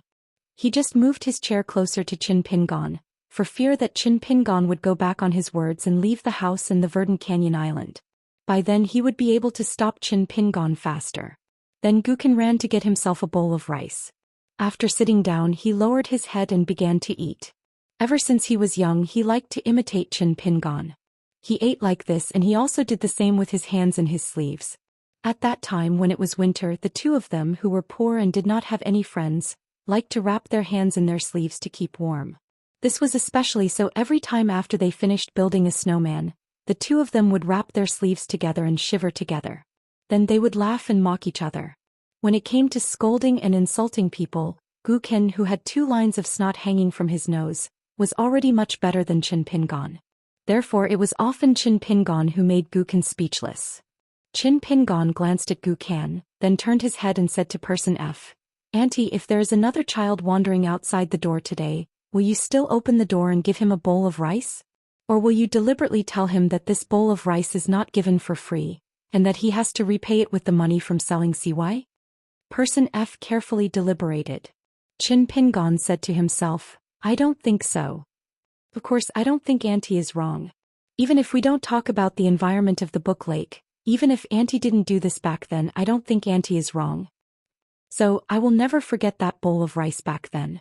It also made me, Qin Pingon, feel a little relieved. I feel that I am not the beggar my mother said I must not be. Instead, I owe Auntie money first. After eating, I will definitely be able to pay it back. Person F turned her head and wiped the corners of her eyes.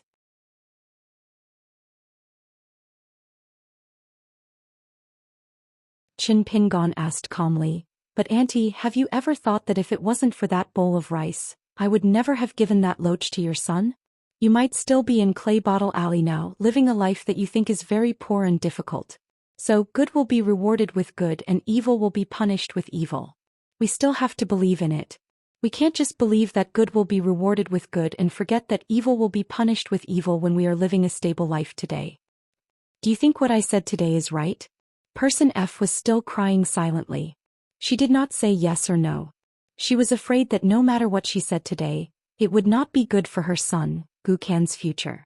So she would rather not say a word more. Qin Pingon understood this.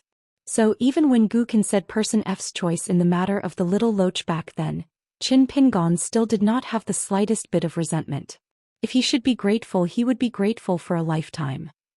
No matter what happened later, whether it was right or wrong, it could not cover the earliest kindness. It was like a heavy snow in one's hometown. No matter how thick the snow was on the mud road in Clay Bottle Alley, it was still the familiar road in front of every house in Clay Bottle Alley after spring. The only difference was that Qin Pingon had walked a very long path and learned not to force others with his own principles. So at the dinner table today he was willing to listen carefully to all of Gu Qian's principles and all of the little slug's inner thoughts. Qin Pingon squeezed out a smile. Don't worry. I won't force Gu Qian to learn from me. You don't have to do this. I don't have the ability. I just want to see if I can do something that Gu Qian and I feel is right. If I stay here, I won't hinder Gu Qian from protecting you, and I won't ask you to give up the hard-earned wealth. Qin Pingon asked, Can I? Person F hesitated, but in the end she nodded with difficulty. Qin Pingon just sat there. He did not take the pot of woody wine on the table, nor did he take off the blade-strengthening gourd at his waist. He said softly, Auntie and Gu Qian, I have a piece of good news. Although Uncle Gu is dead, in fact he's not really dead. He's still alive because he became Person Y. However, this is still a good thing. I came to Book Slip Lake this time because he took a huge risk to tell me that you're not worry-free here. That's why I'm here. I don't want Gu Qian's actions to cause your family of 3 to suddenly lose this rare opportunity to be reunited with each other. My parents once said that Uncle Gu was the man who was most worthy of Auntie in the alley near us. I hope that a good man like Uncle Gu, who wrote beautiful couplets in Clay Bottle Alley, who didn't look like a farmer at all, and who was more like a scholar, would also be sad. Person F covered her mouth and her tears immediately burst out. This time it was the most sincere and it had nothing to do with right or wrong.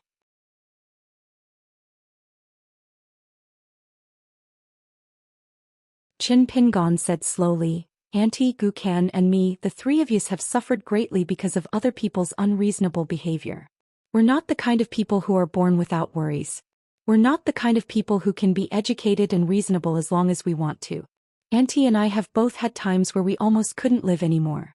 Auntie is only alive for Gu Qian's sake, and I'm only alive because I want to fight for our parents. We've both clenched our teeth and endured through it. So we know what not easy means. Speaking of which, when it comes to this, Gu Qian is the youngest, but after he left Clay Bottle Alley he had it even harder than the 2 of us. It's because at his age he's already had it harder than me and his mother. No matter how poor Auntie and I are and how hard our lives are, we're not like Gu Qian, who worries about death every day. But this doesn't stop us from asking why, when life is at its most difficult. But no one will tell me why. So, after we think about it for a while, we'll often be slapped in the face the next day. After a long time we won't ask why anymore because it's useless to think about it. When we're trying to survive, it seems like it's wrong to think even a little bit more. It's our fault, other people's fault, and the world's fault. If the world punches me, why shouldn't I return the favor with a kick? Everyone who's been through this kind of thing seems to have become the unreasonable person they were in the past. They don't want to listen to other people's whys because they don't care. They feel like if they're soft-hearted, they won't be able to protect their current wealth, and they'll feel sorry for the hardships they've suffered in the past. Why do the school teachers have to favor the children of the rich? Why do my parents have to be looked down upon by the neighbors? Why do my peers have to buy kites while I can only watch from the side? Why do I have to work so hard in the fields while there are so many people enjoying life at home? Why do they not even look at me when I run into them on the road? Why do I have to work so hard to earn it while others have it the moment they're born? Why don't they know how to cherish it? Why do other people's families get to reunite during the Mid-Autumn Festival every year? I don't know why it's like this either. I don't know what it was like 100 years ago or 10,000 years ago. I also don't know if the world has changed for the better or for the worse. I've read a lot of books and know some principles, but the more I know, the more I'm not sure if the principles I've come up with are necessarily right.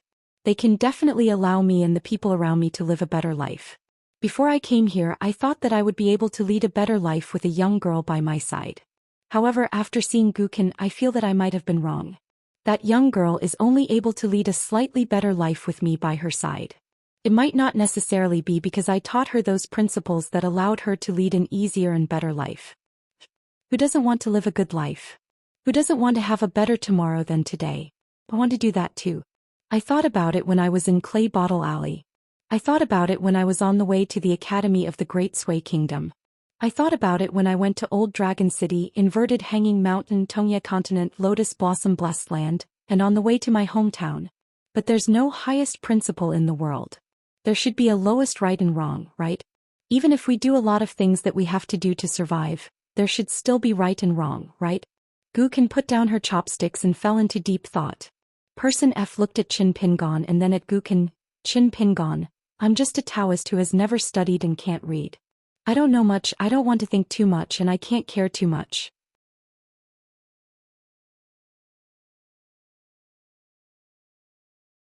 I just want Gukin to live a good life. It's also because of this that we have the chance to live today and wait for you, Qin Pingon, to tell us that my husband, Gukin's father, is still alive and that we have the chance to reunite as a family. Qin Pingon, can you understand what I'm saying? Won't you blame me for being short-sighted? Qin Pingon nodded and said, I can understand. I won't blame Auntie. Person F looked into Qin Pingon's eyes. She poured herself a glass of wine and drank it in one gulp. Then she poured another glass and drank it again. You came to find Kinna. No matter what you said, Kinna was very happy. I want to drink a glass. You told us the news, so I want to drink a glass too. We're all happy. Person F poured a third glass of wine. After drinking it, she said with tears in her eyes, Qin Pingon, I want to drink a glass to see that you've grown taller, grown up, and are safe and sound. I'm happy for your parents. Qin Pingon picked up the wine pot and poured himself a glass of wine. He raised his head and drank it. In a tall building in Pond City, Chui? He said, you're short-sighted? This person F from Clay Bottle Alley is not ordinary. No wonder she can partner with Lu Jimao and teach someone like Gu Ken. When Qin Pingon followed the two carriages into the city, Cui Dongshan had been pretending to be dead. However, when Qin Pingon appeared and met Gu Ken, Cui Dongshan had already opened his eyes. Everything that happened after that had nothing to do with Cui. Similarly, Cui Dongshan had seen and heard all of it. Cui? He smiled and said, what Qin Pingon said is futile. Even if they were both from Clay Bottle Alley, they knew the taste of suffering at first. But now, Gu Ken and Qin Pingon were two completely different people. Not only were their standpoints different, but the way they looked at the world, the most fundamental context, was very different. Qin Pingon could empathize with Gu Ken only because Qin Pingon had walked a longer path. Gu Ken, on the other hand, did not. For him, his hometown Clay Bottle Alley and then to Book Slip Lake was the entire martial world in the world. What's more, Gu Ken was obsessed with sex. He was born to go to extremes. Not to mention Qin Pingon, even if Gu Ken's father, Gu Tao, stood in Qin Pingon's position, he would not be able to change Gu Ken's mind. This was the fun part. Gu Ken's extreme behavior made him have deep feelings for Qin Pingon. That was why he said, even if you beat me to death, I won't fight back. This was the devil incarnate's heartfelt words. How rare was it? Qin Pingon knew, so he was in more pain. Qin Pingon even heard about the person who was about to die, Lu Xian. Before he died, Lu Xian did not blame Qin Pingon at all. Instead, he only said to him, Qin Pingon, I don't want to die. I really don't want to die. That was why Qin Pingon was in more pain now. That's how people are.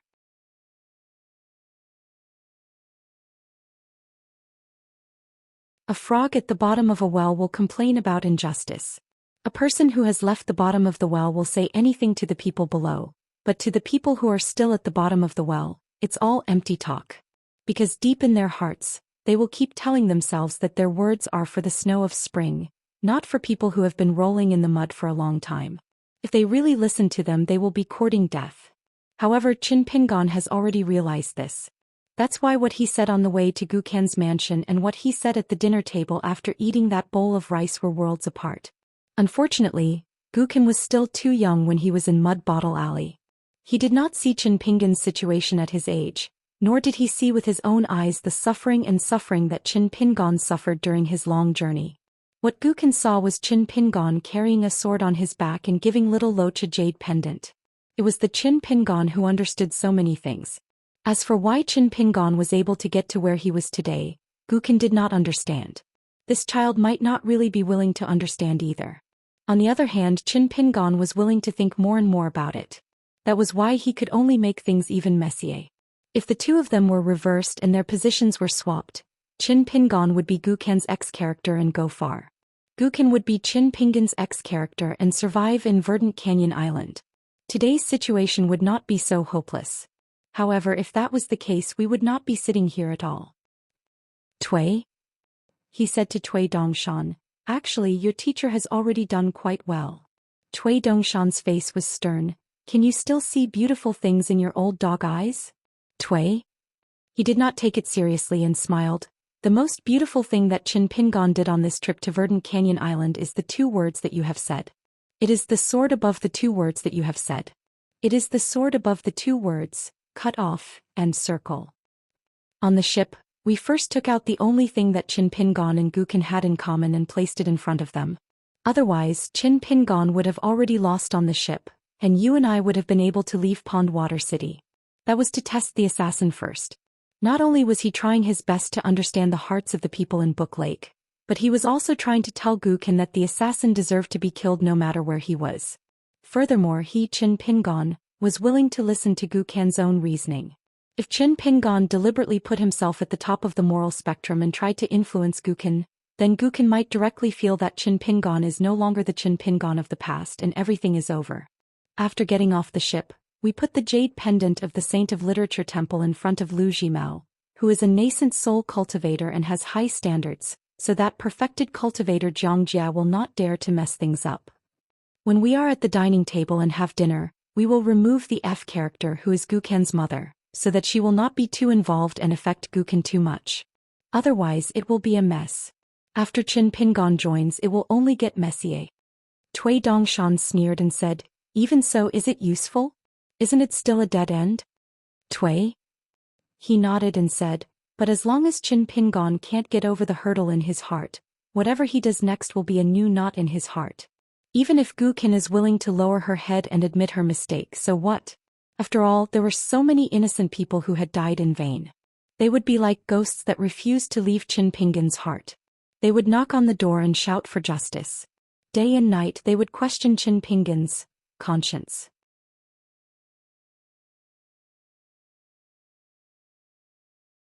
The first difficulty is whether Guken is willing to admit her mistake.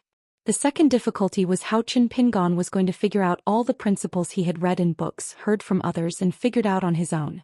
He was going to find the foundation of his own principles. The third difficulty was whether he would realize that he was wrong after knowing everything, and whether he would be able to stay true to his heart. The fourth difficulty is how Qin Pingon will do it. The third and fourth difficulty is the hardest. The third difficulty is that Qin Pingon is destined to fail. Tui Dongshan directly asked Qin Pingon about the last obstacle in his heart. The fourth difficulty? Tui? He seemed to be deliberately mystifying and said, the difficulty is that there are countless difficulties. Tui Dongshan responded with a sneer. Tui? He did not think much of it. If Qin Pingon really has the ability to be in the fourth difficulty, after we finish reading this difficulty, we will be able to understand why there are so many idiots and bad people in the world, and why everyone knows so many things but still lives worse than dogs. Then it will become Zhu Lu Dali's queen Du Mao. Why can't we be Qi Jingchun Alliance? But it's a pity that Qin Pingon will not be able to reach this step, because if he reaches this step, Qin Pingon will have already lost. If you are interested, you can stay here and slowly watch your master become skinny and haggard. As for me, I will have left long ago. Tui Dongshan said, oh, are you leaving here in a hurry to be reincarnated? Tui? He laughed, stretched out a finger and pointed at Tui Dongshan. You have to learn from your master, learn to be calm, learn to control your anger, then you can restrain yourself. Tui? He looked at the scroll on the ground again. I think Guken still won't admit her mistakes, what do you think? Tui Dongshan closed his eyes again, not pretending to be dead but waiting for death. Tui? He said to himself, It's said that there is no banquet in the world that lasts forever. Some banquets are still there when the people are not there, just waiting for them to take their seats. But at this table in Verdant Canyon Island, even if the people are still there, the banquet has already ended. Everyone is talking about their own things, drinking their own wine. What kind of reunion banquet is this? Forget it. S3. Qin Pingon led Gu Ken to a luxurious house. It was not a house with a courtyard by itself. It was right next to the room that Gu Ken and Jay would occasionally stay in. Qin Pingon asked Gu Ken to accompany her mother and chat more. After Gu Ken closed the door, she thought for a while and did not go to find her mother, but went alone to relax. Soon the little loach followed behind her. It told Gu Ken with the voice of the Heart Lake. Lu Zhimao didn't believe it at first when he saw the jade token, but after confirming its authenticity he seemed to be scared silly.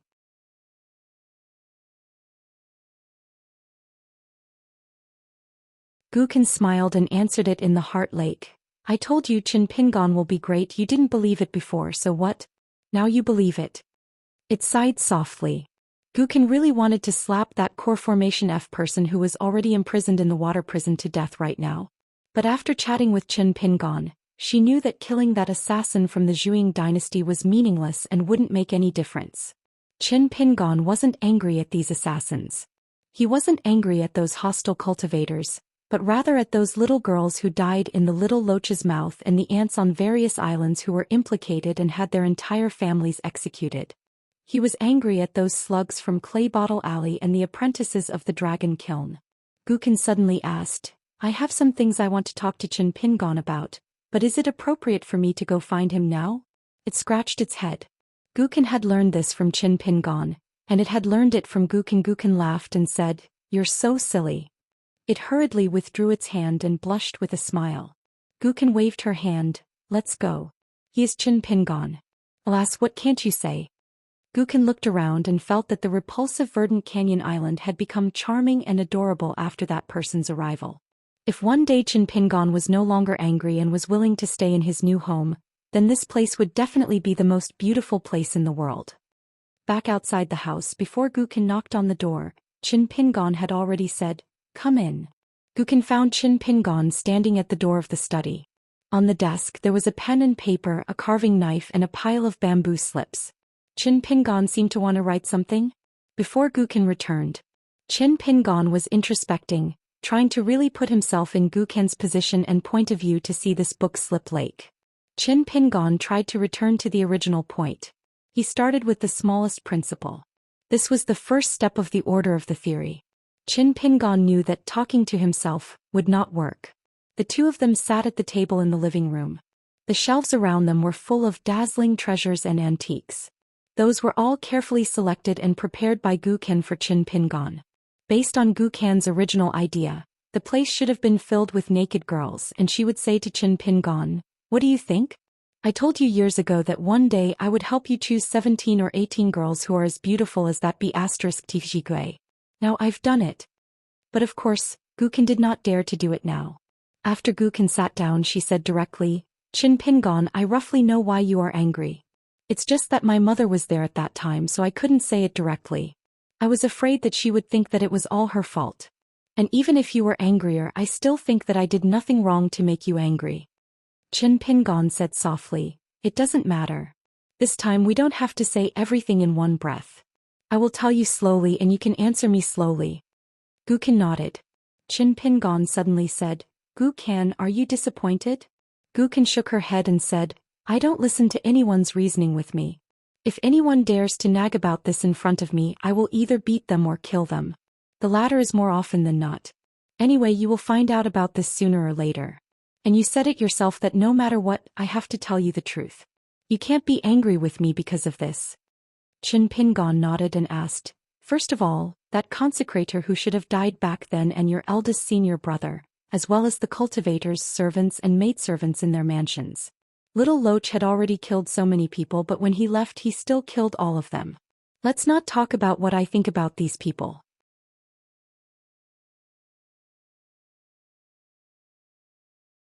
Tell me, is it really that important to kill them or not? Gu Ken really told the truth. It's not that important, but it's better to kill them. So I didn't stop Little Loach. In this book Slip Lake, this is the best way to do it. If you want to kill someone and take revenge, you have to kill your enemy until there is nothing left of them. You have to raze an entire island to the ground. Otherwise, there will be endless troubles in the future. In this book Slip Lake, there are really a lot of people who escaped from that time. 10 or 100 years later, they suddenly appear and kill that person's entire family. This is very normal. I'm already prepared to be killed inexplicably one day.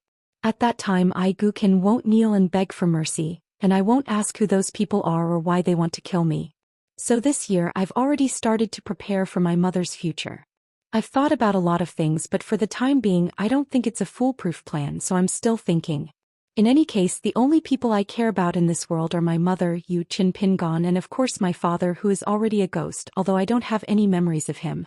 As long as I know that nothing will happen to the three of you because of me, even if I die one day I will die without regret. Qin Pingon listened to Gukin carefully. He didn't say whether she was right or wrong but continued to ask, then when you can protect yourself on Verdant Canyon Island, why did you deliberately let an assassin go and deliberately let them continue to kill you? Gukin said, this is also a way to frighten the bad guys. I have to kill them until their hearts tremble and they are scared out of their wits. Only then can all the little signs and evil thoughts of the potential enemies be eliminated. In addition to little loaches fighting, I also have to show that I'm worse and smarter than them. Otherwise, they would be stupid and think that there's an opportunity to take advantage of them. I'm not talking nonsense. Qin Pingon, you saw it yourself. Even I did that. Little Loach is fierce enough, right? But until today there are still assassins from the Zhuang dynasty who don't give up and still want to kill me, right? Today it's an 8th realm sword cultivator. Next time it will definitely be a 9th realm sword cultivator. Qin Pingon thought for a while and drew a line on the table with his finger. He said to himself, according to the ins and outs of your story, I now somewhat understand your thoughts. Well, this is your principle and it works in Book Lake. Although it doesn't work in my place, not all roads in the world are occupied by me, Qin Pingon. My principle is not suitable for everyone and everywhere, so I still can't judge who is right and who is wrong. Then let me ask you another question. If it will not hurt you and Aunt, forget it. According to the relationship between you and Book Lake, it won't work. Gukin was confused.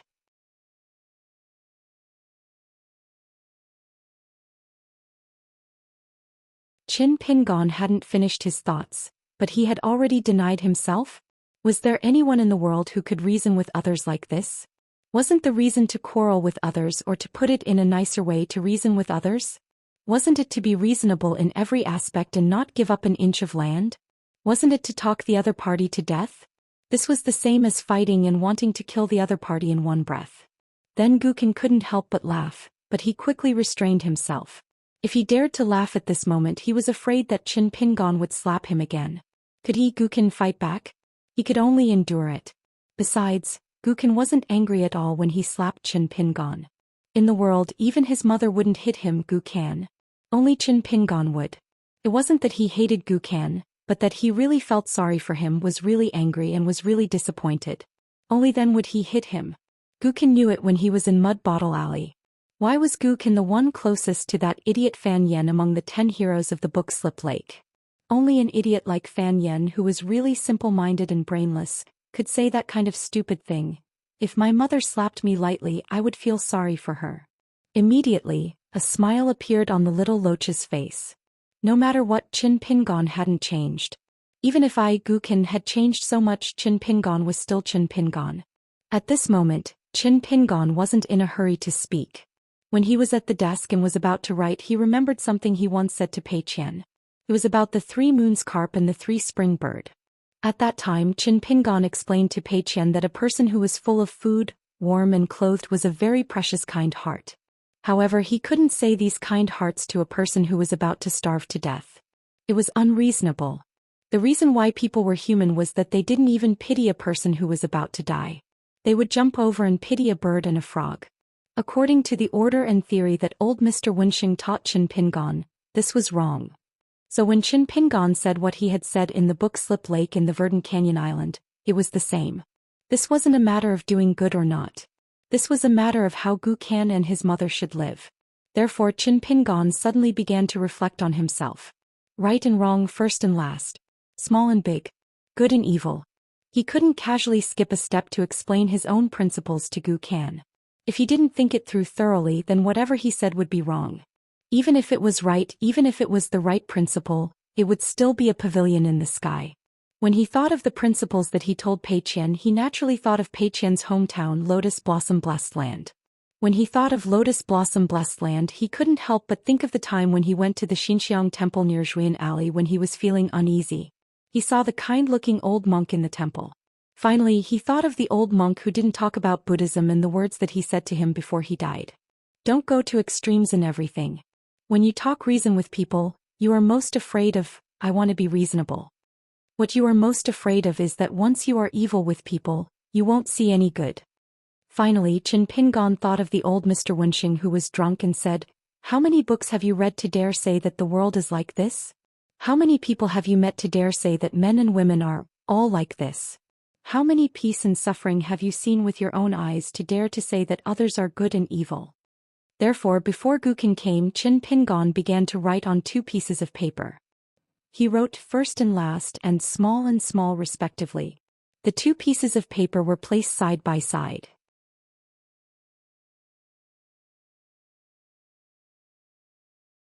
He did not take out the 3rd piece of paper to write good and evil. On the first piece of paper with first and last written, Qin Pingon began to write down a series of names. Gu Kan, Auntie Lu Jimao, Chief Minister of Xianxia Island, eldest senior brother, Jindan assassin. In the end, he wrote Qin Pingon.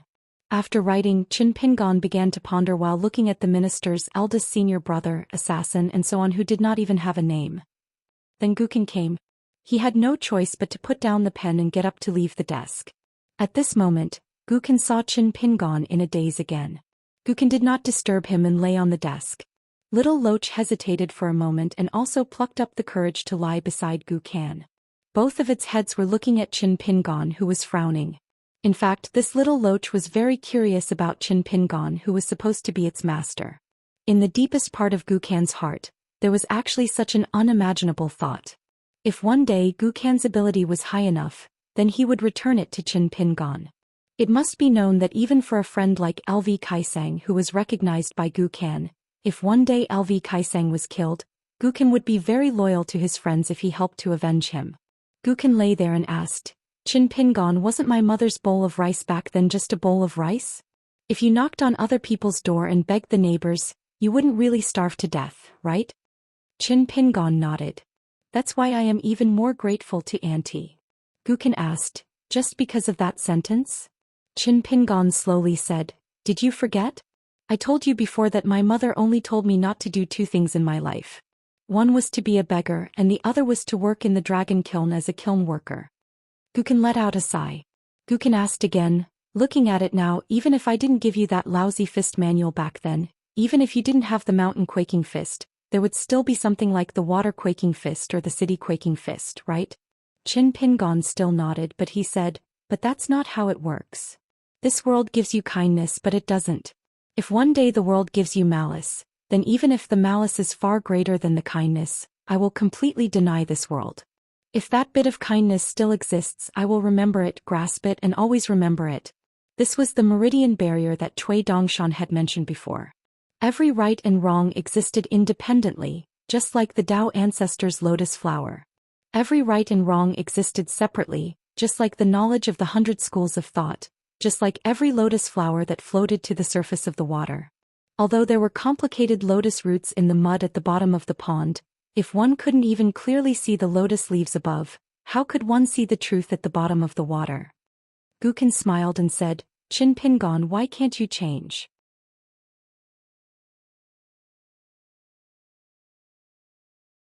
Qin Pingon thought for a moment. Maybe I'm luckier than you. I met good people at important moments. Gu Kan shook her head vigorously. That's not the case. I met you too. I was so young back then. Gu Kan choked her nose. Back then I still had 2 streams of snot hanging from my nose every day. Qin Pingon frowned as if he wanted to laugh. Gu Kan found an excuse and left with little Loach. After the door closed, the footsteps became softer and softer. Qin Pingon's face and spirit collapsed. After a long time he wiped his face. There were no tears. Qin Pingon exhaled softly, walked back to the study and sat in front of the desk. He stood up again. Qin Pingon took off the sword Immortal and the blade's strengthening gourd and placed them on the side of the desk. He wrote 4 lines of words on the piece of paper that said, "Judge big and small. The customs of a village. The laws of a country. The etiquette of a continent. The morality of the world." After Qin Pingon finished writing, he looked haggard. He picked up the blade's strengthening gourd and drank a mouthful of wine to help refresh himself. After that he wrote down the words calligraphy lake, after a village custom. Gukin returned to her room and saw that there were 3 ladies in there. One of them had been sent over by Fan Yen from Pondwater City. She was the daughter of a government official who had met with misfortune in the Stone Hair Nation. Another one had been forcibly abducted by Gukin after her entire sect on White Scale Island was annihilated by Azure Gorge Island. The last one was an outer disciple of Weeping of Shu Island who had requested to become a lady. Gukin sat at the table and supported her chin with one hand. She made the 3 girls stand in a row and asked, "I want to ask you a question. As long as you answer truthfully, you will be rewarded. Since you dared to lie to me, I'll treat it as an appetizer for little Loach today. As for whether you will annoy me after answering truthfully, well, it's hard to say in the past, but not today. As long as you tell me the truth today, I will be happy." The 3 ladies with different postures, but all of them were pretty and charming. They were trembling with fear, not knowing what this little master of theirs, whose feelings were hard to predict, wanted to do. Gukin asked, "Do you think it's a good thing or a bad thing to become a girl? How good is it? How bad is it?" The outer disciple of the Weeping of Shu Island said, "Young master, for me it's a great thing. Not only am I the only one who survived on the entire Weeping of Shu Island, but I also don't have to live in fear every day. Young master won't bully or kill us wantonly. Young master, you don't know how many young girls from the book Slip Lake want to be young master's maid." The second young girl, who was from a noble family of the Stone Hair Nation, hesitated for a moment. "I don't think it's a good thing, but it's not a bad thing either. After all, I was reduced to a maid from a noble family. However, it's much better than being a courtesan in a brothel or a plaything for those boorish men." The last girl, who was a direct disciple of the island lord of White Scale Island, said with a cold expression, "I wish I could cut young master into 1,000 pieces." Gukin was not angry at all. He asked, "White Scale Island will be destroyed no matter what. You dared to secretly collude with the other 8 big islands and tried to besiege our Azure Gorge Island. Do you know how your sect died? It was because of stupidity. Among the 9 big islands, your White Scale Island is the closest to our Azure Gorge Island.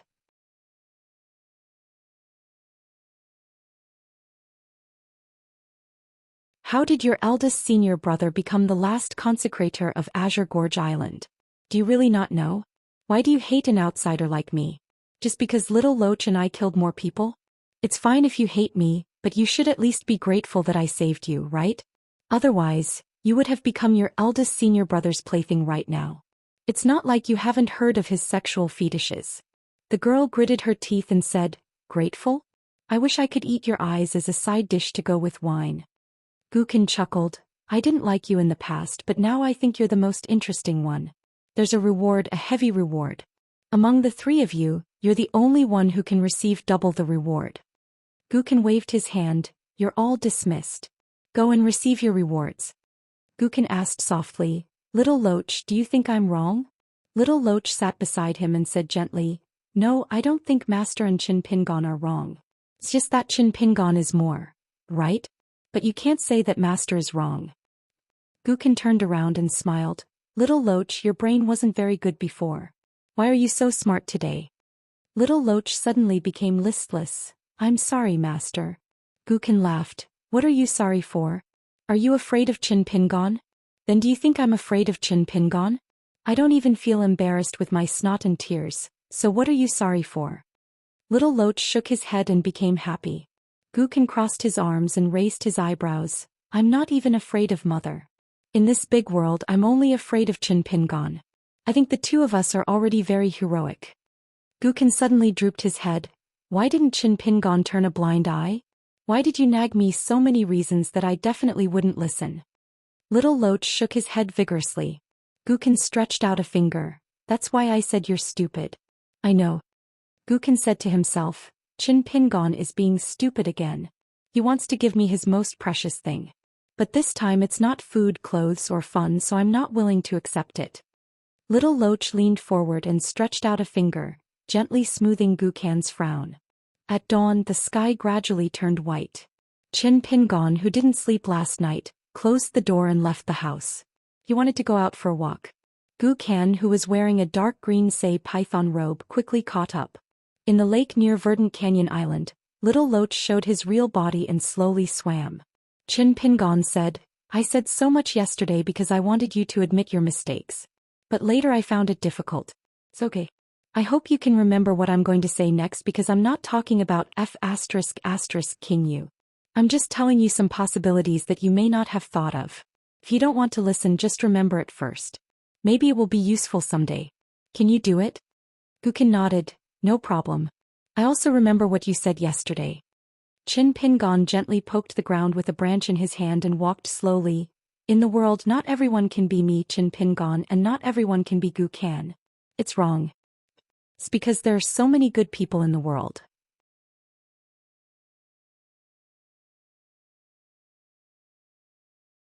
There are many good people that we have seen and many more that we haven't seen.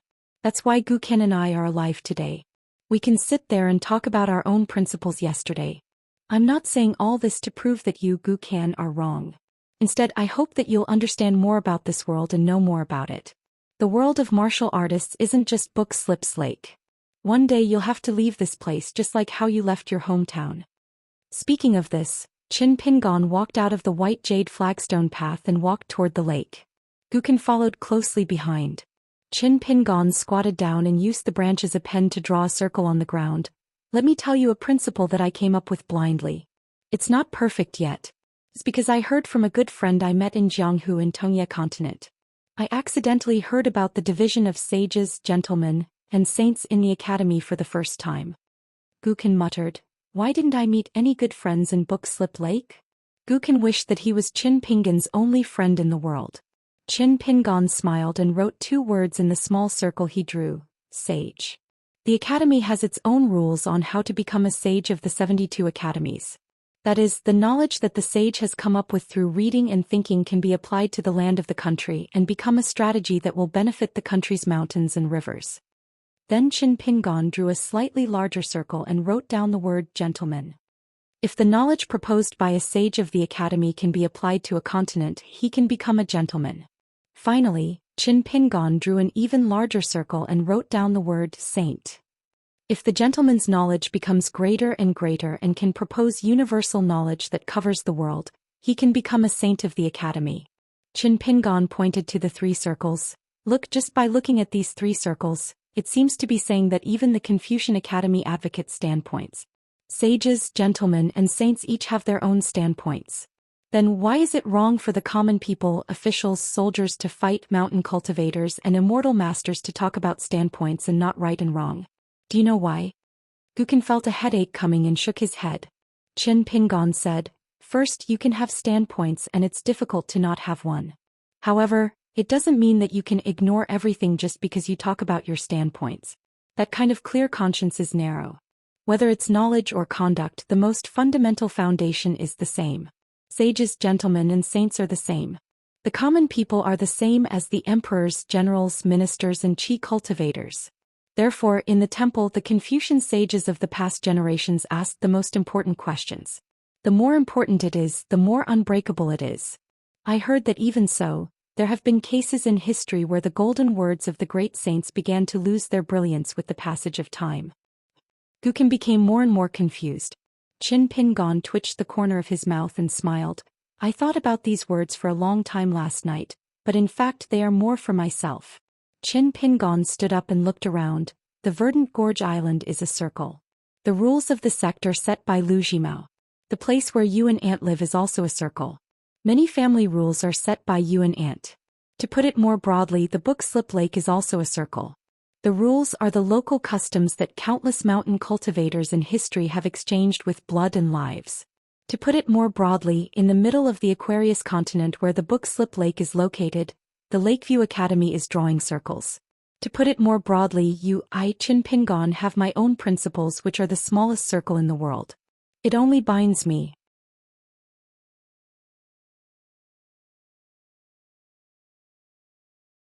Someone once said that in the secular world, it's better to discipline yourself with higher morality. Qin Pingon seemed to be asking himself this question. He leaned on the tree branch and muttered, "Do you know what I'm afraid of? I'm afraid of the principles that allow me to say f*ck myself and suffer less grievances. Those principles that can help me get through the current difficulties will become my principles for the rest of my life. The river of light is everywhere, but it's hard for you and me to see. It's always flowing. Just like what I said earlier, in this irreversible process, many of the sage's principles left behind by the golden words will also lose their light. Yesterday's principles will become unreasonable." Gukin suddenly tilted her head and said, "Today you're saying all this because you, Qin Pingon, want me to know that I'm wrong, right?" Qin Pingon did not answer Gukan. He said to himself, "But I feel that something's at the bottom, the lowest thing that fell on the dirt road of our clay bottle alley, which is full of dog dung, and dog dung will never change. What it was 10,000 years ago is what it is today, and what it will be 10,000 years later. For example, when we were about to starve to death, I Qin Pingon did not think of stealing or robbing. I would open the door to my aunt. I will remember the bowl of rice that she gave me for the rest of my life. I Qin Pingon still think that when someone gave me a stick of candied haws, I would endure it and not take it. Do you know what I told myself as I ran away at that time? As long as it did not involve her admitting her mistakes, Gukin would be more interested. He was very curious. What is it? Qin Pingon looked into the distance. If I took it, it would be wrong. Because at that time I still had J copper coins in my hand, so I wouldn't starve to death immediately. I couldn't take that stick of candied haws because I was afraid that after eating such delicious food, I would feel that a bowl of rice was enough to satisfy my life. It would be very unbearable. It would make my life even more difficult in the future.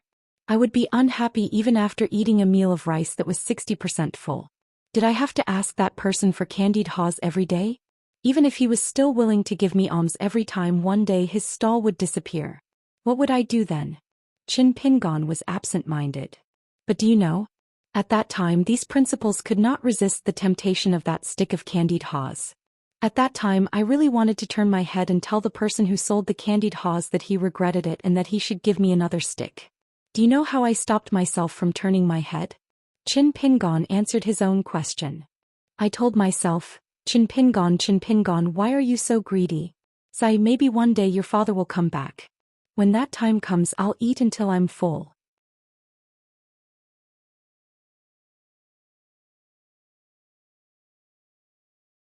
Dad promised you that he would bring candied haws the next time he came home. So later, when I secretly ran over there and didn't see the vendor, I was a little sad. It wasn't that I didn't get to eat the candied haws for free, but that I was a little worried. If Dad came home, he wouldn't be able to buy candied haws anymore. Gukin reached out and wanted to tug at the sleeve of the person beside her, but she did not dare to. Qin Pingon muttered, "As long as you're alive, you have to have some thoughts, right? Do you think I don't know that my father definitely won't come back? I know. But I still think that way. Do you know that when you were young, you always asked me why I wasn't afraid of ghosts at all when walking at night? It's not that I wasn't afraid at all from the beginning.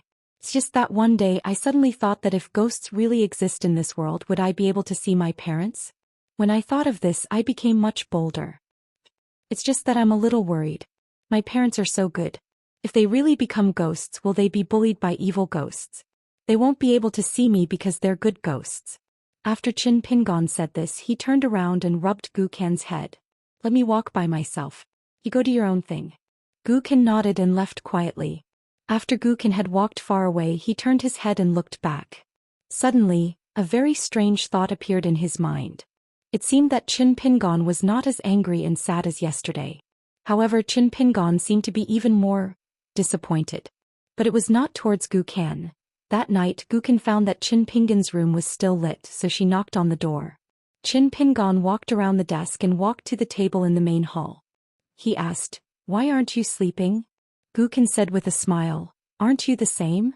Gukan saw that the table was full of paper filled with writing, but there was not a single paper ball in the wastebasket. She asked, Are you practicing calligraphy? Qin Pingon shook his head and said, I'm just thinking about it and writing casually. All these years I've been watching and listening. I still haven't thought about it enough. Gukin asked, have you come up with anything? Qin Pingon thought for a moment. I was just thinking about a sentence. The freedom of the real powerhouses in the world should be limited by the weak. Gukin rolled her eyes and said, what kind of powerhouse am I? And I'm only years old now. Qin Pingon said, it has something to do with how old a person is, but it doesn't necessarily have anything to do with it. I've encountered many powerful opponents in the past. Empress Dolly, an old flood dragon who was even more powerful than Little Locha's current cultivation base, and an Ascendant Realm cultivator. I can't say that they are purely bad people. In the eyes of many people they are also good and kind people. But at least they don't understand this principle. This is one of my most precious principles. I'm telling you because you are Gukan. It's your business whether you want to listen or not.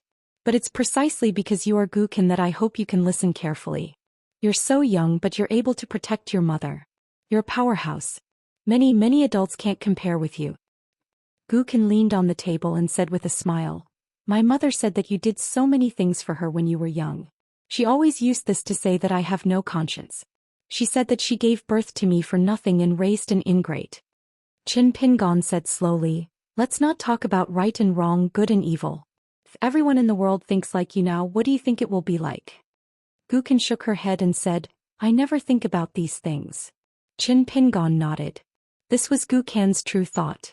Gukan was afraid that Qin Pingon would be angry, so she explained, I'm just telling you the truth. Qin Pingon said it himself.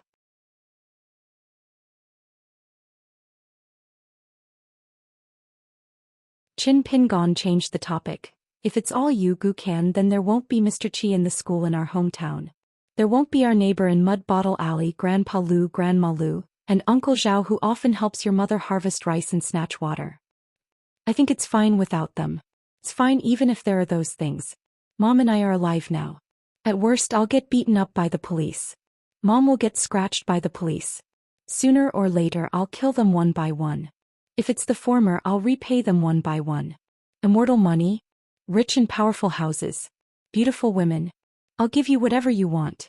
There won't be me in Mud Bottle Alley. Gukan glared at him and said, that won't do. Qin Pingon, whose face was slightly pale, smiled. After a moment of silence, Qin Pingon said, Gukan, I know you've been telling me the truth. That's why I'm willing to sit here. Now, I hope you can still tell me the truth about my last question. Sure. Do you like to kill people? Gukan hesitated for a moment, but the corners of his mouth slowly rose. In the end, a smile spread across his face. His face was full of smiles and his eyes were burning with sincerity. He said resolutely, yes. Gukan's smile was bright but she began to cry. Qin Pingon, I don't want to lie to you. Qin Pingon also smiled. He reached out his hand and helped Gukan wipe her tears. It's fine. I think I'm wrong. My principles can't tell right from wrong. But I'm still Qin Pingon and you're still a slug. Gukan asked worriedly, are you angry with me? Qin Pingon shook his head. I'm not angry with you.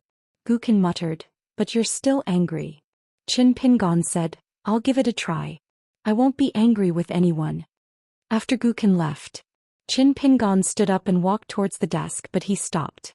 Just as he was about to turn around and sit at the desk to rest, he didn't want to go. He just stood there.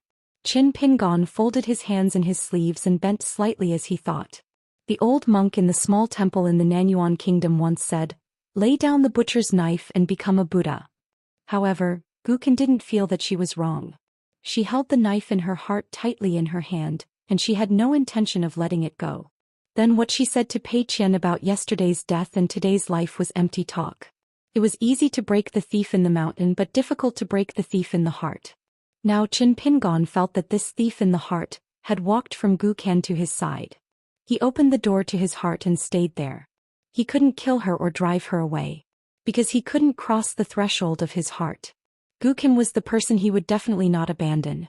The eldest sword immortal, the old man named Qin Qingdu, said that he was reasonable in everything he did so that he could be unreasonable occasionally.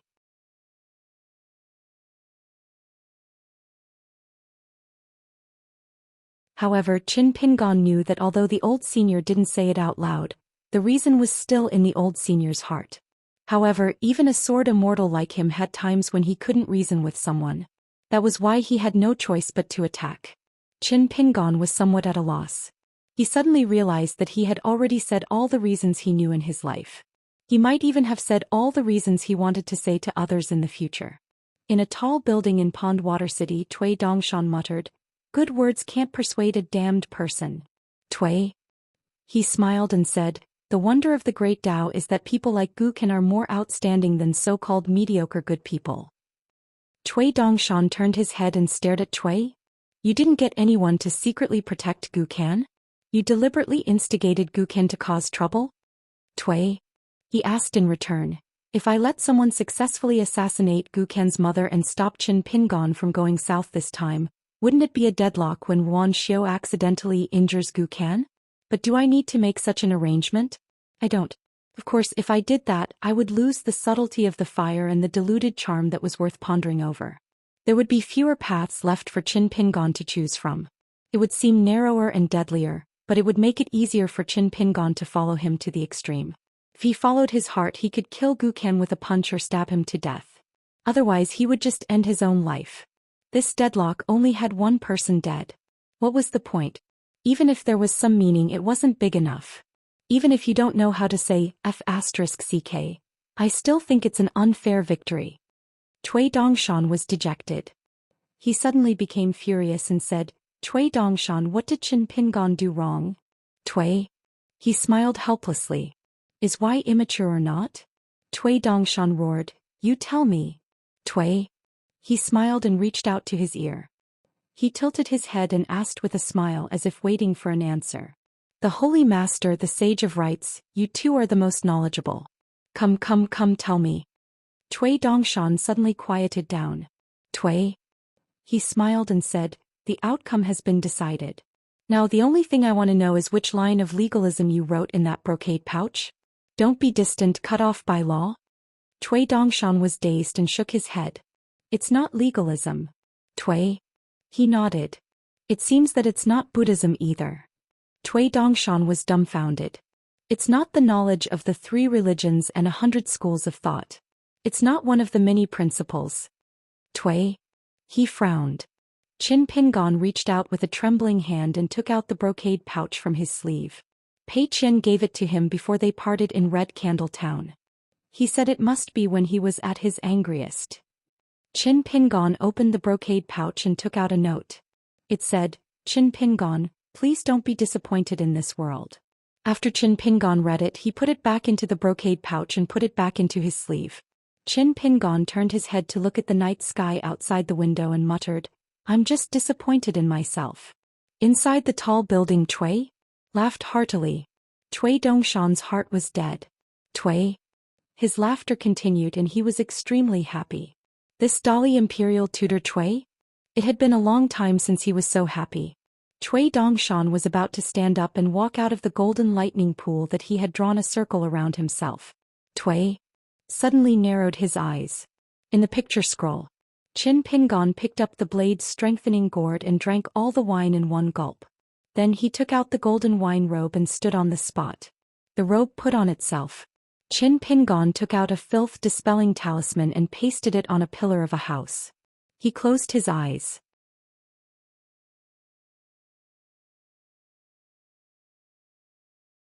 Using the inner vision method of cultivators, Qin Pingon's spiritual consciousness came to the gate of the mansion where the golden wine robe was. The gate slowly opened. After successfully refining the second natal item, the little man in the golden robe with a sword and a book on his back said something to Qin Pingon that even Mao Xiaodong couldn't understand. "It's great that you can admit your mistakes and correct them." That was actually deep in Qin Pingon's heart. Qin Pingon had a deep hidden concern for Gu Ken. That was Qin Pingon's hint to himself. If he made a mistake, he couldn't not admit it. If it wasn't someone close to him, Qin Pingon, he wouldn't think that he was wrong and he would side with him. However, those mistakes could be made up for. However, so many people had died. Gu Ken wouldn't be wrong. Now how could he make up for it? Right and wrong were right there. Qin Pingon could make an exception if he couldn't do it. He couldn't deceive himself. Many people were doing and saying things, but they might not be right. The gate of the mansion slowly opened. Qin Pingon bowed to the little man in the golden robe to say goodbye. Originally, the gold Sei Wendan, who had already formed the embryonic form of his gold core and was expected to reach the realm of having morals in his body, the gold Sei Wendan, who was dressed in a Confucian robe, had a million words to say. He only sighed and bowed respectfully with Qin Pingon. There was a bang. In the small world of the little man, it sounded like a funeral bell, resounding between heaven and earth. The golden Sei scholar's gall shattered with a bang. The golden Sei scholar's little figure's rusty long sword, the dimmed book, and itself all melted away like snow, never to be seen again. In this room of the mansion on Green Canyon Island, there was a bloody smell. Qin Pingon staggered and fell to the ground, sitting cross-legged. He struggled to stand up, pushed away all the papers and began to write 3 letters. Cui Dongshan's eyes were cold. I lost. There was a long silence. Cui Dongshan was a little suspicious and turned to look. Cui? He began to sit upright as if he was facing a formidable enemy. The next day, a very strange person suddenly appeared on Green Canyon Island. First, 3 secret letters were sent by Flying Sword. As for what was written and who was sent to, this person was Guken's distinguished guest, who dared to pry. The 3 letters were sent to Wei Pai of Longquan County, Zhong Kue of Tongye County, and Fan Junmao of Old Dragon City. He asked if there was a shortcut to quickly master the immortal spell of condensing and gathering souls. There were many things about how a person became a ghost after death or how to reincarnate. Was there a long-lost ancient secret method that could summon the ancestors of Yixing and help the people in Yixing to talk to them? After that, the person asked for a small house near a mountain gate on Green Canyon Island. There was a pen, ink, paper, and an ordinary abacus on the table.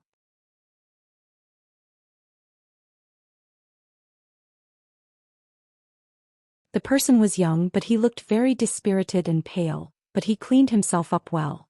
No matter who he looked at, his eyes were bright. He asked for the files of all the cultivators and handymen on Green Canyon Island from Lord Tianhu. He was like a bookkeeper.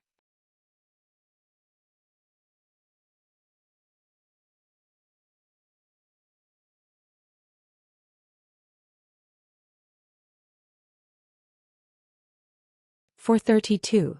Today the Book Lake's verdant canyon island was calm and tranquil. The lake's surface was like a mirror, surrounded by some large and small islands. Occasionally, one could hear the cries of the cranes in the Immortal's mansion. From time to time, 1 or 2 rainbows would pass by in the distant sky, accompanied by the faint rumbling of thunder. The scenery was pleasant. It was an Immortal's cave. Senior Sister Tianhu wore a red half-sleeved shirt embroidered with a cloud pattern with golden thread. She walked slowly with a stack of files in her hand, heading to the house near the gate of the verdant canyon island. All the cultivators who met Tianhu along the way stepped aside and saluted this beautiful female cultivator. Mr. Tianhu never responded. She was now a powerful figure in the verdant canyon island. In the past few years, the strength of the verdant canyon island had increased greatly. Tianhu followed Master Lu Jimao and junior brother Gu Qin to fight everywhere. Not only did she improve her cultivation through continuous bloody battles, but she also received a lot of dividends after the battles. Together with Lu Jimao's rewards, Tianhu successfully became an Earth Immortal of the Jindan realm at the end of last autumn. At that time, the verdant canyon island held a grand banquet to celebrate Tianhu's promotion to Jindan realm and Immortal. Tianhu came to the door of the house and knocked on the door. She saw the young man sitting behind the desk looking up at her. The young man, wearing a hairpin and a long green robe, had a scarlet wine gourd beside the table. Tianhu, as an Earth Immortal of the Jindan realm, had been here many times. She could see that the wine gourd was not simple. It was most likely an object cast by a master to camouflage him. Something that could make a great cultivator cover up his aura must be a genuine upper-grade magic weapon such as the sword cultivating gourd. Tianhu and Master Lu Jimao had a secret conversation about the wine gourd. Lu Jimao's answer confirmed Tianhu's guess that it was indeed an upper-grade sword cultivating gourd. But what made Tianhu's heart beat faster was not the sword cultivating gourd, but the long sword left in the house next to junior brother Gu Can's residence. Lu Jimao asserted that it was an unruly half-immortal weapon. Lu Zhimao requested Mr. Tianhu to restrain all the cultivators on Verdant Canyon Island during this period of time. At least before Qin Pingon left Book Lake, they should not act as they pleased as usual. That was the first time Lord Tianhu felt a foreign thing called restraint from his master, Lu Zhimao. S3. When they entered the room, the young man had already stood up and took the initiative to make an empty seat on the table. Mr. Tianhu gently placed a stack of dusty files on the table and said apologetically, "Mr. Qin, this is the third batch of secret files found from the incense room on Verdant Canyon Island. The incense room has been untouched for a long time and has been used to living a comfortable life without care of anything. Therefore, some of the files are not well kept and there are a lot of insects. Mr. Qin, I'm sorry." Qin Pingon waved his hand. "I hope Immortal Master Tian will not punish the incense room because of this. Immortal Master Tian and the incense room of Verdant Canyon Island are helping me. What do you think, Immortal Master Tian?" Mr. Tian, who originally planned to teach the three people of the incense room a lesson. However, at this moment, after seeing Qin Pingon's face and eyes, Mr. Tian, who immediately dismissed the idea. On second thought, he thought, maybe I should teach him a lesson under the table? On the surface, the Book Lake was peaceful. The cultivators of Verdant Canyon Island were used to the bloody storms of the past few years. Recently they were really bored and had nothing to do. Mr.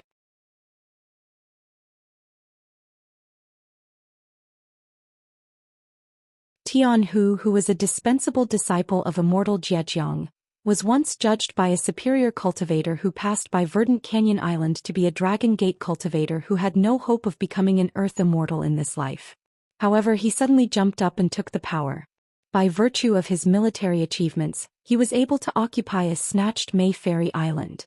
In the Book Lake, this was equivalent to a king who divided the territory and had a territory that truly belonged to Mr. Tianhu. Immortal Zhejiang's fair reward and punishment was the root of Lu Zhimao's success in creating the dominant structure of Verdant Canyon Island in the Book Lake. Lu Zhimao was not stingy in rewarding the meritorious officials. For the juniors or those who surrendered, as long as they dared to fight, kill and make contributions to Verdant Canyon Island, they would be rewarded equally by the ancestral hall of Verdant Canyon Island. Qin Pingon said, "Later, I may have to go to the supervisor of the incense room to ask some questions. Please help me pass on the message." Mr. Tian, who was frightened and immediately smiled. "Mr. Qin, you are too kind. This is my duty and the honor of the incense room." Qin Pingon was silent. Seeing that Mr. Tian, who did not seem to have any intention to leave, he had to ask softly, "Is there anything you want to discuss with me, Immortal Master Tian?" Mr. Tian, who carefully chose the words in his heart. After he had prepared a draft, he said, "Master asked me to ask Mr. Qin if Mr. Qin would like to participate in the election of the Jianghu monarch in Gong Willow Island." Qin Pingon said, "This is a great situation that Verdant Canyon Island won with great difficulty. It is also your Book Lake's own business. Of course I won't get involved. However, I will be here to watch the fun." Mr. Tian, who was relieved. The answer of the bookkeeper in front of him, who confused most of the Verdant Canyon Island cultivators, was quite satisfactory. He should be able to stay with his master Lu Zhimao. Qin Pingon walked out of the desk and walked Mr. Tianhu to the door. Although it was the same every time, Mr. Tianhu felt flattered. After Mr. Tianhu walked away, he thought to himself, the bookkeeper Qin Pingon is still the same person. Maybe it's because she knows about the blade strengthening gourd and the half-immortal weapon now? Qin Pingon returned to the desk and began to read the files of the incense room one by one. Name, place of origin, date of birth, master, family and clan. Many of the names had been erased with a red pen according to the old rules of the incense room on Verdant Canyon Island. Every time Qin Pingon saw a name that he was looking for, he would write it in a blank book that was deliberately not engraved with words. In addition to the place of origin, there were also the positions that these people had held on Verdant Canyon Island.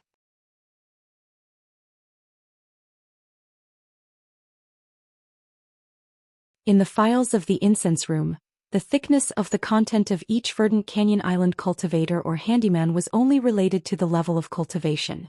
If the cultivation was high, there would be more records. If the cultivation was low, there would be only the name and place of origin, which was less than 10 words. There were also many dead people who actually did not even appear in the files of the incense room. When they died, not a single name was left.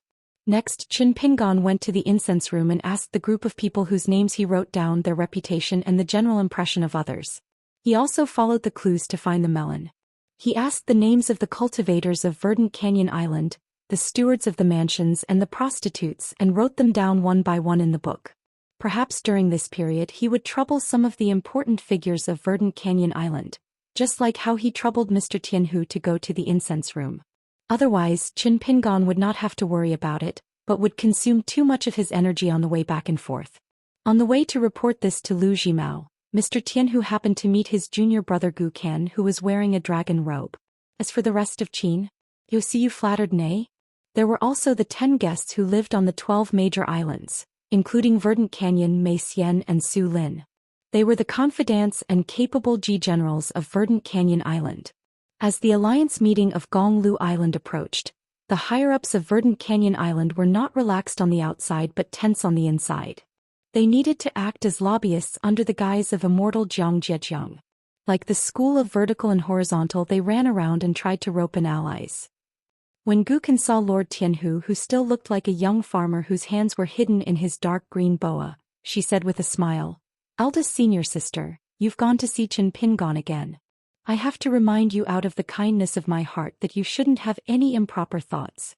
Don't think that you can climb into Qin Pingon's bed one day and have a good taste of me calling you sister-in-law. Otherwise, after I call you sister-in-law, I won't care about the relationship between us." Mr. Tianhu smiled bitterly and said, "Junior brother, I'm not obsessed. Besides, do you think Mr. Qin would be interested in someone like me?" Gu Kan was a little happy and said, "Of course. Qin Pingon has high standards. Back then he didn't like a girl named GQ in the neighbor's house. I'm very happy that you are so self-aware, senior sister." When chatting with Gu Kan, Mr. Tianhu would lower his body without a trace. Gu Kan didn't need to look up or look up. After a long time it was natural. Gu Kan continued, "Also, you have to help me keep a tight lid on the matter of Little Mississippi. If others let it slip, it's because they're stupid and they're courting death. However, eldest senior sister is such a clever person. If she makes a mistake, I'll suspect that eldest senior sister has ulterior motives. At that time, since master couldn't protect eldest senior brother back then, he won't be able to protect eldest senior sister now. I know that third senior sister who's innately seductive and loves to crawl into other people's beds isn't very close to eldest senior sister. If it wasn't for her cultivation and aptitude being so unsightly, perhaps we would have to call her master's wife by now." Mr. Tianhu's smile froze. "Junior brother, don't you know senior sister's character?" Gu Kan nodded and said, "It's precisely because I'm clear that I have to remind eldest senior sister. Otherwise, one day, you'll lose your life at my place for the sake of the food in master's teeth. Even if eldest senior sister doesn't regret it, as your junior brother, I've taken care of eldest senior sister for so many years." Mr. Tianhu smiled bitterly.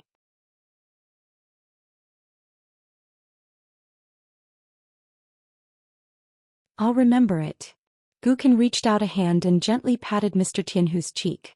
"Go. Master's waiting for your news." After Mr. Tianhu left, Gu Kan turned her head and said, "It's not good to keep calling you Little Loach. Go. I'll go to Qin Pingon's place and ask him for a name for you." Little Loach was bashful. Gu Kan smiled and said, "It's not your natal name. What's there to be afraid of and shy about?" On the way to that room, Gu Kan frowned and asked, "That night, was the commotion in Qin Pingon's room really like what he said? Was there a problem with his qi refinement?" Little Loach shook its head. Now that it was a nascent soul cultivator, it could look down on the qi refinement cultivators of the middle 5 realms from a high position. It could be said that it had seen everything clearly. It's definitely not that simple. It's just slightly better than qi deviation. It's hard to tell the reason. Qin Pingon is purely a martial artist and he's rebuilding the longevity bridge. He's different from us, so I can't see the truth. However, Qin Pingon was seriously injured that night. Master can also see that it's not just his soul and soul but also his mental state. Go on. Gu Kan stopped and fell silent. S3. Her entire body exuded a suffocating aura. This little devil of the book Slip Lake who made people tremble in fear, did not reach this stage just by relying on Little Loach and Lu Jimao. Gu Kan smiled bitterly and said, "Then tell me, how can I fix it?" Little Loach, who had a feminine appearance and fair skin, scratched its head and said, Qin Pingon didn't say anything himself. Master, you shouldn't paint a snake with legs and paint legs, right? Master, don't you often laugh at those ants who are trapped in a desperate situation and make more mistakes? Gukin nodded. That makes sense. When they arrived at Qin Pingon's small room, Gukin took a small stool and sat on the threshold. She smiled and told Qin Pingon the purpose of this trip. She wanted to help give little Loach a name that did not involve monsters or flood dragons in the world. Qin Pingon put down his pen and raised his head. He thought for a moment and said, let's call it charcoal and snow. Charcoal and snow are similar to each other. It's especially precious. Gukin nodded vigorously and smiled at little Loach. What do you think? Little Loach said shyly, it's too literary. I've never been to school. Will people laugh at me? Gukin sneered and said, if anyone dares to laugh at your real name, I'll. Gukin quickly shut her mouth and secretly turned her head. She discovered that Qin Pingon had picked up his pen again and was continuing to write with his head lowered. Gukin basked in the warm autumn sun for a while. Languid and comfortable, she was about to doze off. She was sitting on a small stool. Even if the sky fell down, Qin Pingon would be sitting behind her at the desk. Gukin was not afraid.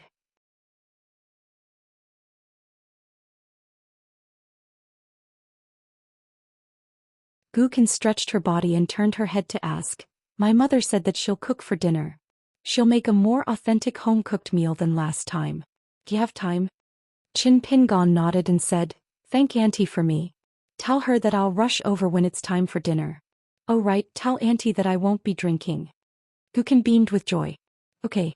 Then I'll go back to work. When Gukin put the stool back in the corner, Qin Pingon suddenly said, tell Mr. Tianhu that I want to collect the local records of the book Slip Lake. In addition to the collections of the islands, I may also want to collect the records of the Pond Water City next to the book Slip Lake, as well as the records of the states and counties further away. I'll pay for all the expenses no matter how much it costs. Also, remind her that when the final price is quoted, she should include the premium off the book, including the manpower and material resources of the Verdant Canyon Island. Everything is business. I believe the book Slip Lake will be familiar with this. Gukin smiled and said, it's no big deal.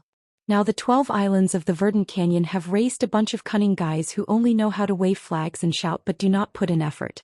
It's a good time to send them out to do something serious. Qin Pingon looked at Gukin. Gukin thought for a moment and said, I'll tell you in advance that business is business. I dare not use the name of the Verdant Canyon Island to force people to buy or sell. Qin Pingon said, if there are any accidents, tell me immediately and I'll deal with it myself. Gukin smiled brightly and said, don't worry, there will be no accidents. This is the Verdant Canyon Island, the book Slip Lake. There are many rules here and many people like to break the rules. But if you really break the rules, everyone knows what kind of price to pay. Gukin left the mountain gate of the Verdant Canyon Island with little Loach. Gukin suddenly said, little Loach, why do I feel that Qin Pingon's last look was strange? Were you nervous at that time? Little Loach said timidly, a little. Gukin swaggered, I've said it before. Qin Pingon is suitable to stay in the book Slip Lake. With him here, I'm afraid of him at most, but I'm really not afraid of anything. Who do you think will benefit more from this deal? Of course it's me. Little Loach smiled shyly, Charcoal Snow thinks you're right. Gukin turned her head and saw little Loach lowering its head and twisting the corner of its clothes. Gukin laughed and scolded, you're so shameless. You're so eager to use your name now?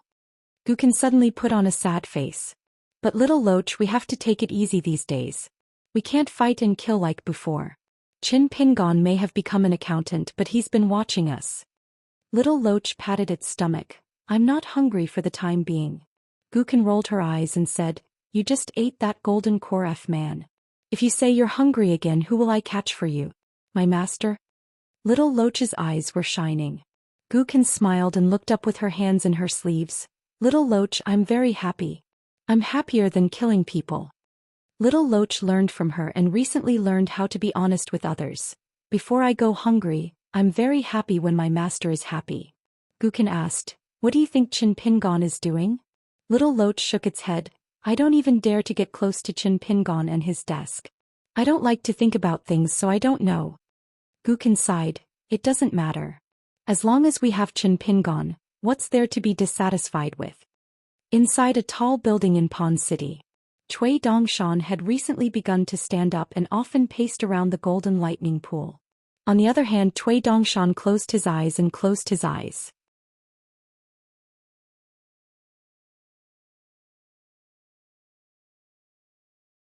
Occasionally he would receive a message from the highest grade flying swords, asking him to personally deal with some military and political affairs related to Dali's future. Cui Dongshan stood at the edge of the circle and looked down at the two scrolls. One was the words and actions of Gu Kan and the servant girl Little Loach, while the other was the scene in the accountant's room, Qin Pingon. Cui Dongshan began to comment on Gu Kan.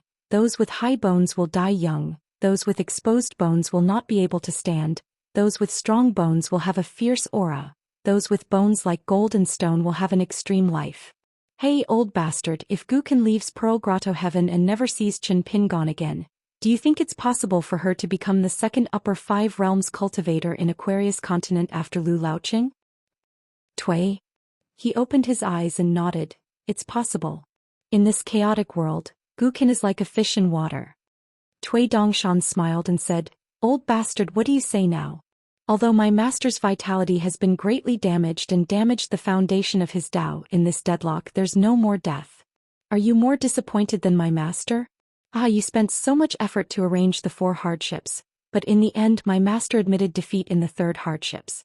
Since he insisted that Gu Kan's actions were wrong, he couldn't kill Gu Kan with one punch and couldn't leave Gu Kan alone. Then he first crossed the threshold of his heart and resolutely shattered the 2nd natal item that he refined with great difficulty. Using this opportunity, not only did he turn your first 2 hardships into a joke, my master was also able to cut off and circle again. He chose a winding path with the least forked roads, temporarily putting aside emotions and laws, and not fussing over laws and principles. Instead he began to trace back to the source. While thinking about this, my master began to try to walk out of his infallible circle for the first time. It's equivalent to breaking through the barrier, no longer being restricted by principles, and began to walk into the big world. As long as his mind can reach, there's no place in the world that he can't go. Cui. He didn't answer the question. I heard that you picked up the arithmetic that we threw aside back then and began to study the meridian barrier? Cui Dongshan chuckled and said, It's just a small achievement. It's not worth mentioning at all. Can't be compared to your great plans, old bastard. Cui.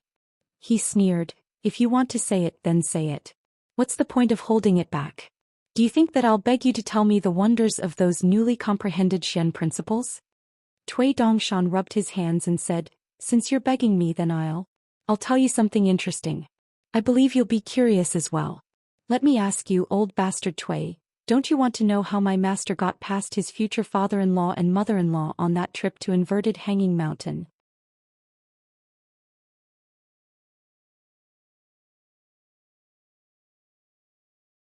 I can give you a hint that it has something to do with Gu Kan. Cui? He said calmly. Back then at the bamboo house on Luapa Mountain, Grandpa mentioned that Qin Pingon's greatest danger at Inverted Hanging Mountain and the Great Wall of Sword Chi was that he could break through 2 realms from the 4th realm in one go and reach the peak of the 6th realm. Qin Pingon, a shrewd guy, must have thought of this. From the current signs, Qin Pingon was able to restrain and release his fist intent to such an extent. The circumstances at the Lotus Flower Blessed Land might not be enough. It was most likely during the test of his father-in-law. Yes, there was a shop that sold Hyliang wine at Inverted Hanging Mountain. After drinking the wine, one would become a daylily. Qin Pingon should have reached the 6th realm at that time. How did he do it, and how did he return to his original realm? There are all kinds of strange things in the boundless world. There was also an old ancestor of the School of Miscellaneous Arts who sold wine for many years. None of this is important. I wouldn't be surprised if Qin Pingon reached the Earth Immortal realm in one step. So how did Qin Pingon pass the test? It's very simple. The 2 great sword immortals of the Great Wall of Sword Chi pretended to be passers-by and purposely angered Qin Pingon in the Hyliang wine shop. They made Qin Pingon's blood rush to his head, and he gave up his future in martial arts to break through realms in a hopeless situation. They wanted to do justice for Miss XNAI's parents. Cui Dongshan chuckled and said, You old bastard, you're quite impressive. However, you better watch your words in the future. My mister isn't being shrewd. He's just thinking about everything. Compared to the two of us who are born with a belly full of evil tricks, the difference is like heaven and earth. Tui. He sneered and said, I reckon that everyone at the Great Wall of Sword Chi thinks that Qin Pingon isn't good enough for Ning Yao. Tui Dongshan said suspiciously, Old bastard, what's wrong with you? Why are you saying good things for my mister? What? You want to surrender and lose half of it? If that's what you think, it's not impossible. Why don't we treat it as a tie? Tui. He continued to say, back then he was willing to give up his future in martial arts to pass the test of inverted hanging mountain. If he's not even willing to give up his future for Gu Ken, how can Qin Pingon be qualified to walk into this situation? How many smart people have we seen who are unwilling to give up their wealth today and only give it up when they have more in the future? Tui Dongshan became more and more confused. Tui? You're saying good things for my mister again? Don't tell me you've lost your mind? Don't be like this. It's fine if you've really lost your mind. You can go crazy after that big matter is over. At that time I'll just put a small rice bowl in front of Luopa Mountain's bamboo house. Tui? He pointed at the room in the painting and turned to look at Tui Dongshan. The corner of his mouth curled up and he sneered, What did I tell you before? The fourth difficulty lies in the countless difficulties. Do you know that the fourth difficulty has just begun? The more effort Qin Pingon puts in right now, the more worries he will have in the future. At that time I reckon you'll be asking me to surrender and lose half of it. You'll have to worry about whether Qin Pingon has completely gone mad. Tui Dongshan no longer pretended to be relaxed like before. He sat back down and said slowly, Victory or defeat for a moment depends on strength. Victory or defeat for eternity depends on reason. Tui? He smiled and said, If this moment is 10 years or 100 years, it's the lifetime of a mortal teacher.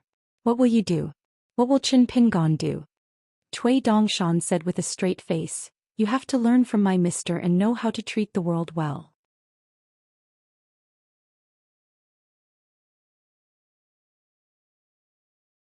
I Tui Dongshan am one of the people in the world. So don't *king bully people here. Tui? He smiled slightly. Wan Xiu's group has entered the game. The master of Gong Willow Island, Lu Laoqing, who has almost been forgotten by Book Slip Lake, is also about to enter the game. Perhaps it's better to come at the right time than early. Tui Dongshan shook his head. I'm not listening. Bastard chanting scriptures. Tui? He said slowly, This is the price of being reasonable. In Mud Bottle Alley he gave away a nascent soul loach for nothing. In Flood Dragon Gully he lost Qi Jingchuan's mountain character seal. In Old Dragon City he was almost stabbed to death by Du Mao.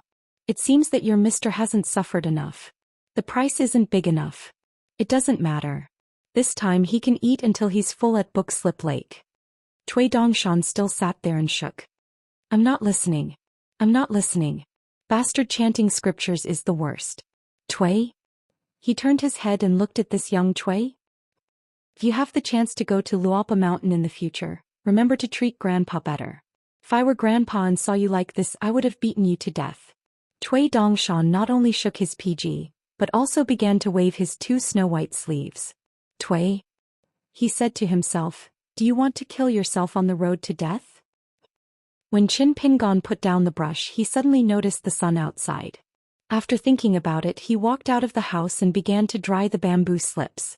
Many of the bamboo slips were engraved with words on both sides. It was not that there was not enough bamboo. After traveling for thousands of miles, there was naturally no lack of bamboo along the way. It was just that some of the more books he read, the more he would discover many principles. Even if the 3 religions and the 100 schools of thought had different literature, some of the sentences on the bamboo slips were still close. The literature within Confucianism was different, but they were still like direct descendants. The 3 religions were different, but they were like close neighbors. The 3 religions and the 100 schools of thought outside were like Jianghu friends who met by chance, or distant relatives who had not contacted for many years. When Qin Pingon was drying the bamboo slips, he picked up one of them. On the front there was a sentence from Confucianism, Things have a beginning and end, and things have a beginning and end. If you know the sequence, you will be close to the Tao. On the back there was a sentence from Taoism, Heaven and earth have great beauty but do not speak of it. The 4 seasons have clear laws but do not discuss them. Everything has its own reason but do not speak of it. However, this bamboo slip was a little special.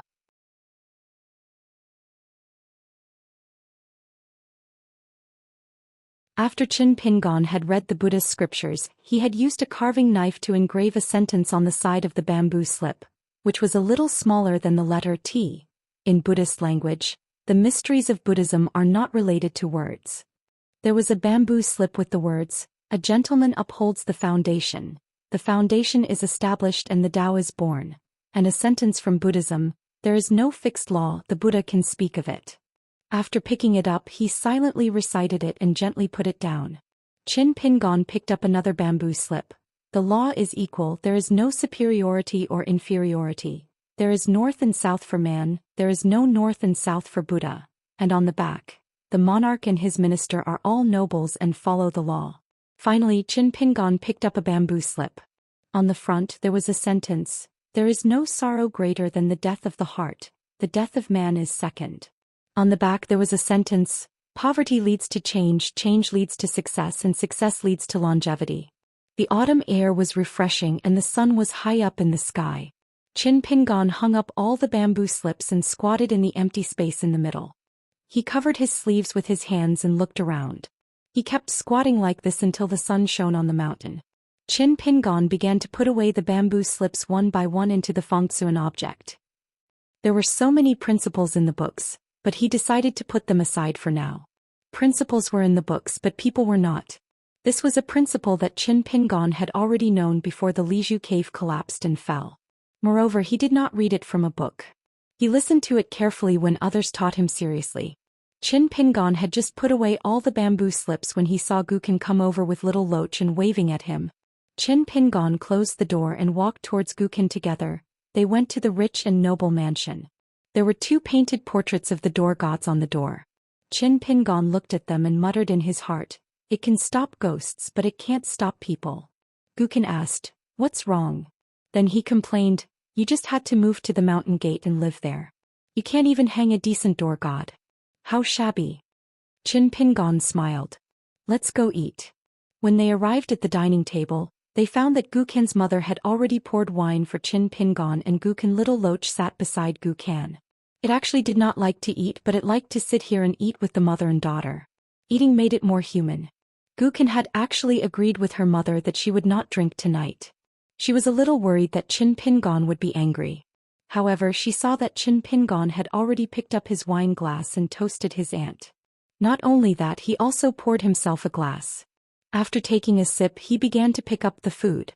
During the meal, most of the people in Lizhu Cave were talking about the trivial and interesting things in the past. Qin Pingon did not stay silent. He would talk about some of the lively things in Longquan County. It was a happy and harmonious atmosphere. After Gukan finished a glass of wine, she felt that she could drink 1,000 catties and not get drunk. Unexpectedly, Qin Pingon poured cold water on her. "You're still young. Even if you're a chi refinement warrior now, the woody wine can still benefit your cultivation. You should drink less. If you're really happy, just drink 3 glasses. Gukan made a face and nodded in agreement.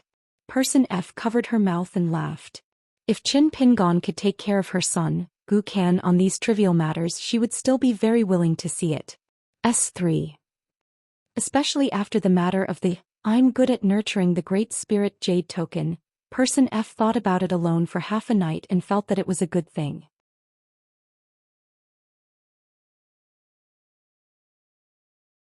At least it could make Lu Zhimao more cautious. As long as Qin Pingon had the ability to protect himself, at least it meant that he would not be a burden to her Gukan, right? As for the twists and turns of right and wrong, she was also annoyed by it. She did not think that Qin Pingon would deliberately hurt Gukan. As long as Qin Pingon did not do bad things out of kindness and was not the kind of person who did things without considering the severity of the matter, she would let Qin Pingon stay in Verdant Canyon Island. After the meal, Qin Pingon began to walk alone along the lake path around Verdant Canyon Island as usual. He walked and stopped without any purpose. Occasionally he would meet some cultivators of Verdant Canyon Island. Most of them were young and junior chi refinement warriors of the lower 5 realms. As for those handymen and maidservants, they naturally did not dare to leave their mansions at will. When they saw Qin Pingon, they would call him Mr. Qin because they did not know the background of this young man at all. They only heard that he was a distinguished guest who was personally invited to Verdant Canyon Island by Gukan. Not only that, Gukin would go to the house at the mountain gate every day to chat with this distinguished guest. This was a very rare thing for someone who came from the West. However, when the bookkeeper was more polite to everyone, it was hard to figure out and they subconsciously lost a lot of respect for him. Could it be that he was just for show? For example, was he little Devil Goo's dolly fellow villager? Or was he the junior of that lady's maiden family? Qin Pingon walked on the quiet road and stopped. There were two people standing in front of him. One was Gukan's senior fellow apprentice, Xianxia, and the other was Lu Kaisang, who could catch Gukan's attention. He was a handsome young man in white clothes. In fact, he was nearly 30 years old, but he was still a teenager. He should have entered the cave-dwelling realm when he was 10 years old, so he could be as handsome as a child. This showed that the old nascent soul cultivator of Book Lake was very insightful to take Lu Kaisang as a closed-door disciple. Lu Kaisang left Xianxia, who had stopped, and stepped forward with a serious face. "You are Qin Pingon? I advise you not to order Kinkin around in the future." Qin Pingon asked directly, "Or what?" Lu Kaisang was slightly stunned and was about to speak. Qin Pingon's sight had already passed Lu Kaisang and looked at Xianxia, who thought he was an outsider. He hesitated and said something strange. "Forget it, just this once." Xianxia stopped talking. Qin Pingon shook his head and said, "No need to explain. I know. I just don't want to hear it." Lu Kaisang looked at the haggard young man with haze between his eyebrows and sneered, "What a big tone. Did Kinkin lend you the courage?" Qin Pingon, who looked like a sick person, stretched out an arm horizontally.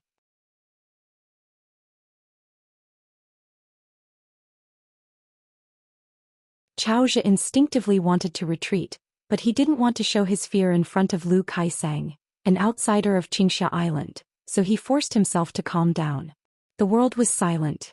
Lu Kaisang laughed and said, "Is this AG?" Qin Pingon frowned and said to himself, "You don't want to come? You have to think about it." When he finished speaking, a golden silk thread rose from Gukan's mansion in an instant. The golden thread kept stretching and finally a long sword suspended above the young man's palm. Even if the flying sword was an inch above the man's palm, it was still. But the long golden thread brought out by the flying trajectory of the long sword. It never retreated. Lu Kaisang narrowed his eyes. He was shocked. Qin Pingon asked, "According to the rules of the Book Lake, the two of you can die, right?" Qin Pingon glanced at the slightly trembling semi-immortal weapon sword fairy and said indifferently, "Go back. The next time I unsheath you will be satisfied." The sword fairy flashed away, and the golden thread of more than 10,000 feet long disappeared. Lu Kaisang still stood in place and refused to back down. Xianxia had already made way and stood aside. Qin Pingon glanced at LV Kaisang, who looked as if she was facing death calmly. The fatigue on her face did not lessen at all, but he smiled unexpectedly. "Gukan should really treat you as a friend." After that, Qin Pingon turned around and went back to the house. Lu Kaisang, who was a little scared, turned his head and looked at Xianxia, who was in a cold sweat. Lu Kaisang asked, "Is this guy out of his mind?" Xianxia did not dare to say a word. Lu Kaisang could run back to his master's place to hide, but once he provoked such a low-profile sword fairy, where could he run to? Qin Pingon returned to the house and lit the lamp on the table. The local records of various places in Book Lake were sent one after another, and there were also many records of the ancestral halls of various islands. The reason why Mr. Tian who could send them so quickly was very simple. They were all the trophies seized from Verdant Canyon Island, and they were the least valuable ones. If Qin Pingon did not mention it, sooner or later they would be burned as a pile of waste paper. The 11 vassal islands of the Verdant Gorge Island had all been wiped out by the pair of master and disciple. They all needed to be read one by one, and they also needed to make excerpts. After that, they needed to ask more details, and then it would not be a matter of sitting here and writing. But Qin Pingon did not think it was a difficult thing. First of all, he was good at grinding. He just had to put down the practice of boxing and do something else. Second of all, if he felt it was difficult just at the beginning, he could have quit long ago. Late at night, the full moon outside the window was bright and clear. Qin Pingon put down the pen, rubbed his wrist and walked out of the door. He paced in a circle to relieve his boredom. He had sent 3 letters to Cloud Mountain in Longquan Prefecture, Taiping Mountain in Tongya Prefecture, and Fan Family in Old Dragon City. It was estimated that he would not get a reply from the Flying Sword for a while. Qin Pingon was not in a hurry and he could not be in a hurry. In the past he had traversed the mountains and rivers one step at a time. Flying swords that were as fast as lightning were much faster. Qin Pingon suddenly walked out of the circle, passed through the gate of Verdant Canyon Island and went to the ferry. Standing on the shore he squatted down, scooped up a handful of water, washed his face, raised his head and looked into the distance. For some reason at this moment, Qin Pingon looked at the infamous Book Lake in Aquarius Continent, but he thought of a good saying that he had forgotten its origin, and was not willing to delve into it. The heroic spirit of heaven and earth, awe-inspiring for thousands of years.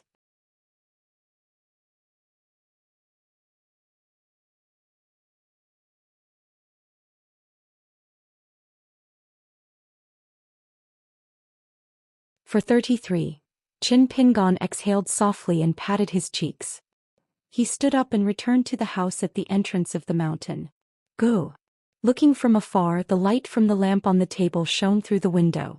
Qin Pingon subconsciously wanted to quicken his pace, but he suddenly slowed down and laughed involuntarily. After the age of 4, there was never a time when he went home. There was always a lamp waiting for him at the ancestral house in Mud Bottle Alley. After he became a teenager, he violated his oath and became an apprentice of the dragon kiln to earn some copper coins. However, how could he not turn off the lamp every time he went out? Today was time to go out. He had already forgotten to turn off the lamp. What could he do if he hurried to the house? Blow out the lamp? However, he did not feel sleepy at all. He was destined to study under the lamp at night and then light the lamp again? Then what was the meaning of turning off the lamp and lighting the lamp?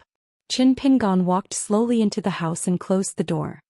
He sat behind the desk and continued to flip through the archives of the incense room and the records of the ancestral masters of the various islands to fill in the gaps. If his heart was not calm, he should not practice martial arts. As for the cultivation of qi, it was even more impossible. Qin Pingon knew in the lotus flower blessed land that when his heart was not calm, it was meaningless to practice martial arts. Therefore he often went to the small temple near Zhuangyan Alley to chat with the old monk who did not talk about Buddhism. Moreover, Qin Pingon could not lift his spirit and qi. It was more complicated than having a disturbed heart. His spirit and qi felt like they had fallen to the bottom of a well and were tied up by a huge rock. How could he lift them up? However, this state of mind could be considered as having a calm heart in another sense. Qin Pingon closed the badly preserved Pan-H files and picked up the small carving knife that the shopkeeper had given him when he bought a jade hairpin in the capital of the Great Sui Kingdom. He gently drew a dotted line on the table with the handle of the knife.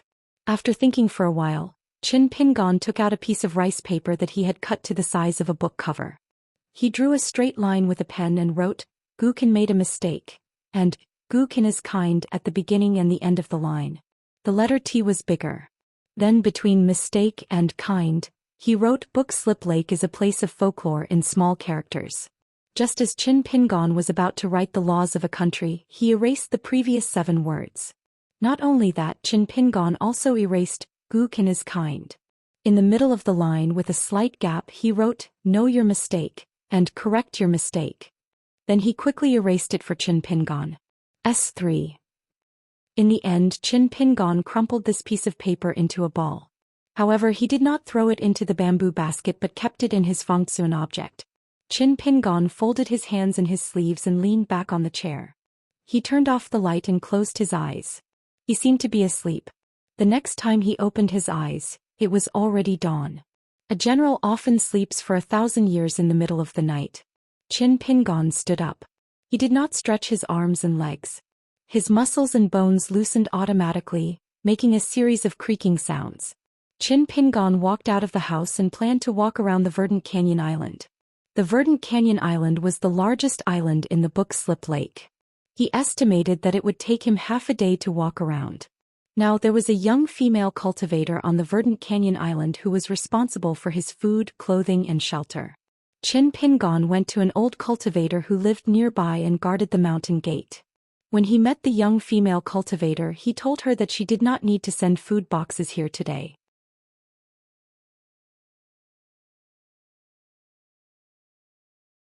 The old man was a cultivator of the cave-dwelling realm. He quickly agreed. Qin Pingon suddenly smiled and said, "I think she will still prepare." If I am not here, she will not dare to walk into the house without permission. So let her send you 3 meals today. Let Senior Zhang enjoy the good food. Just eat to your heart's content. Senior Zhang has told me a lot of old stories about the verdant canyon island. Take it as a reward. The old cultivator said nervously, Mr. Qin, I won't lose my life because of gluttony, right? Qin Pingon shook his head and said, No, you won't. The old monk was still not very happy. Indeed, he had seen too many ups and downs in Verdant Canyon Island, so he could not help but be as timid as a mouse. Mr. Qin, please don't deceive me. I know Mr. Qin has good intentions.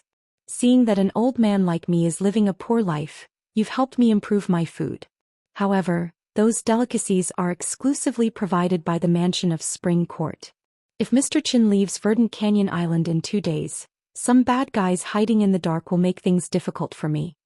Qin Pingon said, Then leave the food boxes here with Senior Zhang. I will come and get them later. The old cultivator smiled and said, That's safer. After Qin Pingon left, the old cultivator complained that this young man did not know how to be a good person. If he really pitied him, why didn't he say hello to the Spring Court mansion? At that time, who would dare to give him a hard time? This bookkeeper was a hypocrite. Every day he would deliberately mystify things in that room. In the book Slip Lake, the old cultivator had seen many such tricks to fish for fame. He would not live for long. As soon as the old cultivator started to complain, it was like a flood bursting through a dam. He began to complain that after that guy stayed at the mountain gate, he caused him to lose a lot of money. He no longer dared to make things difficult for some of the cultivators of the lower 5 realms. He would spend money by seducing 1 or 2 snowflakes. When he met some of the younger female cultivators with graceful figures, he did not dare to indulge in his mouth and hands like he used to. After he finished his dirty talk, he would secretly pinch their PG balls. He thought that if he could get close to this bookkeeper and get familiar with him, he might be able to get a blessing in disguise. From then on, he could get a connection with the Spring Court mansion. Although he did not dare to say that he would make a name for himself, he could get a job in the government office of the Verdant Gorge Island. He did not expect that the bookkeeper was a stubborn person. No matter how he tried to please him, he was either a Jianghu newbie who did not understand the hidden meaning of words, or he was pretending to be stupid. His intention was to be punished.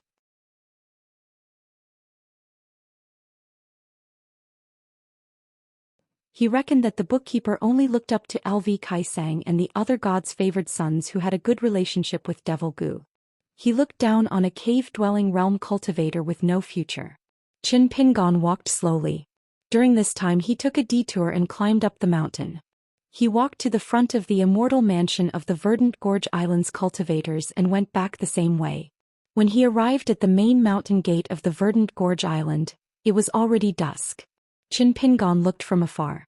The young female cultivator of the Spring Court mansion, who was said to be the personal maidservant of Gu Kan's mother, was standing at the door of the house with a delicate food box in her hands. The old cultivator who was guarding the door bowed and stood beside her as if he was apologizing with a smile. Qin Pingon walked quickly and took the food box from the young female cultivator's hands. He thanked her. The young female cultivator of the Spring Court mansion, who had fair skin and an oval-shaped face, bowed to Mr. Qin and left without saying anything.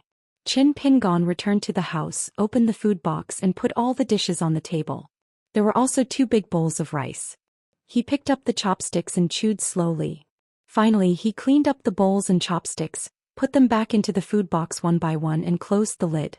Life and death matters, right and wrong, were not things that could be done without reasons or excuses. Gukan could say F***ck me in her heart, but it could be erased like the words on the paper. It was precisely because Gukan didn't admit her mistakes and didn't think it was wrong that it became a dead knot in Qin Pingon's heart.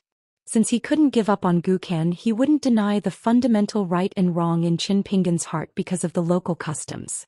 He wouldn't deny the principles that were so low that they couldn't be any lower. Qin Pingon wanted to take the first step forward and try to correct his mistakes and make up for it. However, Qin Pingon himself had to take a step back first and admit that he wasn't right enough. Putting aside all the principles, he had to change his path. As he walked, he perfected his thoughts. In the end, he still hoped that Gukan could admit her mistakes. Taking 10,000 steps back, there was only the sky that couldn't be climbed. The sky was immortal and immortal. There was no mountain that couldn't be crossed. The mountain was the threshold of the human heart. Qin Pingon wanted to face these thresholds head-on. His own, those of the dead, those who cared about the dead, and those who were still alive. These were the sufferings of the human world that were destined to wear away the eternal knife in his heart. When one made a mistake, there were only two results. One was to make a mistake all the way to the end, and the other was to correct it step by step. The former could allow one to have a moment or even a lifetime of ease and contentment. At worst, before one died, one could say that one had no regrets in this life. The people of Jianghu also liked to shout that they would be a hero again after 18 years. The latter would be especially taxing, and it might not be beneficial even if it was strenuous. If one person pulled out 10 poplars, there would be no living poplars. Qin Pingon wanted to try to verify the pros and cons of this sentence first. As for whether it was right or wrong, no matter what the final result was, it would be set aside from the principles in the book. In the meantime, what Qin Pingon could do at the moment was to ask Gu Qian to restrain himself a little and not continue to kill unscrupulously. He had said so much to Gu Qian, and in the end Qin Pingon felt as if he had spoken for a lifetime. Fortunately, even though Gu Qian was unwilling to admit that he was wrong, Qin Pingon was not an ordinary person in his heart.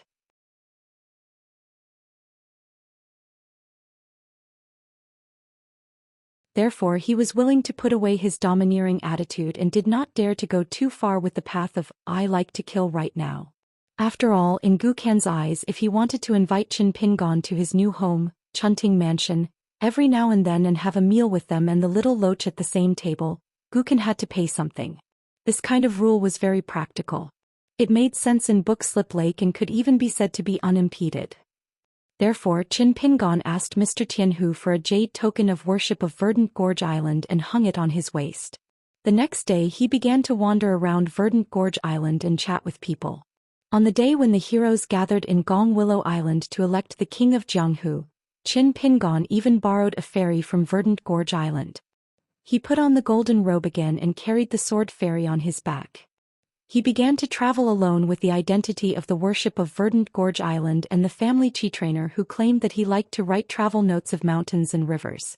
With this funny identity that had never appeared in the history of Book Slip Lake, he traveled to many islands outside the law of Book Slip Lake. According to the map of Jianghu given by Mr. Tianhu, he began to travel from more than a dozen vassal islands of Verdant Gorge Island to May Fairy Island, where Mr. Tianhu established his mansion after Bearing Essence, and White Scale Island, where the ridge was like snow-white fish scales every time the moon shone. When Qin Pingon finished visiting these islands day and night, it was already 3 days later. He also wrote down some names that were not in the archives of the incense room. On Gong Willow Island in Book Slip Lake, there were still endless quarrels. There were vaguely 3 camps.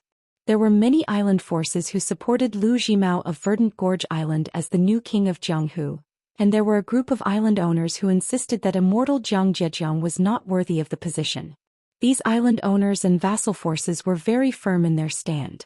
Even if Lu Jimao became the king of Jianghu, they would not recognize him. If they had the ability, they would continue to fight them one by one. The last camp was the island owners who were watching the tigers fight. They might be the ones who changed the rudder according to the wind, or they might have secretly formed an alliance and it was temporarily inconvenient for them to show their position. Interestingly, every time the island owners who opposed Lu Jimao opened their mouths, they would like to say that Immortal Jiang Zhejiang was a person of virtue and prestige, and then so and so on, as if they had made an agreement in advance. In Book Slip Lake, the phrase "a person of virtue and prestige" seemed to be more harsh than any scolding words. On this day Qin Pingon drove the ferry to an island called Pearl Hairpin Island, which was far away from Verdant Gorge Island.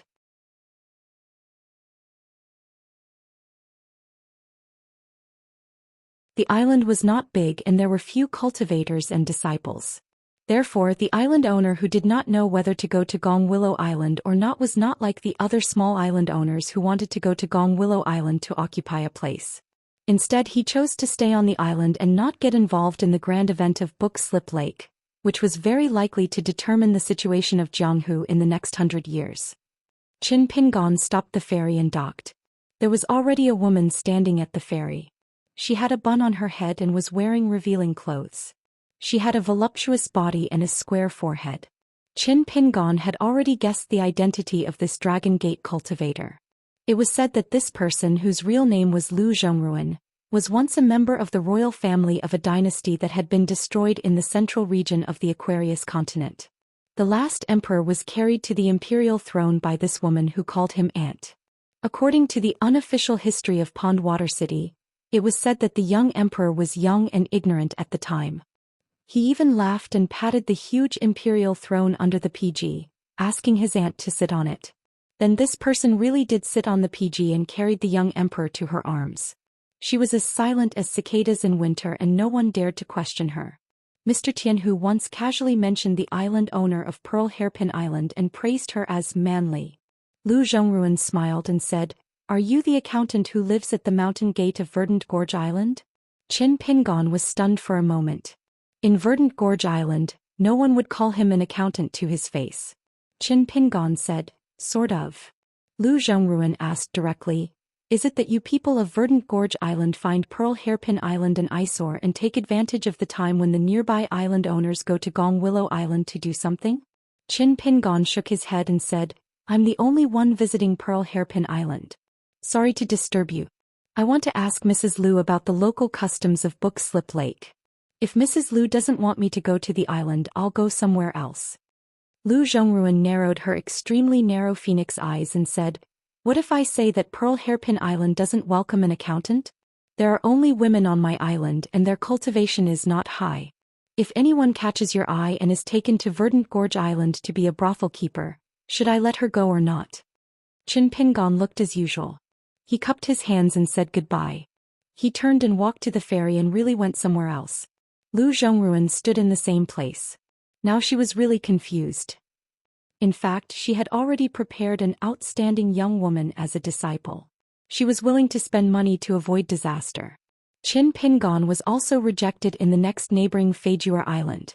The island owner was not there, so the steward did not dare to let a minister of worship of Verdant Gorge Island go ashore. If he was caught by the unruly cultivators of Verdant Gorge Island, who could he cry to? If he was alone, he would not dare to refuse. However, he had a big family on the island, so he did not dare to take it lightly. But if he did not give the young minister of worship of Verdant Gorge Island any face, the old cultivator did not dare to embarrass him too much. He saw him off all the way and kept apologizing. He looked like he wanted to kneel down and kowtow to Qin Pingon. Qin Pingon did not persuade Anwu to do anything. He just left quickly and rowed the boat far away. On the third island, Flower Screen Island, the owner of Earth Immortal of Jindan Realm was not there. He went to Gonglu Island to discuss important matters. He was also one of the most hard-working allies of Immortal Zhejiang. A young island owner stayed on the island to guard the nest.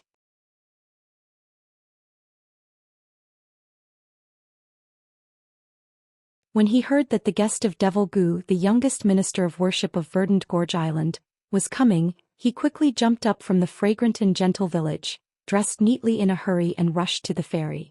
He personally showed up and greeted the guest with a smile. Actually, the young island master was a little disappointed when he saw the young minister of offerings who was hiding in the Verdant Canyon Island. The young island master did not look like a master who was good at killing, but more like a teacher in a rural school. Now, all the islands around the Verdant Canyon Island were secretly discussing this matter. However, the Verdant Canyon Island was tight-lipped and no useful information was leaked. They only heard that the young man was a ruthless person who had slapped the great demon Gu twice in public in the Pool Water City. Gukin did not fight back, but treated the young man with courtesy and took him to the Spring Court Mansion of the Verdant Canyon Island. Now the young island master and his friends, including the young island master, were betting that the young man would live for a few days. The young island master of the Flower Screen Island bet that the young man would die within a month. Who did not know that the great demon Gukin was known to be temperamental and kill people at will. The Chi cultivators who were eaten by the Big Loach in Book Lake were not enemies. They were guests of honor on Verdant Gorge Island and many of them drank with each other. Qin Pingon drank a lot in Flower Screen Island. He drank very little, but the other party drank a lot. 1,000 cups of wine were not enough for a bosom friend. They chatted about many of the drunken mantras of the young island owner. Back on the ferry, Qin Pingon, who was rowing the boat, thought about the temperament of those words and knew that Book Lake was not easy to deal with. Away from Flower Screen Island, Qin Pingon anchored the boat in the middle of the lake. He took out a pen and paper and wrote down some people and things. After that he walked and stopped every day like this. He saw different sceneries and people from island to island. Like Pearl Hairpin Island, there were many people who closed their doors and refused Qin Pingan to climb the mountain. On the map of Book Lake in Qin Pingan's arms, a circle was constantly drawn on the island. Every day he would row the boat and leave Verdant Gorge Island before dawn and return to the house on Verdant Gorge Island late at night. Book Lake not only gathered the mountain and swamp cultivators from all over the Aquarius continent, it was also a place where witchcraft and demonic arts flourished. All kinds of unheard-of evil arts emerged one after another. There was also the Flower Screen Island, where the cultivators liked to indulge in extravagance and immerse themselves in the happy days of drunken stupor. On the road, gold was chiseled into lotuses and the flowers were stuck to the ground.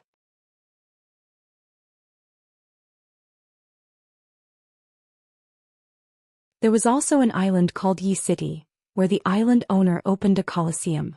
Whoever dared to throw a stone at the ferocious beasts would be guilty of offending the beasts, and would be punished with capital punishment. Every day the cultivators from other islands would throw the disciples of their sects who committed crimes or their enemies who were captured into the cages of the most famous coliseum in Yi City. Yi City had its own fine wine and women to serve the cultivators who came to have fun and enjoy the bloody deeds of the ferocious beasts on the island. There was also the island owner of Dress Island, who was said to be a great scholar from a country in the southwest of the Aquarius continent. Now he liked to collect the hats and crowns of the scholars from all over the continent and use them as chamber pots. One day Qin Pingan left an island called Asterisk Island. There were 2 immortal sects on the island, both of which were proficient in the dual cultivation technique. When they saw Qin Pingan, one of the women of the sects, regardless of their age, had the gaze of a hungry wolf, a tiger, or a leopard. However, the Xianxia Island's jade token hanging on the young man's waist made them not dare to act too recklessly. When Qin Pingan went down the mountain and boarded the ship shook slightly, and the fragrance of cosmetics lingering around the golden robe dissipated.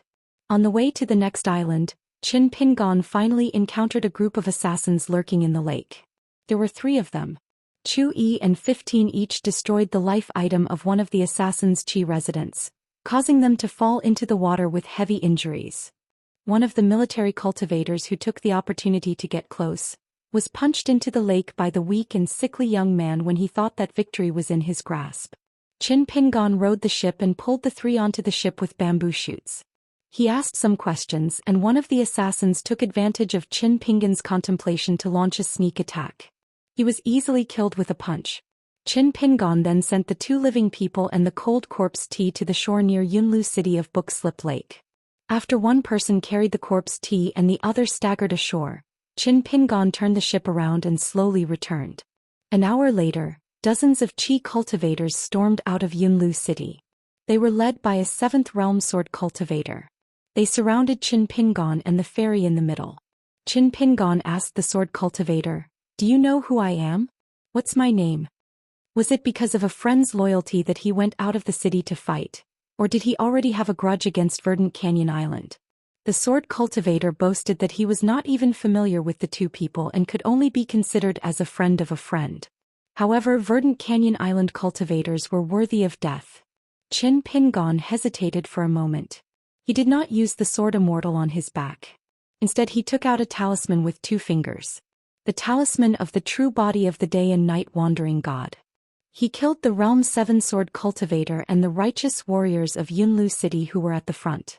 He also used his flying sword to kill one of the earliest assassins who had survived the calamity. Ignoring the dispersing cultivators of the Cloud Tower, Qin Pingan, who was increasingly dispirited, did not head to the Verdant Canyon Island.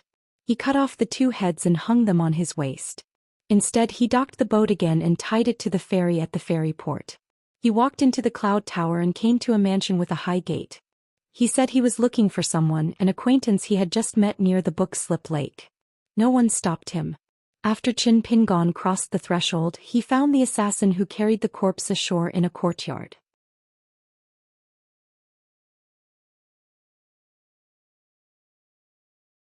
Beside him was the flying sword Chu Yi that had quietly followed him into the city. Qin Pingan turned his head and looked in a direction. He called softly, "Charcoal Snow." A young woman appeared on the wall. S3. Qin Pingon said, "Don't follow me anymore. Protect Gukin.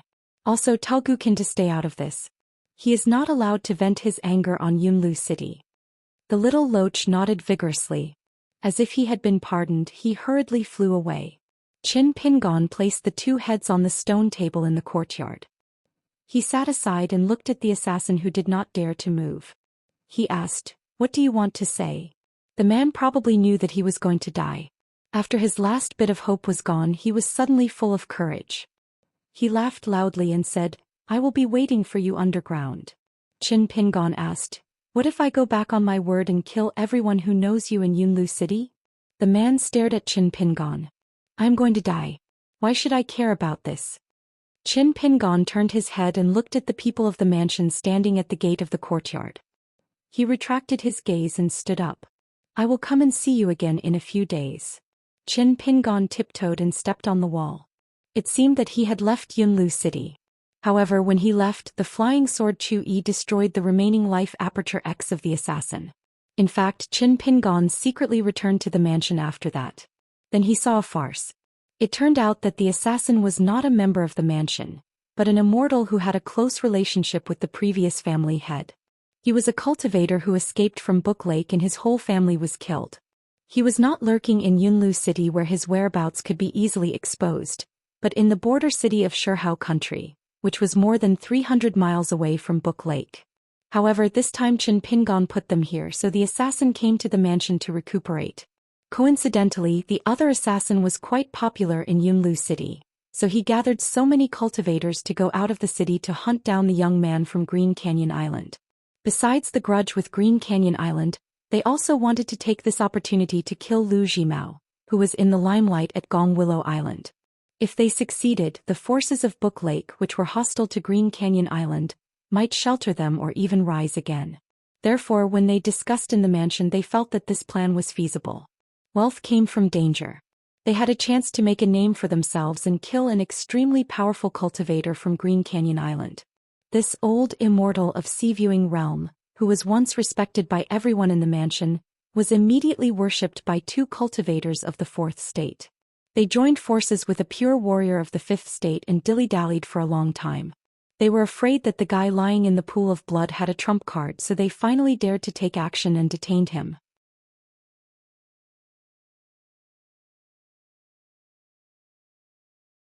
The three of them were all sweating profusely. Only then did the current clan head begin to curse this person for being ungrateful, almost implicating more than 100 people in the clan to be buried with him. The clan head's face was ferocious, saying that even if he had to dig 3 feet into the ground, he would still find that beautiful woman who came to the clan as a guest in J. When the time came, he would let him admire that living erotic painting day and night in front of his face. The tied-up assassin finally began to struggle for his life. His entire body was covered in wounds and his blood was a blur. The family head was unusually carefree. His eyes were red and he said something that made things worse. "Don't think that it's hard to find that young girl of yours. Others don't know your background, but I do. Isn't she hiding in the city at the border of the Stone Hair Kingdom? I heard that she was a good-for-nothing with no talent for cultivation, but she was born beautiful. I believe that it's not hard to find such a beautiful young girl if you spend a lot of money. If you really can't find her, I'll spread the news at that place that you're about to die in the Cloud Tower City. I don't believe that your girl will hide and not show up." 3 days later. In a city at the border of the Stone Hair Kingdom, a middle-aged man was already waiting there before the group of people from the Cloud Tower City entered the city. In order to hurry on the journey, the group of people had to eat and sleep in the open and complained constantly. A cultivator of the fourth state and a warrior of the fifth state led the group. They didn't realize that someone was watching their words and actions and even silently recording them on a piece of paper. The group of people searched in the city but to no avail. They immediately rushed to a county city near the Stone Hair Kingdom. Finally, in an alley in the county city, they found the family that only had an old woman and a young girl.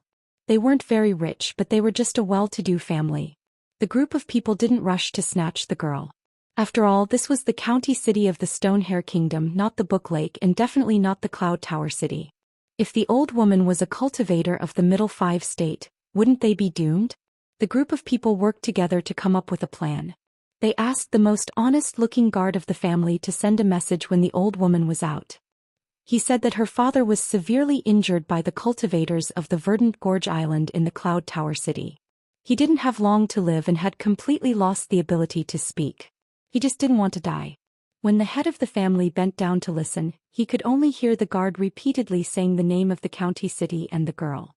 Only then did they find this place. If they didn't go to the Cloud Tower City now, it would be too late and she was destined not to see her father for the last time.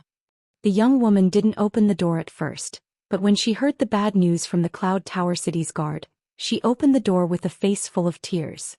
She cried and sobbed, looking as weak as a willow tree. The guard's Adam's apple moved slightly when he saw this. After the young woman packed her bag, she suddenly thought of the old woman who had taken care of her daily life and the guard who was in a hurry to take her away from the county city. She said that she had to tell the old woman. The old woman's body was too weak. If she couldn't find her, she would definitely be worried and sad. Perhaps before she reached Yunlu City, the old woman would pass away again. Wouldn't she have no relatives left in this world? When the guard heard this, he thought in his heart, is it a useless wife? He looked at the innocent and charming girl who was about 17 or 18 years old.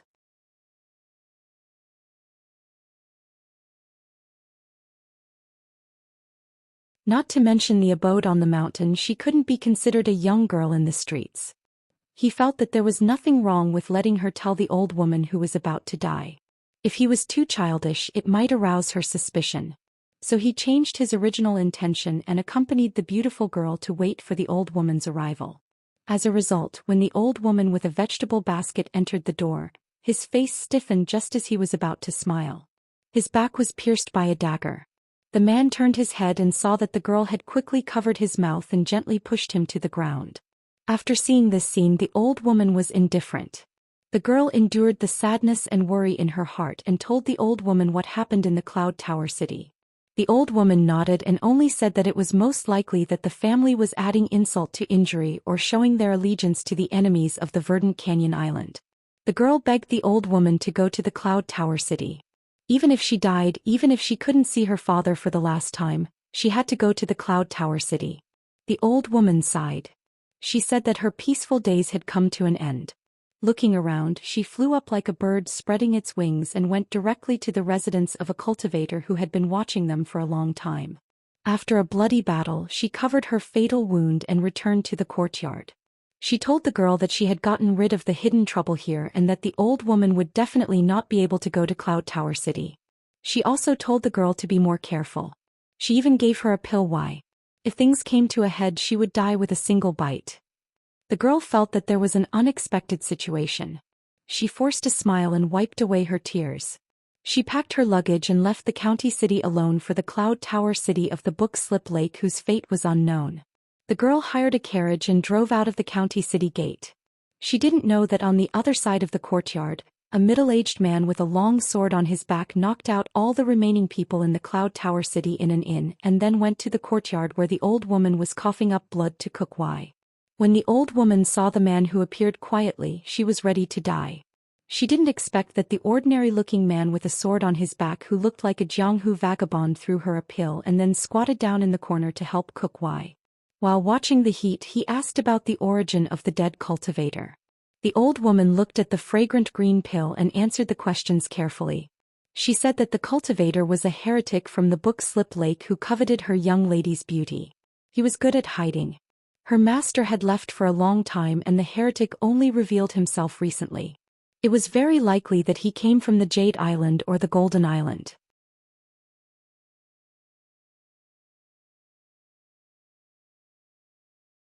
He probably wanted to kidnap her young lady and offer her to the great cultivator in the sect. She originally wanted to wait for her master to come back and then solve the problem. She didn't expect that her master, who was good at spells, had been killed in the Cloud Tower City. The old woman was getting more and more confused. It turned out that the middle-aged man took out a pen and paper to write down what he saw while he was cooking why. After the middle-aged man finished cooking why, he stood up, but before he left, he pointed at the corpse that he didn't have time to hide and asked, "Do you think this person deserves to die?" The old woman hesitated for a moment and chose to be honest. If he doesn't die, my young lady will suffer. When she reaches the Cloud Tower City, she will suffer a fate worse than death. Maybe this person will be among the people who make my young lady suffer." The middle-aged man didn't say anything and left the courtyard. In the middle of the night, a graceful figure jumped over the wall of the mansion in the Cloud Tower City. Although she only stayed in the mansion for a few days, she had a good memory. She was only a third-realm martial artist, but she could enter the mansion as if there was no one around. Of course, this was also related to the fact that the 3 consecrators in the mansion were now on their way back to the Cloud Tower City.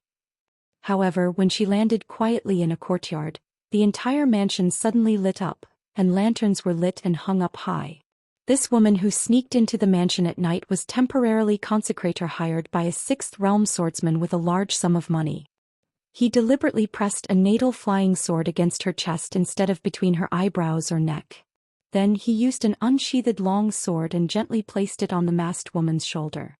He put 2 fingers together and gently waved, tearing off the veil that covered the woman's face. The young swordsman, who looked like an old man in his 60s, was stunned. He smiled and said, "Not bad, not bad.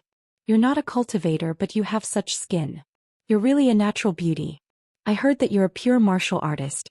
I'm sure that after a little training your bed skills will be even more exciting." The swordsman turned to the owner of the mansion and smiled. "I'm not lying. According to the agreement, you don't have to pay for the remaining half of the divine money." The woman only said that she wanted to see her father for the last time. After that, she was at their disposal. S3. The swordsman put his sword back into its sheath and nodded. However, he moved like lightning. He tapped the woman's neck with 2 fingers and then flicked it several times. A pill Y was vomited out from the woman's mouth. The old swordsman held it in his hand and brought it close to his nose. He sniffed it and had an intoxicated expression. Then he casually threw it on the ground and crushed it with the tip of his foot. "Beautiful little girl, how can you seek death? Do you know how much the divine money I used to buy your ex-life was? 200,000 taels of silver." For some reason, the woman, whose entire body was numb and soft, could not even bite her tongue to commit suicide. She could only be pressed by the swordsman's shoulder and dragged to a side room in the courtyard. When the door was kicked open, she saw a man with round eyes covered in blood. The woman cried out. The 6th realm swordsman said proudly, "After reuniting with father and daughter, it's time to..." At this moment, the swordsman's body instantly tensed up. His natal flying sword had just left his vital chi residence when it made a trembling sound. It turned out that it had collided directly with the tip of another natal flying sword. At the tip of the sword, the swordsman's flying sword was caught between 2 fingers. Swordsman Zombie Y turned his head and immediately gave a fist salute.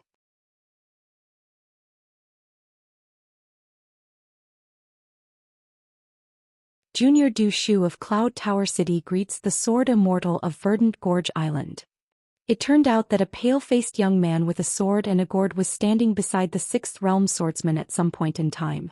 The man released his fingers and handed the swordsman 2 small coins. The 6th realm swordsman Du Shu trembled as he accepted the 2 small coins. Without another word, he immediately left the mansion. The tip of his natal flying sword was shattered. It was not something that could be repaired with 4 small coins. How could the divine coins used to repair the natal flying sword be more valuable than his own life? However, it was a pity that the little girl with fair skin was destined to not have the fortune to enjoy it. That night, a carriage slowly drove out of Cloud Tower City towards the city gates of Shihao Nation. It was already far away from Cloud Tower City in the early morning. Qin Pingon stopped the horse and jumped off the carriage, preparing to return to the ferry outside Cloud Tower City. He hoped that the ferry tied to the shore had not been stolen. Otherwise, there would still be some minor trouble. The girl lifted the curtain and sat in the driver's seat. Her father was already fast asleep in the back carriage. Her life was not in danger, but it would be difficult for her to return to the middle 5 realms in this lifetime. She looked at the young man's back and held back her tears. She said in a deep voice, "One day I will find you for revenge." However, the young man did not pay attention to her at all. He did not even look at her. This made the girl even more bitter and resentful. Suddenly, she felt a chill down her spine. That was because the man stopped and turned around. Qin Pingon said, "I might have to stay at Bookslip Lake for at least 2 or 3 years. If the time is too short for you and you're not confident in your revenge, you can come to Dali's Longquan County to find me in the future. The girl was stunned. Qin Pingon said to her, "You can bring more friends to help you collect your body, because I will only kill you when the time comes." The girl stared blankly at the man gradually disappearing. In the carriage, her father seemed to be awakened by the noise. He coughed and said, "Don't think about revenge." She wiped away her tears and turned to ask, "Father, he was here before, so I didn't ask you. How did we become enemies with him?" In the carriage, the man was speechless. They went around Cloud Tower City and came to the ferry. Not only was the ferry still there, but there were also two cultivators who were not recognized by Cloud Tower City. They were specially guarding it to prevent the blind thieves from killing themselves for the sake of money, which would cause the Xianxia Island's consecrator to vent his anger on the entire Cloud Tower City. Qin Pingon thanked the two cultivators and left with the ferry. As they went further and further, Qin Pingon's thoughts drifted away.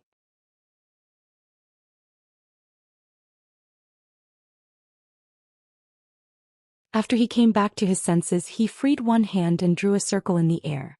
It was a long way to go to Xianxia Island. Qin Pingon did not plan to go to the nearby Book Lake Island for the time being. However, on the way he met the huge ship that came to pick him up. Qin Pingon flew to the bow of the ship. Gu Kan and Little Loach stood side by side. Gu Kan scratched her head and said, "Qin Pingon, I haven't seen you for a few days. You've lost weight again?" Qin Pingon asked, "How's the situation on Gonglu Island?" Gu Kan rolled her eyes and covered her sleeves with her hands. "It's so boring." They beat the table and stared at each other, quarreling all day long. But it's not surprising. The longest time in the history of Book Lake to elect a Jianghu monarch was half a year. They were just short of building a hut or sleeping on the floor of the council hall on the island. The shortest one was only a month or so. Because they quarreled and quarreled, it annoyed someone to death. That person killed more than 20 island masters at that time in one breath. Then, on the same day, there was a new sovereign of the Jianghu. She was that person's lover, and also the only cultivator in the Book Slip Lake who sat on the sovereign of the Jianghu as a woman. Qin Pingon nodded. Gu Kan asked curiously, "Did anything fun happen on the shore after leaving Book Lake?" Qin Pingon thought for a moment and said, "I saw a line." Gu Kan and Little Loach looked at each other. Gu Kan did not want to ask for trouble, so she changed the topic and said with a smile, "Xianxia Island has received the first message from the Flying Sword. It's from the nearest cloud mountain in our hometown. That flying sword has already been ordered by me to be enshrined as an ancestor in the sword room. No one will open the secret letter without permission." Qin Pingon looked back at Gu Kan and nodded. He squeezed out a smile and reminded her, "The quieter Gong Willow Island is, the more careful you and Little Loach have to be. I guess Dali and Zhuing dynasty will secretly compete with each other in Book Lake. If you encounter such a situation, you'd better take a step back and not rush to take action as long as either party is involved. Whether Lu Jimao of Xianxia Island can become the Jianghu monarch or not is not something you and Little Loach can decide by eating one or two earth immortals of Jindan realm." Gu Kan said, "I'll remember it. I know what's important. I'll think about who can be killed and who can't be provoked before I take action." Little Loach rubbed his belly. He was actually a little hungry. Then Qin Pingon withdrew his gaze and continued to look at the lake in the distance. He did not know if he would have another chance in this life to look back at the beautiful jade.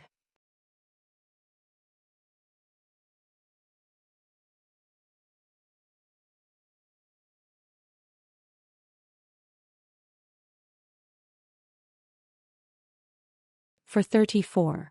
Riding with a runny nose, I feel a bit uncomfortable. When he arrived at the Verdant Gorge Island, Qin Pingon went to the sword room to retrieve the reply letter that Wei Ba had sent from the cloud-padding mountain. The flying sword flashed and disappeared, returning to the Longquan County of Great Li. After parting ways with Gu Kan, Qin Pingon went to the room at the entrance of the mountain alone. He opened the secret letter and saw that it was a reply to Qin Pingon's questions. As expected of Wei Ba, he answered 3 of the questions that Qin Pingon had asked the gentleman Zhong Kue and the old Fan Ju Mao of Dragon City. The letter was filled with more than 10,000 words. It explained the rules of the separation of yin and yang, how a person could become an otherworldly item after death, the reason and opportunity of reincarnation, the many complicated procedures that involved the 2 forbidden lands of Fengdu and Hell, the deviation of the entrance to the Yellow Springs Road caused by the local customs of various places, the difference between ghost servants and so on. It explained everything in detail to Qin Pingon. At the end of the secret letter, Wei Pai added 2 secret techniques that he had written himself. One of them was a heretical technique that Wei Pai had collected in the royal family of Holy Water Country. It used the essence of water between heaven and earth to quickly find the light of the true spirit, condense the scattered souls and reconstruct the soul.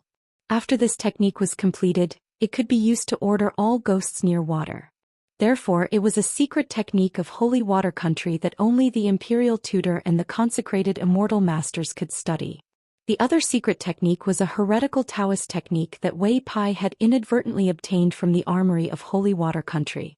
This technique was similar to witchcraft, but it was mixed with some sword techniques of the ancient Shu kingdom. It was used to break the barrier between yin and yang, and use the area where the sword light reached as a bridge and a path to connect the world of the living and the underworld to communicate with the deceased ancestors. However, it needed to find a living person who was born with a strong yin qi as the resting place for the otherworldly item to return to the world of the living. This person was called Xingting by Wei Pai in the secret letter. It had to be a person with a strong ancestral yin qi or a cultivation genius who was born with a good talent to cultivate ghost techniques. The latter was the best. After all, the former would damage the ancestral yin qi, while the latter could use it to cultivate and turn a disaster into a blessing. Qin Pingon repeatedly browsed through the secret letter from Cloud Mountain. What the bookkeeper didn't know was that the Verdant Gorge Island would soon be exposed after the 2 battles in the Yellow Moon Island and the Cloud Tower City. Now the Book Lake was abuzz with the news that there was a young foreign consecrator in the Verdant Gorge Island with amazing combat capability. Not only did he have 2 talisman divine puppets that could easily kill a 7th realm sword cultivator, but he also had 2 natal flying swords. The most terrifying thing was that he was also proficient in close combat. He had once killed a 6th realm military cultivator with 1 punch. Talisman Immortal Master, Earth Immortal Sword Cultivator and Martial Arts Grandmaster? What was the background of this bookkeeper of the Verdant Canyon Island? For a time, Lu Jimao's momentum on Gong Willow Island skyrocketed, and many fence-sitters began to flock to Verdant Gorge Island. At the Spring Court Manor, a woman said to Gu Kan, who rarely came home for dinner, "King Ken, don't learn from Qin Pingon." Gu Kan was wolfing down his food. He said vaguely, "No, of course I won't." The woman smiled with relief.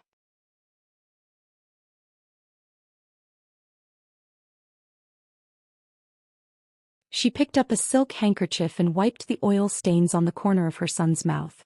She said in a low voice, "Qin Pingon is such a good man. I liked him very much.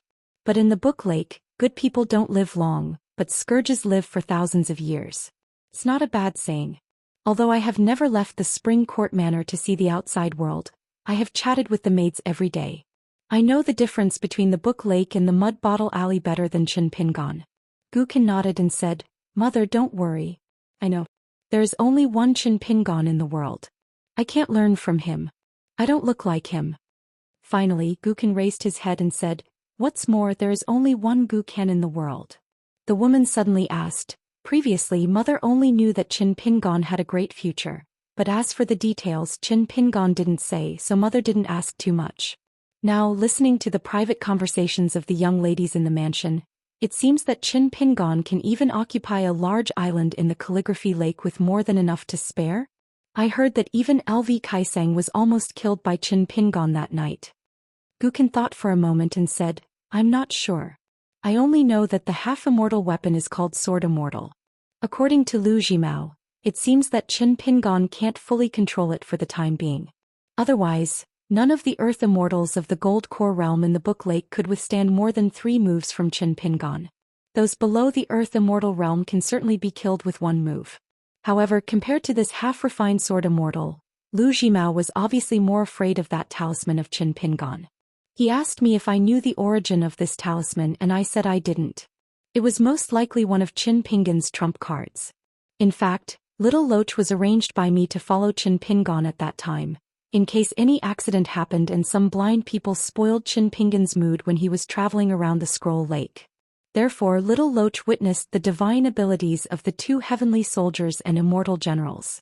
Little Loach said that they seemed to be different from the immortal talismans and Daoist talismans of the talisman puppet sect.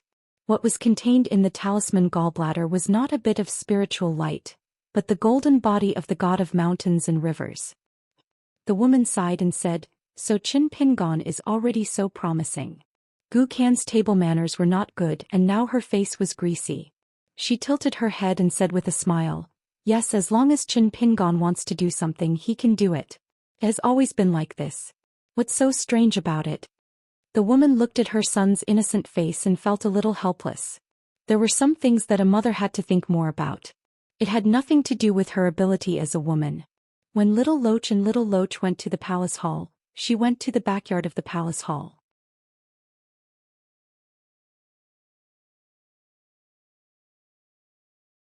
When Gu Qian brought Little Loach to Gong Willow Island to join in the fun, the woman came to a hall in the backyard of the mansion of Chunting.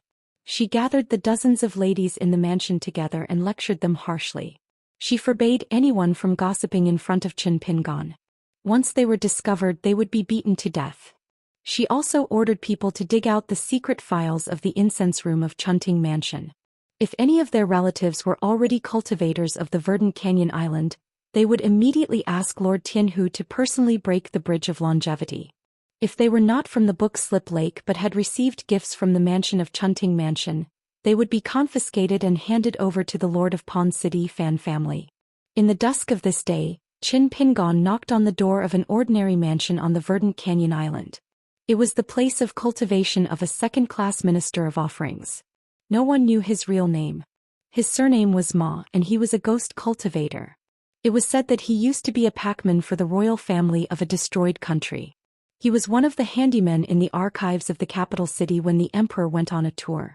No one knew how he became a cultivator and gradually became a senior minister of offerings on the Verdant Canyon Island. Among the wild cultivators who were looked down upon by the immortal master of archives, ghost cultivators were one of the most unpopular ones. Therefore, this mansion was located in a remote and secluded area of the Verdant Canyon Island. The spiritual qi was not abundant, but it was full of yin qi. It occupied a strange well where yin qi would blow every once in a while. The mansion was surrounded by yin qi all year round, and there was no contact between the neighbors. This ghost cultivator was originally the last among the top ministers of offerings on the Verdant Canyon Island. As the Verdant Canyon Island annexed more than a dozen large islands belonging to the vassal states, some big island owners and ministers of offerings cherished their lives and chose to rely on immortal Zhejiang, who was at the peak of his power. As time went by, the original power of the Verdant Canyon Island was constantly pushed back. Fortunately, Liu Zhimao did not deduct the meritorious service of the ministers of offerings.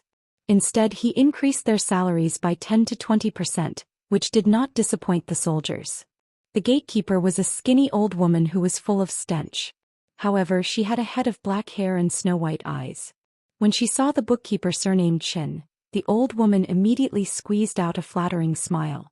Between the wrinkles on her shriveled face, tiny living things such as mosquitoes, flies, and maggots rustled and fell. The old woman was still a little shy. She secretly twisted the toe of her embroidered shoes on the ground. As a result, there was a crackling sound which was not scary but disgusting. The old woman also noticed this. Her face flushed with shame. Her lips moved slightly but she could not say a word. Qin Pingon looked calm. He recognized that the old woman with thin yang qi and spirituality in front of him was actually a woman in her early 20s. All women in the world loved beauty. She shook the string of bells beside the door and said to Qin Pingon, "My master will be here soon. I'll have to trouble Mr. Qin to wait for a moment." She hesitated for a moment and pointed to a dark room next to the mansion's main entrance. "I won't be an eyesore here. Mr. Qin, if you have something to do, just call me and I'll be in the side room. I'll appear immediately." Qin Pingon nodded and asked, "May I ask how I should address the young madam? I may have to visit your mansion often in the future. It's not good to feed you every time."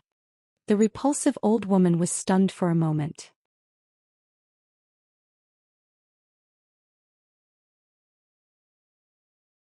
She did not dare to look at the young man in front of her with her current face. She turned her head and said softly, "Mr. Qin, you can call me Hong Xiu." A cloud of black smoke rolled over. After it stopped, a short man appeared. Black smoke was still coming out from the bottom of his robe and his two big sleeves. The man had a wooden expression and frowned at the old woman. You don't know what's good for you. You have the face to stand here and chat with Mr. Chen. Hurry up and go back to the house. Aren't you afraid of dirtying Mr. Chen's eyes?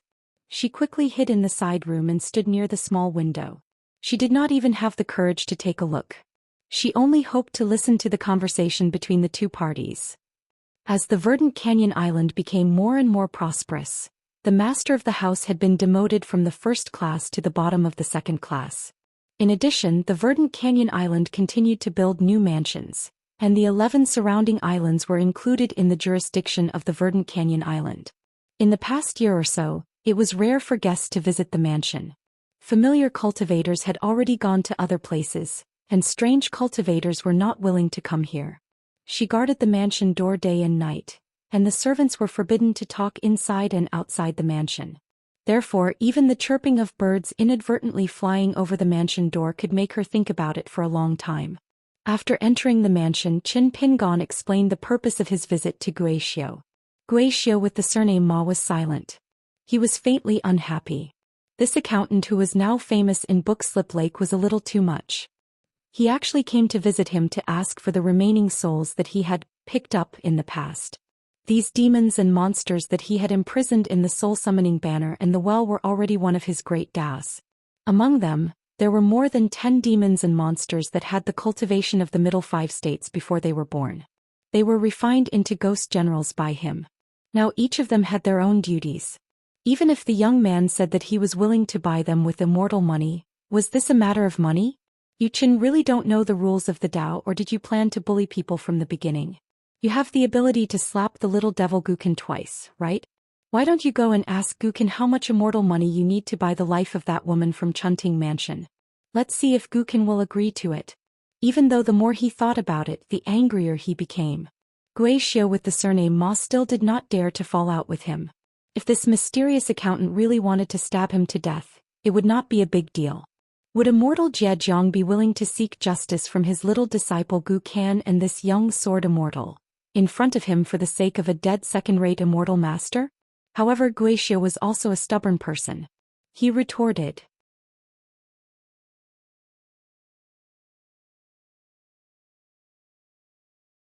It was true that he was a ghost cultivator who captured souls, but the one who really benefited the most was not him. Instead, it was Yu Hui who called himself the Ghost King of the mountains and lakes on Moon Hook Island, one of the vassal islands. As the top warrior under the command of the Lord of Moon Hook Island, not only was he the first to betray Moon Hook Island, but he also followed Immortal Zhejiang and Gu Kan. Every time a battle ended, he would be responsible for cleaning up the mess.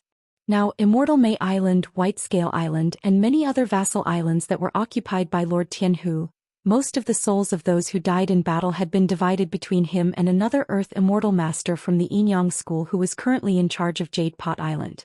He did not even have the chance to get a share. He could only spend money to buy some demons with strong yin chi and strong backbone from the 2 top Immortal Masters of Green Gorge Island. There was no business deal in the world that could not be negotiated. In the end, it all depended on whether the person who paid was sincere enough and whether the person who paid was ruthless enough. In the end, the ghost cultivator said that since Mr. Qin gave the price according to the realm of the otherworldly items and souls, it was fair. However, it was an important matter related to the great path of the ghost cultivator. It was not a matter of giving face to the ghost cultivator. The ghost cultivator would only agree if Mr. Qin could accomplish one thing. After that, he would have to slowly select the otherworldly items and ghosts in the spirit summoning streamers and the chilling wind well before he could start his business. After Qin Pingon learned about that matter, he nodded and agreed. When he left the mansion and passed by the gate, Qin Pingon bade farewell to the old woman, who was called Hong Su. When Qin Pingon returned to the mountain gate of Green Gorge Island, he did not return to his house. Instead, he went to the ferry and rowed the boat to Pearl Hairpin Island.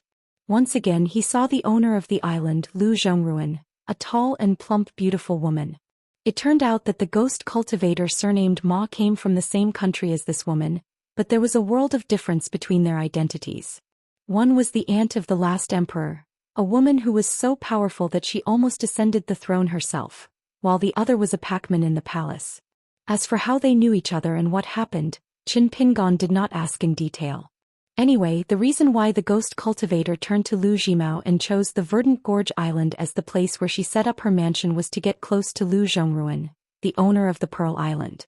Lu Zhongruan, who was praised as manly by Lord Tianhu, originally wanted to make up for her mistake today. However, because she did not know the cultivation level of the accountant in front of her, she refused Qin Pingon's visit out of caution. As a result, Lu Zhongruan regretted it when the result of the battle between Pearl Hairpin Island and Pearl Hairpin Island came out. With this person's unfathomable cultivation, it would not be difficult for him to kill more than half of the people of Pearl Hairpin Island. Therefore, she quickly sent an invitation letter to Green Gorge Island and took the initiative to invite Mr. Qin to visit the Pearl Pavilion of Pearl Hairpin Island. It was a kind of mending the pen after the sheep were lost. She did not want Lu Zhongruan and Pearl Hairpin Island to leave a bad impression on the accountant. However, when Lu Zhongruan heard that Gui Xiao of Green Gorge Island wanted to see her, she immediately turned hostile. Leaving Qin Pingon aside, she turned to climb the mountain and said coldly, "If Mr. Qin wants to visit Pearl Hairpin Island, I, Lu Zhongruan, will accompany you all the way."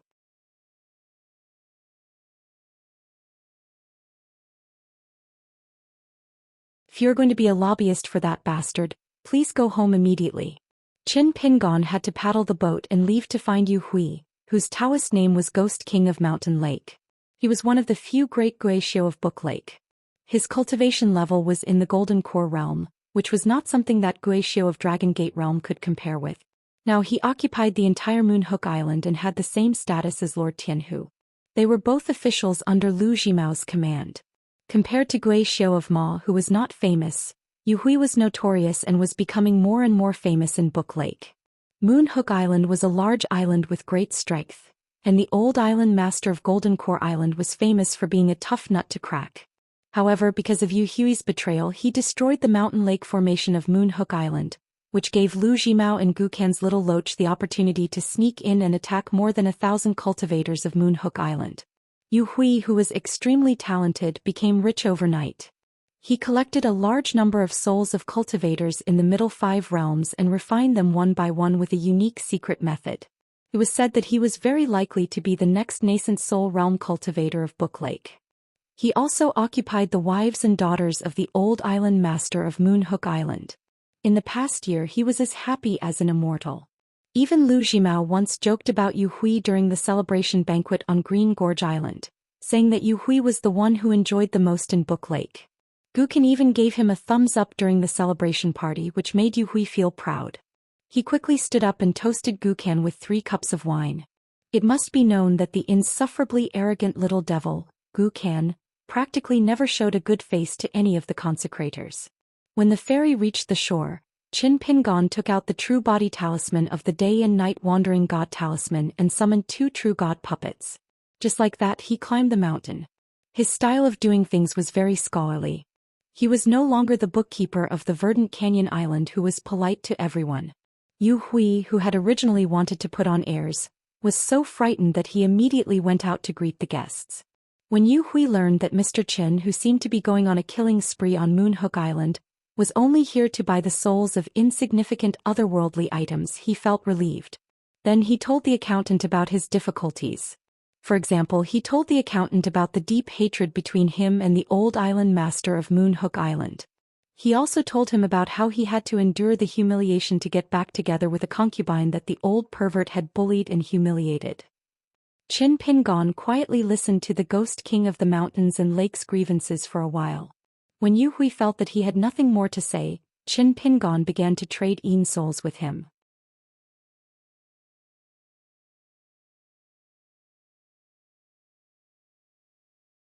It was unknown whether it was because Yu Hui felt that he had a large business, or because he was more far-sighted and courageous than the ghost cultivator surnamed Ma from the Verdant Gorge Island.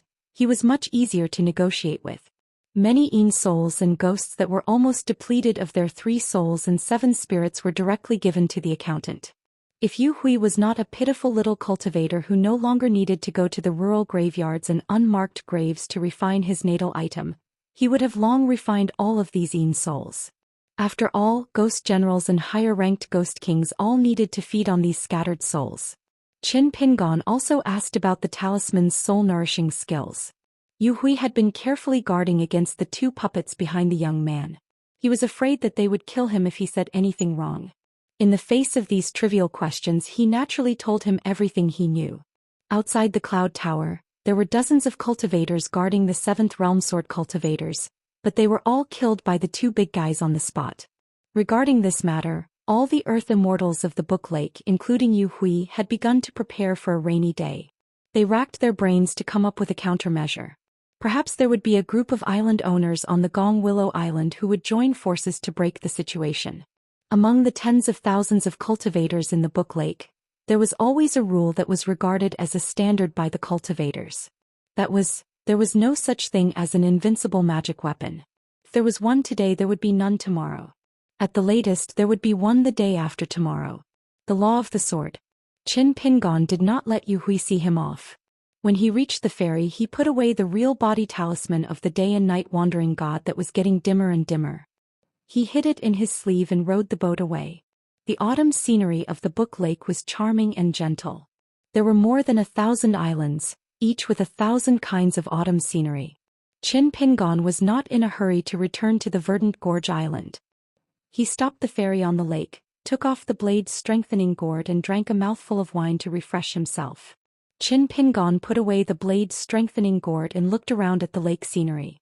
The old Mr. Wenxing once said that a gentleman's nature was not different. He was good at using things. That was why Qin Pingon wrote those 3 letters and sent them in 3 directions with his flying sword. He did not hesitate to use the real body talisman of the day and night wandering god without hesitation. He also forced the half-immortal weapon out of its sheath. Qin Pingon now knew that there was a threshold in the world. If it was too high, he was unwilling to walk in. If it was too low, he did not like to take it seriously. Being neither too high nor too low, picking up and dropping was never the real principle. In the end, it was still following one's inner view of the world, the vertical and horizontal ridges of one's heart, to conduct oneself in the world. For example, Guken's mother never believed that evil would be repaid with evil. Qin Pingon always believed that this was the fundamental difference between the two's temperament, which led to a bigger difference in the two's calculation of gains and losses. One valued material objects, while Qin Pingon was willing to calculate gains and losses in addition to material objects. This had almost nothing to do with what he had experienced when he left his hometown and how many books he knew. If one were to delve deeper, it would involve a person's most simple view of the world, and it would involve Imperial Tutor Tuishi's so-called 1. Qin Pingon had actually thought of this step before, but he chose to stop and turn back. It was useless to think too much.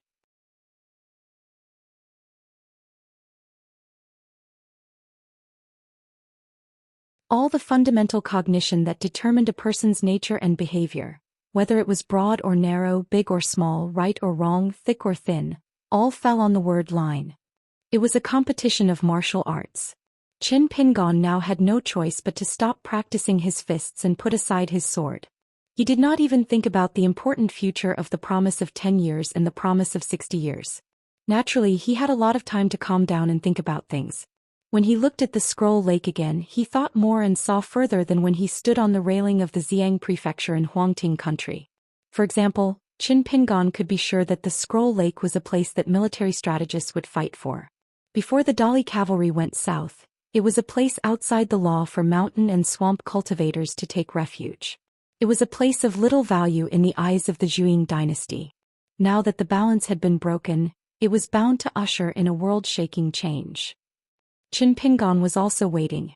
Whether it was the Zhou dynasty that occupied the Scroll Lake, or the Dali cavalry at the northernmost tip of the Aquarius continent that took over the Scroll Lake, or the Lakeview Academy that mediated between them, a new delicate balance would appear if they did not want to see one party dominate.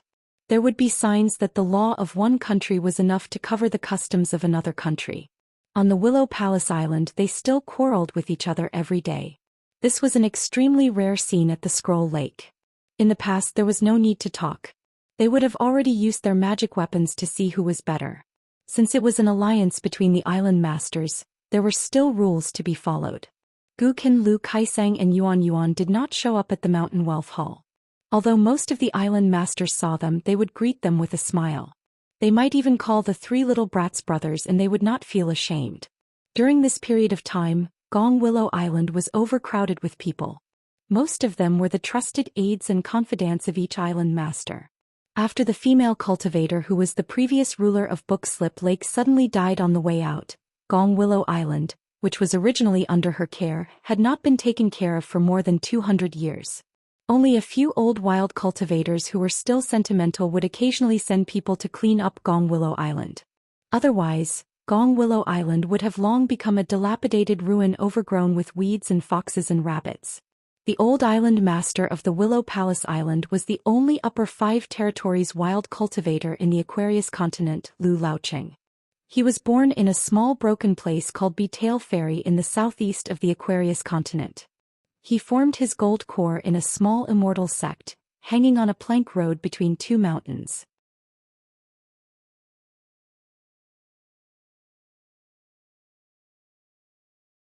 He was famous in the Scroll Lake. When Lu Laoqing reached the Upper 5 Territories, he should have been able to establish a sect according to the mountain etiquette set by the Confucian Academy. However, Lu Laoqing only pushed a female cultivator of the Scroll Lake who was close to him to the throne. He left the Scroll Lake and did not have a fixed residence. He traveled around and did not send any news back to the Scroll Lake. This made the Scroll Lake, which finally had a chance to unify, continue to maintain the chaotic situation of the warlords. This led to the rapid rise of Lu Jimao and the Verdant Gorge Island, allowing Gu Kan, a lawless little brat, to overturn the Scroll Lake. In the winter, Qin Pingon began to frequently visit the Ghost Cultivator's mansion in the Verdant Gorge Island, the Pearl Pavilion in the Pearl Hairpin Island, and the Moon Hook Islands Yu Hui and the Great Cultivator of the Yinyang School. Just when Qin Pingon felt that the quarrel in the Willow Palace Island was about to end, a shocking change occurred in the Scroll Lake's Furong Mountain. The Furong Mountain Island Master's cultivation was not high. The Furong Mountain had always been a small island attached to the Heavenly Granny Island, and the Heavenly Granny Island was one of the big islands that opposed Lu Jimao becoming the Lord of Jianghu. It was rich in excellent materials. The Furong Mountain in the center of the Aquarius continent was famous for its Furong Mountain, which was located at the edge of the Scroll Lake. It was close to one of the 4 major cities by the lake, Verdant City. However, a fire burned overnight and a fierce battle comparable to the battle between 2 nascent soul cultivators broke out. The cultivators of the Furong Mountain and a dozen unknown cultivators who snuck into the island fought fiercely. The light of treasures illuminated half of the Scroll Lake. There was a giant lantern that looked like a palace in heaven hanging above the Scroll Lake at night. It was the most shocking and almost competed with the moon. In the end, a fire dragon a few hundred feet long roared and appeared at the top of the Furong Mountain. The earth shook and the mountains shook. The great cultivators of the Willow Palace Island who wanted to check it out gave up. Everyone looked at perfected cultivator Lu Jimao with a bit of playfulness and even more fear. The Furong Mountain Island Master was devastated. The Heavenly Granny Island Master was furious. He scolded Lu Jimao for breaking the rules of the alliance and attacking the Furong Mountain during this period. Lu Jimao retorted and said that he wasn't a fool. Why would he attack the Furong Mountain that belonged to the enclave of the Verdant Canyon Island? The Heavenly Granny Island Master scolded Lu Jimao. Lu Jimao didn't say anything and started a fight with the Heavenly Granny Island Master, who wasn't a nascent soul cultivator but had an extremely rare Dharma treasure. That night, Gu Kan and Little Loach stood side by side and looked at the intimidating fire dragon on the Furong Mountain. Gu Kan smiled and asked, "Same kind?" Little Loach wiped its mouth and said, "If I eat it, I might be able to reach the upper 5 states and won't have to complain to my master for at least 100 years. Gu Kan's eyes were burning. He asked, "What's the chance of winning?" Little Loach stared fixedly at the dazzling flames on Hibiscus Mountain while drooling. It had no choice but to cover its mouth and chuckle. "If it's just a fight without any cultivators interfering, I'll have a slightly higher chance of winning in this calligraphy slip lake with a score of 6-4. Gu Kan thought for a moment and said, "It's not that simple. Let's listen to Qin Pingon this time. There's no hurry. If those people dare to attack it this time, they definitely aren't here to die."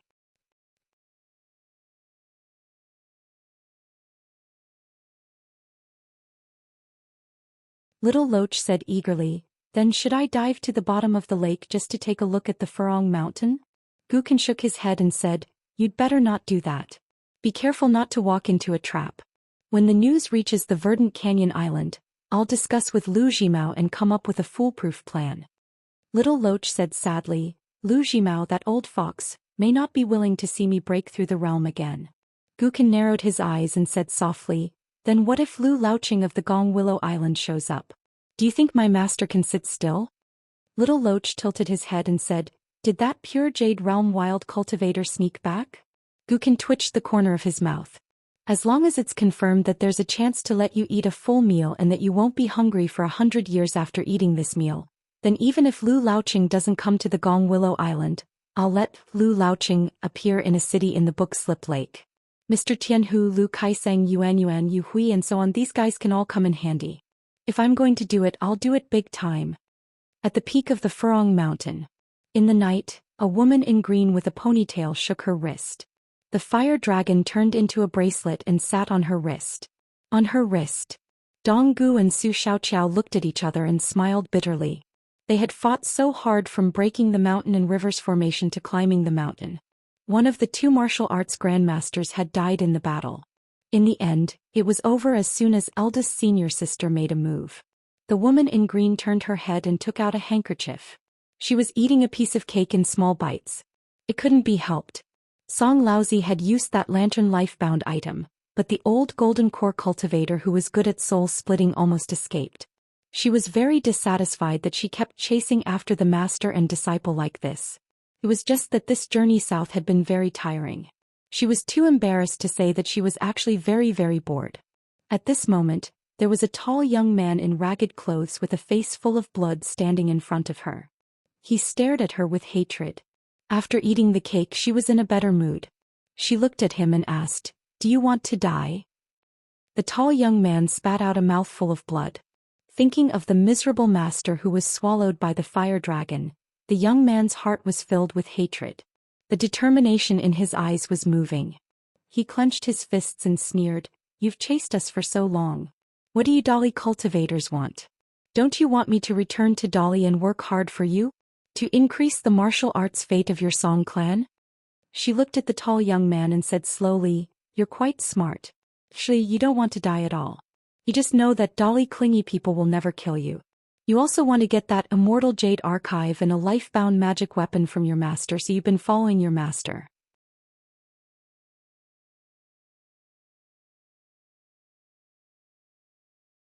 But I can see that you still have some feelings for your master. Now you want to take revenge for him. You plan to learn the immortal spells on the Jade Archive one day and refine that life-bound magic weapon. Then you'll return to Dali. Yes, you also want to not cut me into pieces, but make me into a puppet to preserve my intelligence. Wait a moment. She turned her head and ate another small piece of cake. Looking at the few remaining pieces of peach blossom cake on the handkerchief, her mood became somewhat bad. She looked again at the tall youth who was full of shock. You think about it again, I'll take a look again. You're going to die anyway. The tall young man finally showed a trace of panic. He turned his head and looked at Teacher Song, who he saw as the highest-ranking person in Dali. He smiled coldly and said, "She said she wants to kill me. Do you think it's possible?" She blinked. "If I want to kill you, all of them together won't be able to stop me." Teacher Song was in a dilemma. Before this trip to the south, the old president knew some of the most secretive things about Dali. For example, why did the Dali Imperial Court respect Saint Wan Jiao so much? A cultivator of the 11th realm was indeed a rare existence in the Aquarius continent. But Dali was not a secular dynasty in the Aquarius continent. Why was even the imperial tutor willing to accommodate Wan Jiao? The answer lay in this gentle and beautiful girl in front of him. The imperial tutor only said one thing to the teacher of the Ministry of Rites. If Wan Xiu died, all of them would die outside the borders of Dali. No one would help them collect their corpses. If Wan Xiu wanted to kill them, they would only have themselves to blame. Not only would the Dali Imperial Court not support them, but they would also punish their superiors. Wan Xiu gently shook her wrist. The pocket-sized and cute fire dragon true body dripped onto the ground. Finally, it turned into a god covered in golden armor. It strode towards the tall young man who was begging for mercy. In an instant, the tall young man's entire body was wrapped in golden lava. It was as if he was trapped in a cage. he wailed loudly. The golden god simply twisted off the tall young man's head. It opened its mouth and swallowed the head and body into its stomach. Teacher Song's expression was sad, but he did not dare to stop it. They had chased after him for thousands of miles, but it was all for naught. Wan Xiao turned to look in the direction of Willow Palace Island. She thought for a moment and opened her handkerchief. Seeing the few pieces of pastries, she reluctantly closed the handkerchief. She thought that she should eat them sparingly. There was no pastry shop in Dragon Riding Alley here. The eyes of the green-clothed girl, who had always been as silent as an ancient well, suddenly lit up with a resplendent brilliance. She tilted her head, and her face was filled with an expression of disbelief. Her line of sight shifted, and she looked towards a place some distance away from Willow Palace Island. It was as if she saw a familiar existence that was more delicious than the pastries. She quickly took out her handkerchief again and ate the pastries in one bite. She even shook the handkerchief vigorously before putting it back into her sleeve. Finally, she clapped her hands and nodded in satisfaction. Her cheeks were bulging. Why did it look like she was selling stolen goods?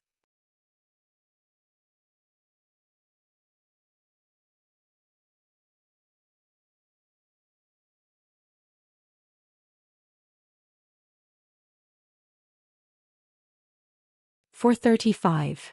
Wan Xiao put away the bracelet again. A seemingly exquisite and cute fire dragon wrapped around her wrist, making a slight snoring sound. In the Battle of Furong Mountain, there were 2 Earth Immortals of the Jindan stage, and it even ate a young man with good martial arts, which made it a little full. Wan Xiao asked a question that caught Old Master Song off guard. Can I move some Furong stones back to Longquan County? I want to open a shop in the alley of the town. I want to open a shop with feng shui stone. Dr. Song of the Ministry of Rites had always been known for his quick thinking in the Dali imperial court. He once had a conversation with His Majesty about 37 questions and answers between the monarch and his minister within 30 minutes. At this moment he couldn't keep up with Miss Ruan's thoughts. After thinking about it, he smiled and said, Miss Ruan, as long as the things nearby are big enough, it doesn't matter even if you empty Furong Mountain. After Wan Xiao got the answer, she immediately let Donggu and Su Xiaoqiao start to dig the mountain. When the 2 junior brothers and sister were digging the old farmer, Wan Xiao said to the old man, Mr. Song, don't worry, I won't let you come here for nothing. In the Book Slip Lake, the Green Tong City we passed by, and on the way back to Dali, if we still follow the original route, I will help you find 3 suitable candidates for cultivation. Together they can almost fill one. Su Xiaoqiao, what's his name? In the distance, Su Xiaoqiao whispered softly, Han Jin. Wan Xiao nodded and said, yes, he is not worse than this Han Jin. One is the grandson of the old man who sells crisps at the Earth Temple in Green Tong City, which is the closest to us. Another is the little girl who I gave a candy to at the Sweet Dew Temple stall in Shihao Country. She is the cute little girl with 2 blushes on her face. The last one is at the Immortal Fairy called Liuji Du. When I bought a large bag of yellow osmanthus persimmon pancakes, I met a local child. At that time he was competing with me to see whose appetite was bigger. As a result, he had a toothache and ran home crying to find his parents. The 3 Dali men couldn't believe it. Was it really not a joke? Unexpectedly, Dr. Song nodded and said, when Mr. Dong and Miss Su have dug enough Furong Mountain, we will return to the Earth Temple in Green Tong City and find the child named Tong Shan. The men immediately knew that since Dr. Song remembered the child's name, it was obvious that he must be a piece of jade with good aptitude. Wan Xiao raised her head and looked in the direction of Gonglu Island. When she made this movement, the fire dragon on her wrist, which had originally planned to hibernate, opened its eyes and looked in that direction with her. Su Xiaoqiao suddenly said, Senior sister, Master has told us that you are not allowed to, except for official business at Calligraphy Lake. Su Xiaoqiao glanced at the black-robed young man Donggu. This time on the path to Furong Mountain, it was this second senior brother of the same sect who revealed his true form and forcefully broke through the barrier of the formation. He was severely injured. Not only did he lose a fang, he also lost at least 40 to 50 years of cultivation. Donggu's face was stiff. He added the last 2 words that Su Xiaoqiao didn't dare to say, nonsense. Wan Xiao looked around with some regret, then let's leave it. Donggu and Su Xiaoqiao nodded at the same time. Song Fuzi also nodded. Wan Xiao looked at their identical actions and found it interesting. She smiled. What are you doing? Are you chicks pecking rice? Her smile made the young man who had long been attracted to Xiao. He was in a trance. In the crying ape street in the Pond Water City that specialized in selling immortal artifacts, an old man in a long green robe was walking on it.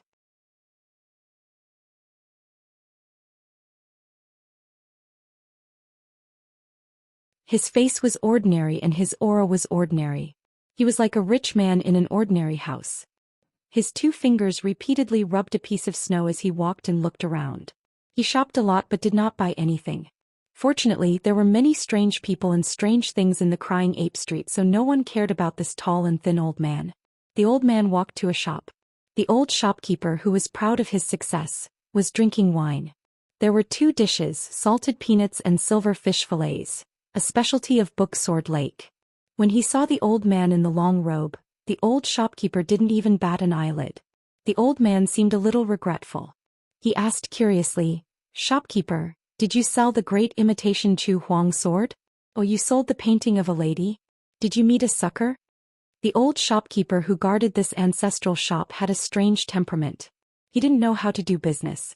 If an ordinary shopkeeper met a customer who didn't know how to speak, he would have rolled his eyes or directly chased him away. However, the old shopkeeper didn't. Instead, he was interested. He smiled. "Yes, it's the same customer. A foreigner who knows his stuff. You can't be considered a sucker. You can't buy anything." The old man clicked his tongue and said, "Not bad, not bad. You are much worse than your great-grandfather in business. But your luck is much better. You can even sell this.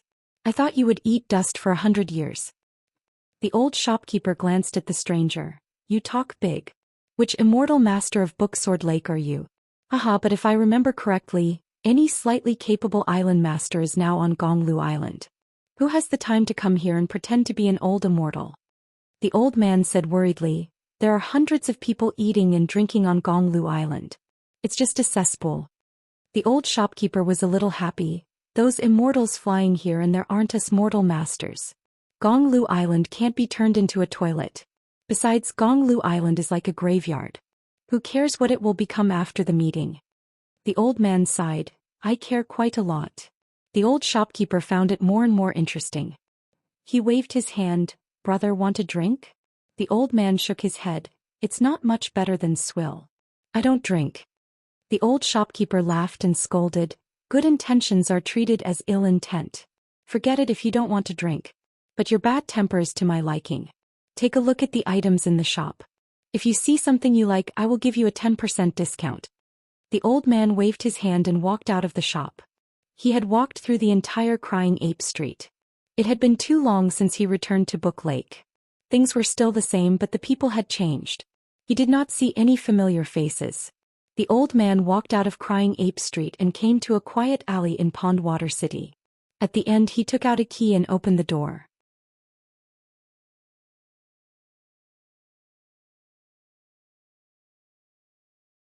There was another world inside. No one lived here, but there were people in charge of taking care of it every once in a while. They were very hardworking and attentive. Therefore, the secluded mansion with winding corridors and deep courtyards was still spotless. The old man came to a waterside pavilion. He opened the window and listened carefully. There was the sound of spring water hitting rocks.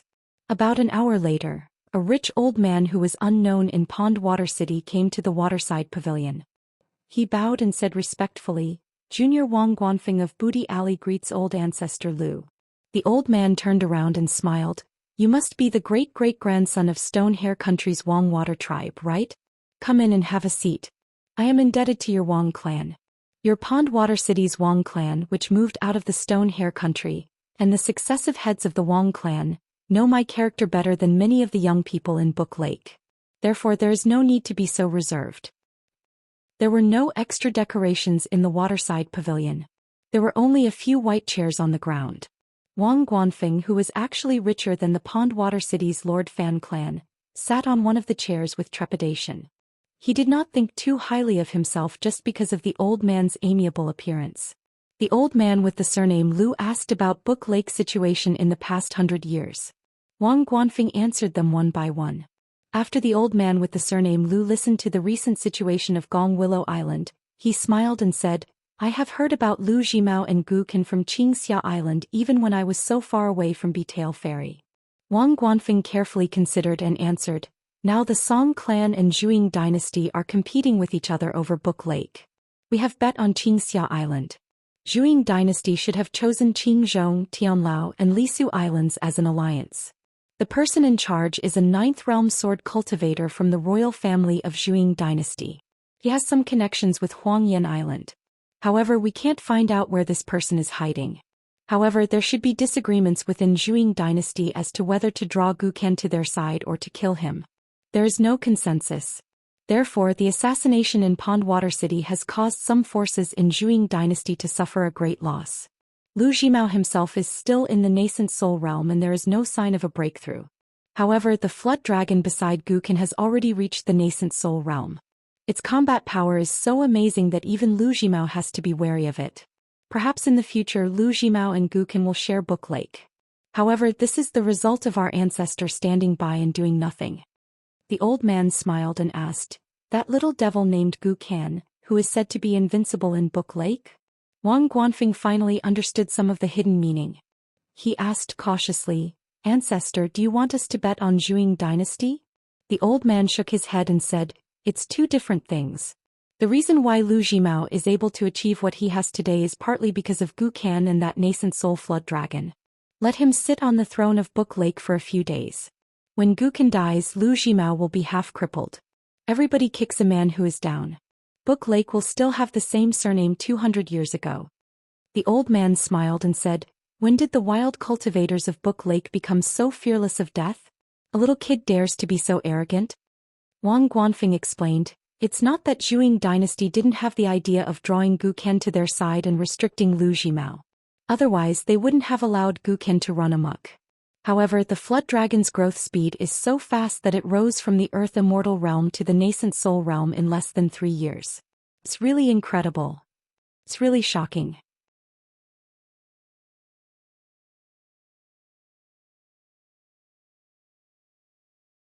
Obviously, the old man was not the kind of cultivator who liked to criticize his subordinates. He nodded and said, it's not your fault. I was traveling with 2 friends when we talked about this. Even though they are in a high realm and have high vision, they also had the same thought as you, Wang Guanfeng. It's almost unbelievable. It's not a problem to bet on Lu Jimao. If you're not afraid that I'll cheat the Wang family of your money, just put all your money on him. The old man smiled and said, as for that Gu Ken, I'll kill him myself. You just have to pretend to be deaf and dumb and wait for the changes. You don't have to do anything. Just wait for the money. Wang Guanfeng swallowed. The old man looked indifferent. Since we're all wild cultivators, no one's life is more valuable. No one can kill from the beginning to the end. At least in the book Slip Lake there's no such logic in my place. Wang Guanfeng prostrated himself on the ground. In fact, there were rules in the book Slip Lake. If the old man of the book Slip Lake didn't mention it, the young people didn't know about it. The old woman at the gate of the ghost cultivator's mansion was a little livelier recently. Every day she hoped that the young accountant would come to visit her. Even though Mr. Chin came and went in a hurry every time, he didn't stop at the gate. He just greeted her and left. He didn't even chat with her. However, the old woman named Hong Su, who was neither human nor ghost, was still a little happy. After the accountant left this day, she stood at the gate of the mansion and looked at the back of the figure in the distance. She didn't even notice that her master appeared beside her. When she suddenly realized it, the ghost cultivator surnamed Moss snorted. What? You still want a sparrow to fly to the branch? You want a master like Chin Pingon to favor you and take you in as a servant girl? She hurriedly curtsied to the ghost cultivator and said miserably, Master, you must be joking. How would this servant dare to have such improper thoughts? I deserve to be struck by lightning. The ghost cultivator threw a small bag of immortal money to her. Chin Pingon will often come to the mansion as a guest. 1 piece of snow every day is enough to restore you to your previous appearance. Then you'll be able to maintain your appearance for about 10 years.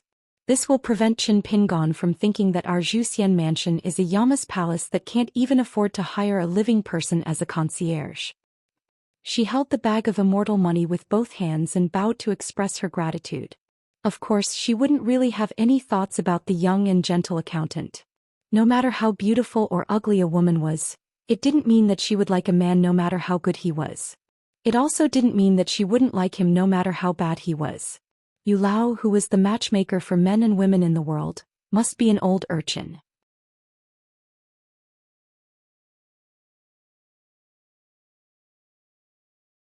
She had a head full of black hair but an aged face. She had only stayed in this lifeless mansion, guarding this door day after day, year after year. It was simply too boring. Now that she had finally seen a young man, she naturally had to cherish him a little. The ghost cultivator, who didn't like to talk to people, stayed at the gate for the first time today. She looked at the vast lake outside the verdant canyon island with a worried face. Previously, Lu Jimao had a big fight with the old island owner of the Tianlao Island, and the latter's brain almost became the white rice porridge in the Gonglu Island that night. Although the allies of the verdant canyon island seemed to have a lot of morale, people with discerning eyes knew that whether Lu Jimao was the mastermind behind the tragedy in Furong Mountain or not, Lu Jimao's road to the throne of the Jianghu monarch had encountered a lot of obstacles. Unknowingly, he had lost the support of many small island owners. Because there were two long-lasting golden rules and jade rules in the book Slip Lake. One was to help those close to you but not those who were right. The other was to help the weak but not the strong. Therefore, the atmosphere in the verdant canyon island was a bit solemn in the past few days. The number of banquets on the 12 islands had decreased a lot. Qin Pingon still frequently visited the Zhou Xian mansion, the Moon Hook Island and the Jade Pot Island. The Moon Hook Island's Yu Hui was the easiest to talk to, and the business was the smoothest. The grand cultivator of the school of Yin and Yang in the Jade Pot Island was also okay. Although he wasn't very friendly, he had the demeanor of a businessman, which was more acceptable to Qin Pingon. On the other hand, the ghost cultivator with the surname Ma, who had the lowest cultivation base, was a bit stubborn. Unless Qin Pingon could persuade Lu Zhongruan of the Pearl Island, there would be no negotiation. Therefore, Qin Pingon ran to the Pearl Island from time to time like a matchmaker. Lu Zhongruan was more stubborn than the ghost cultivator. Even if Qin Pingon didn't mention that he was the Pac-Man, he was the distinguished guest of the Pearl Island. The Pearl Pavilion had good wine, good tea and beautiful ladies, and there was no place for him. However, if he was the one who persuaded the lowly handyman of the Lu royal family, he wouldn't even enter the mountain gate of the Pearl Island. The stubborn Qin Pingon did not cross the mountain gate. Every time he would exchange a few words with Lu Zhongruan at the ferry and then return home. In fact, the two of them could have a chat. Back then, they had wandered around the Lotus Blossom Blessed Land for nearly 300 years and had seen a lot of official affairs and royal affairs. However, Qin Pingon did not want to be distracted and he could not afford to be distracted. In the future, when he was about to leave the book Slip Lake, Qin Pingon would definitely pay a visit to the Pearl Hairpin Island and ask Lu Zhongruan, the female cultivator who almost became the first female emperor of the Aquarius continent. Although he did not successfully ask for the Yin souls from the ghost cultivator surnamed Ma, it was more meaningful to exchange some ghost Dao spells than to chat with Yu Hui, who could talk nonsense for 4 hours. As for the Yin Yang cultivators of the Jade Pot Island, Qin Pingon could not pry open their mouths even if he wanted to. Therefore, Qin Pingon went to the Verdant Canyon Island more often, and when he took a stroll after meals, he would often arrive at the Verdant Canyon Island before he could figure out something. On this day, Qin Pingon went to the sword room to receive a secret letter from the Flying Sword at dusk, and then came to the Verdant Canyon Island to relax. Fan Junmao of the Old Dragon City had replied, but it was only 4 words, no comment. Qin Pingon was at his wits' end.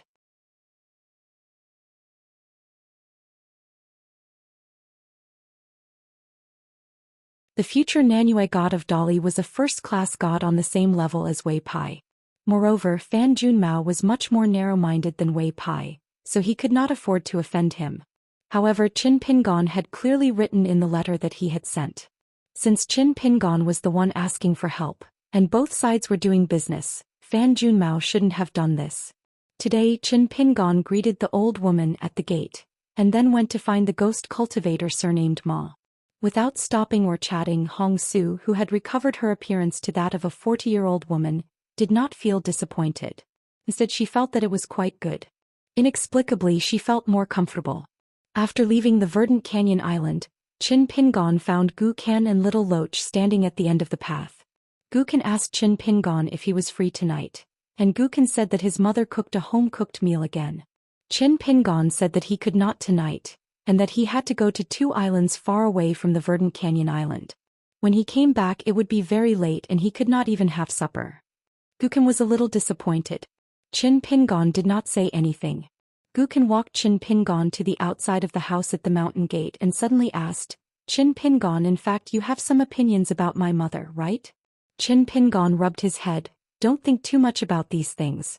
If there are any problems I will find time and opportunity to talk to your aunt. But on your side I will never say anything bad about your mother.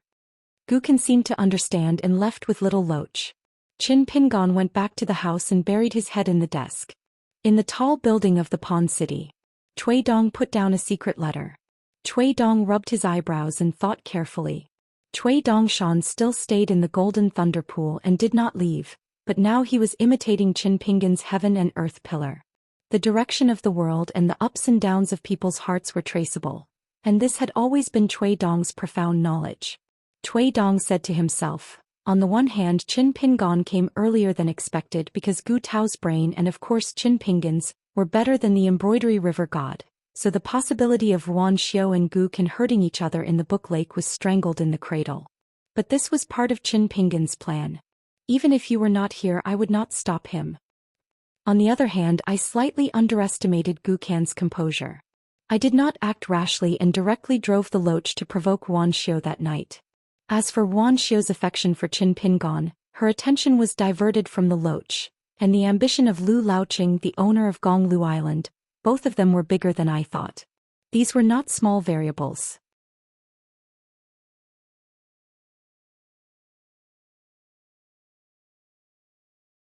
According to the deduction result of the Riding Dragon Alley incident, I could roughly conclude that Wan Xiao was a very important existence to the old Divine Lord. She was even more important than Li Lu and Fan Junmao. She was very likely to be one of the great spirits of the divine path, so she could see the karma of a person. With her, Qin Pingon knew the imperial examination questions in advance. The 4th difficulty was countless difficulties and almost half of the difficulty could be reduced. But I still let Wan Xiao, who found many excuses and refused to move in Green Tong City, stay in the book lake justifiably, and let you accept your defeat wholeheartedly. Speaking of this, Cui Dong looked at Cui Dongshan with a smile. Since Lu Laoqing secretly entered the boundary of the book lake, he still did not communicate with Dolly's spy through any channels. This showed that Lu Laoqing, a wild cultivator of the upper 5 realms, had planned to cut off all means of retreat after climbing up the relationship with Sun Yuan, the Lord of Jade Grey sect. He chose to bet all of his belongings in the book lake as a sign of allegiance for the Jade Grey sect to establish their sect in the book lake. Generally speaking, Lu Laoqing, as the owner of Gonglu Island, had many old connections hidden under the surface. As long as the Jade Grey sect was located in the book lake, Lu Laoqing would not lose and would even make a small profit. It was just that Lu Jimao and the behind-the-scenes Song clan would get the majority of the profits. However, as a wild cultivator who would not bet on such a good bet? Not to mention Lu Laoqing, the #1 wild cultivator of the Treasure Bottle continent. Even if Lu Jimao's wings were strong facing Lu Laoqing, who was deeply rooted in the book lake, once the latter disturbed the situation, the former might not be willing to die together. This was the general trend. Lu Laoqing had it. A single person could monopolize the power of the wind and clouds. How difficult it was. Lu Jimao was still far from it. Half of his credit was due to his disciple, Gu Kan, and an animal.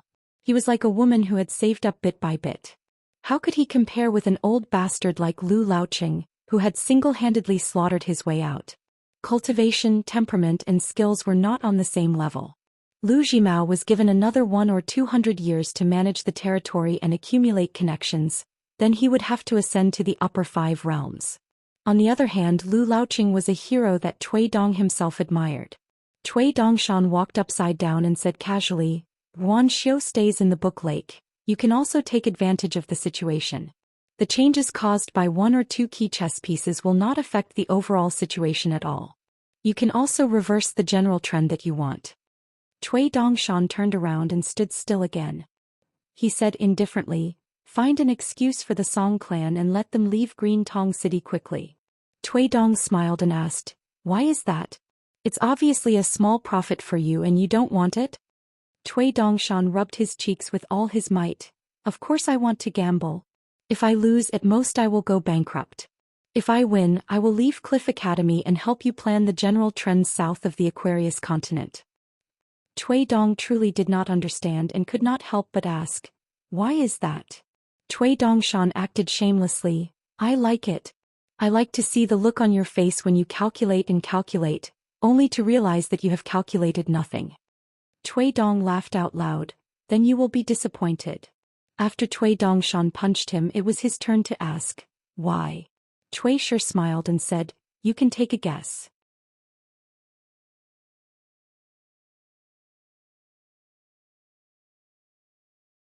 Cui Dongshan suddenly asked, if Lu Laoqing kills Gu Kan, then wouldn't this situation end anticlimactically? Cui Dong asked back, am I the one who needs to be anxious? It's not you, right? Cui Dongshan laughed mischievously. Cui Dong smiled faintly, then I have to say something that will spoil the mood. If Qin Pingon starts to calmly face those ghosts who have died unjustly, there will definitely be many interesting things. Among them, even if there is only one otherworldly item or one of the otherworldly item's relatives, they will question Qin Pingon. Apologize. No need. Compensate. Also no need. Even if you want to exchange a life for a life, can you do it? At that time, what would Qin Pingon do? How would he get over this hurdle? This is only one of the countless difficulties. Cui Dongshan jumped up and down, covering his ears with both hands. I don't want to listen, the old bastard's chanting is so unpleasant. At the Zhou Xian mansion's gatehouse. On this day, Qin Pingon was sitting on the doorstep. The woman named Hong Su, for some reason, no longer needed to absorb spiritual energy from a snowflake every day to maintain her appearance. Therefore, she quickly regained her appearance as an old woman when they first met. Then on this day, Qin Pingon suddenly took out a pen and paper. He smiled and said that he wanted to ask her about the past. He didn't know if it was appropriate or not, but he didn't want her to misunderstand. Before answering the question, she stood at the door of the dark room and asked with a smile, Mr. Qin, are you really a scholar from the 100 schools of thought? Qin Pingon shook his head and said, I'm not, but I have a friend who likes to write about mountains and rivers and he writes very well. I hope that when I meet this friend again in the future I can tell him about it or write down some of it and show it to him directly. She twirled her skirt and walked quickly to Qin Pingon asking, Can I sit? Qin Pingon said helplessly, This is your home. She smiled and sat down, but there was still some distance between her and Qin Pingon. She said a little embarrassedly, Mr. Qin, I have to say in advance that I don't have many stories to tell. Mr. Qin will probably be disappointed after hearing them. Also, can my name really appear in a book? Qin Pingon smiled and said, Of course, as long as you don't mind. Also, after we're done talking, you must remember to remind me which stories can be written, which can't be written, which people and events, and whether to write more or less. When the time comes, I'll tell my friend one by one. She clenched her fists on her knees and was in high spirits. Qin Pingon looked at her with a face full of smiles. His eyes were gentle and clear as if he had seen a good girl. She quickly stood up and cheekily curtsied before sitting down, smiling like a flower. As she narrated her story, she actually recalled many people and things that she had mistakenly thought she had long forgotten. Qin Pingon wrote them down one by one. Occasionally, when she was tired, she would not feel anything wrong.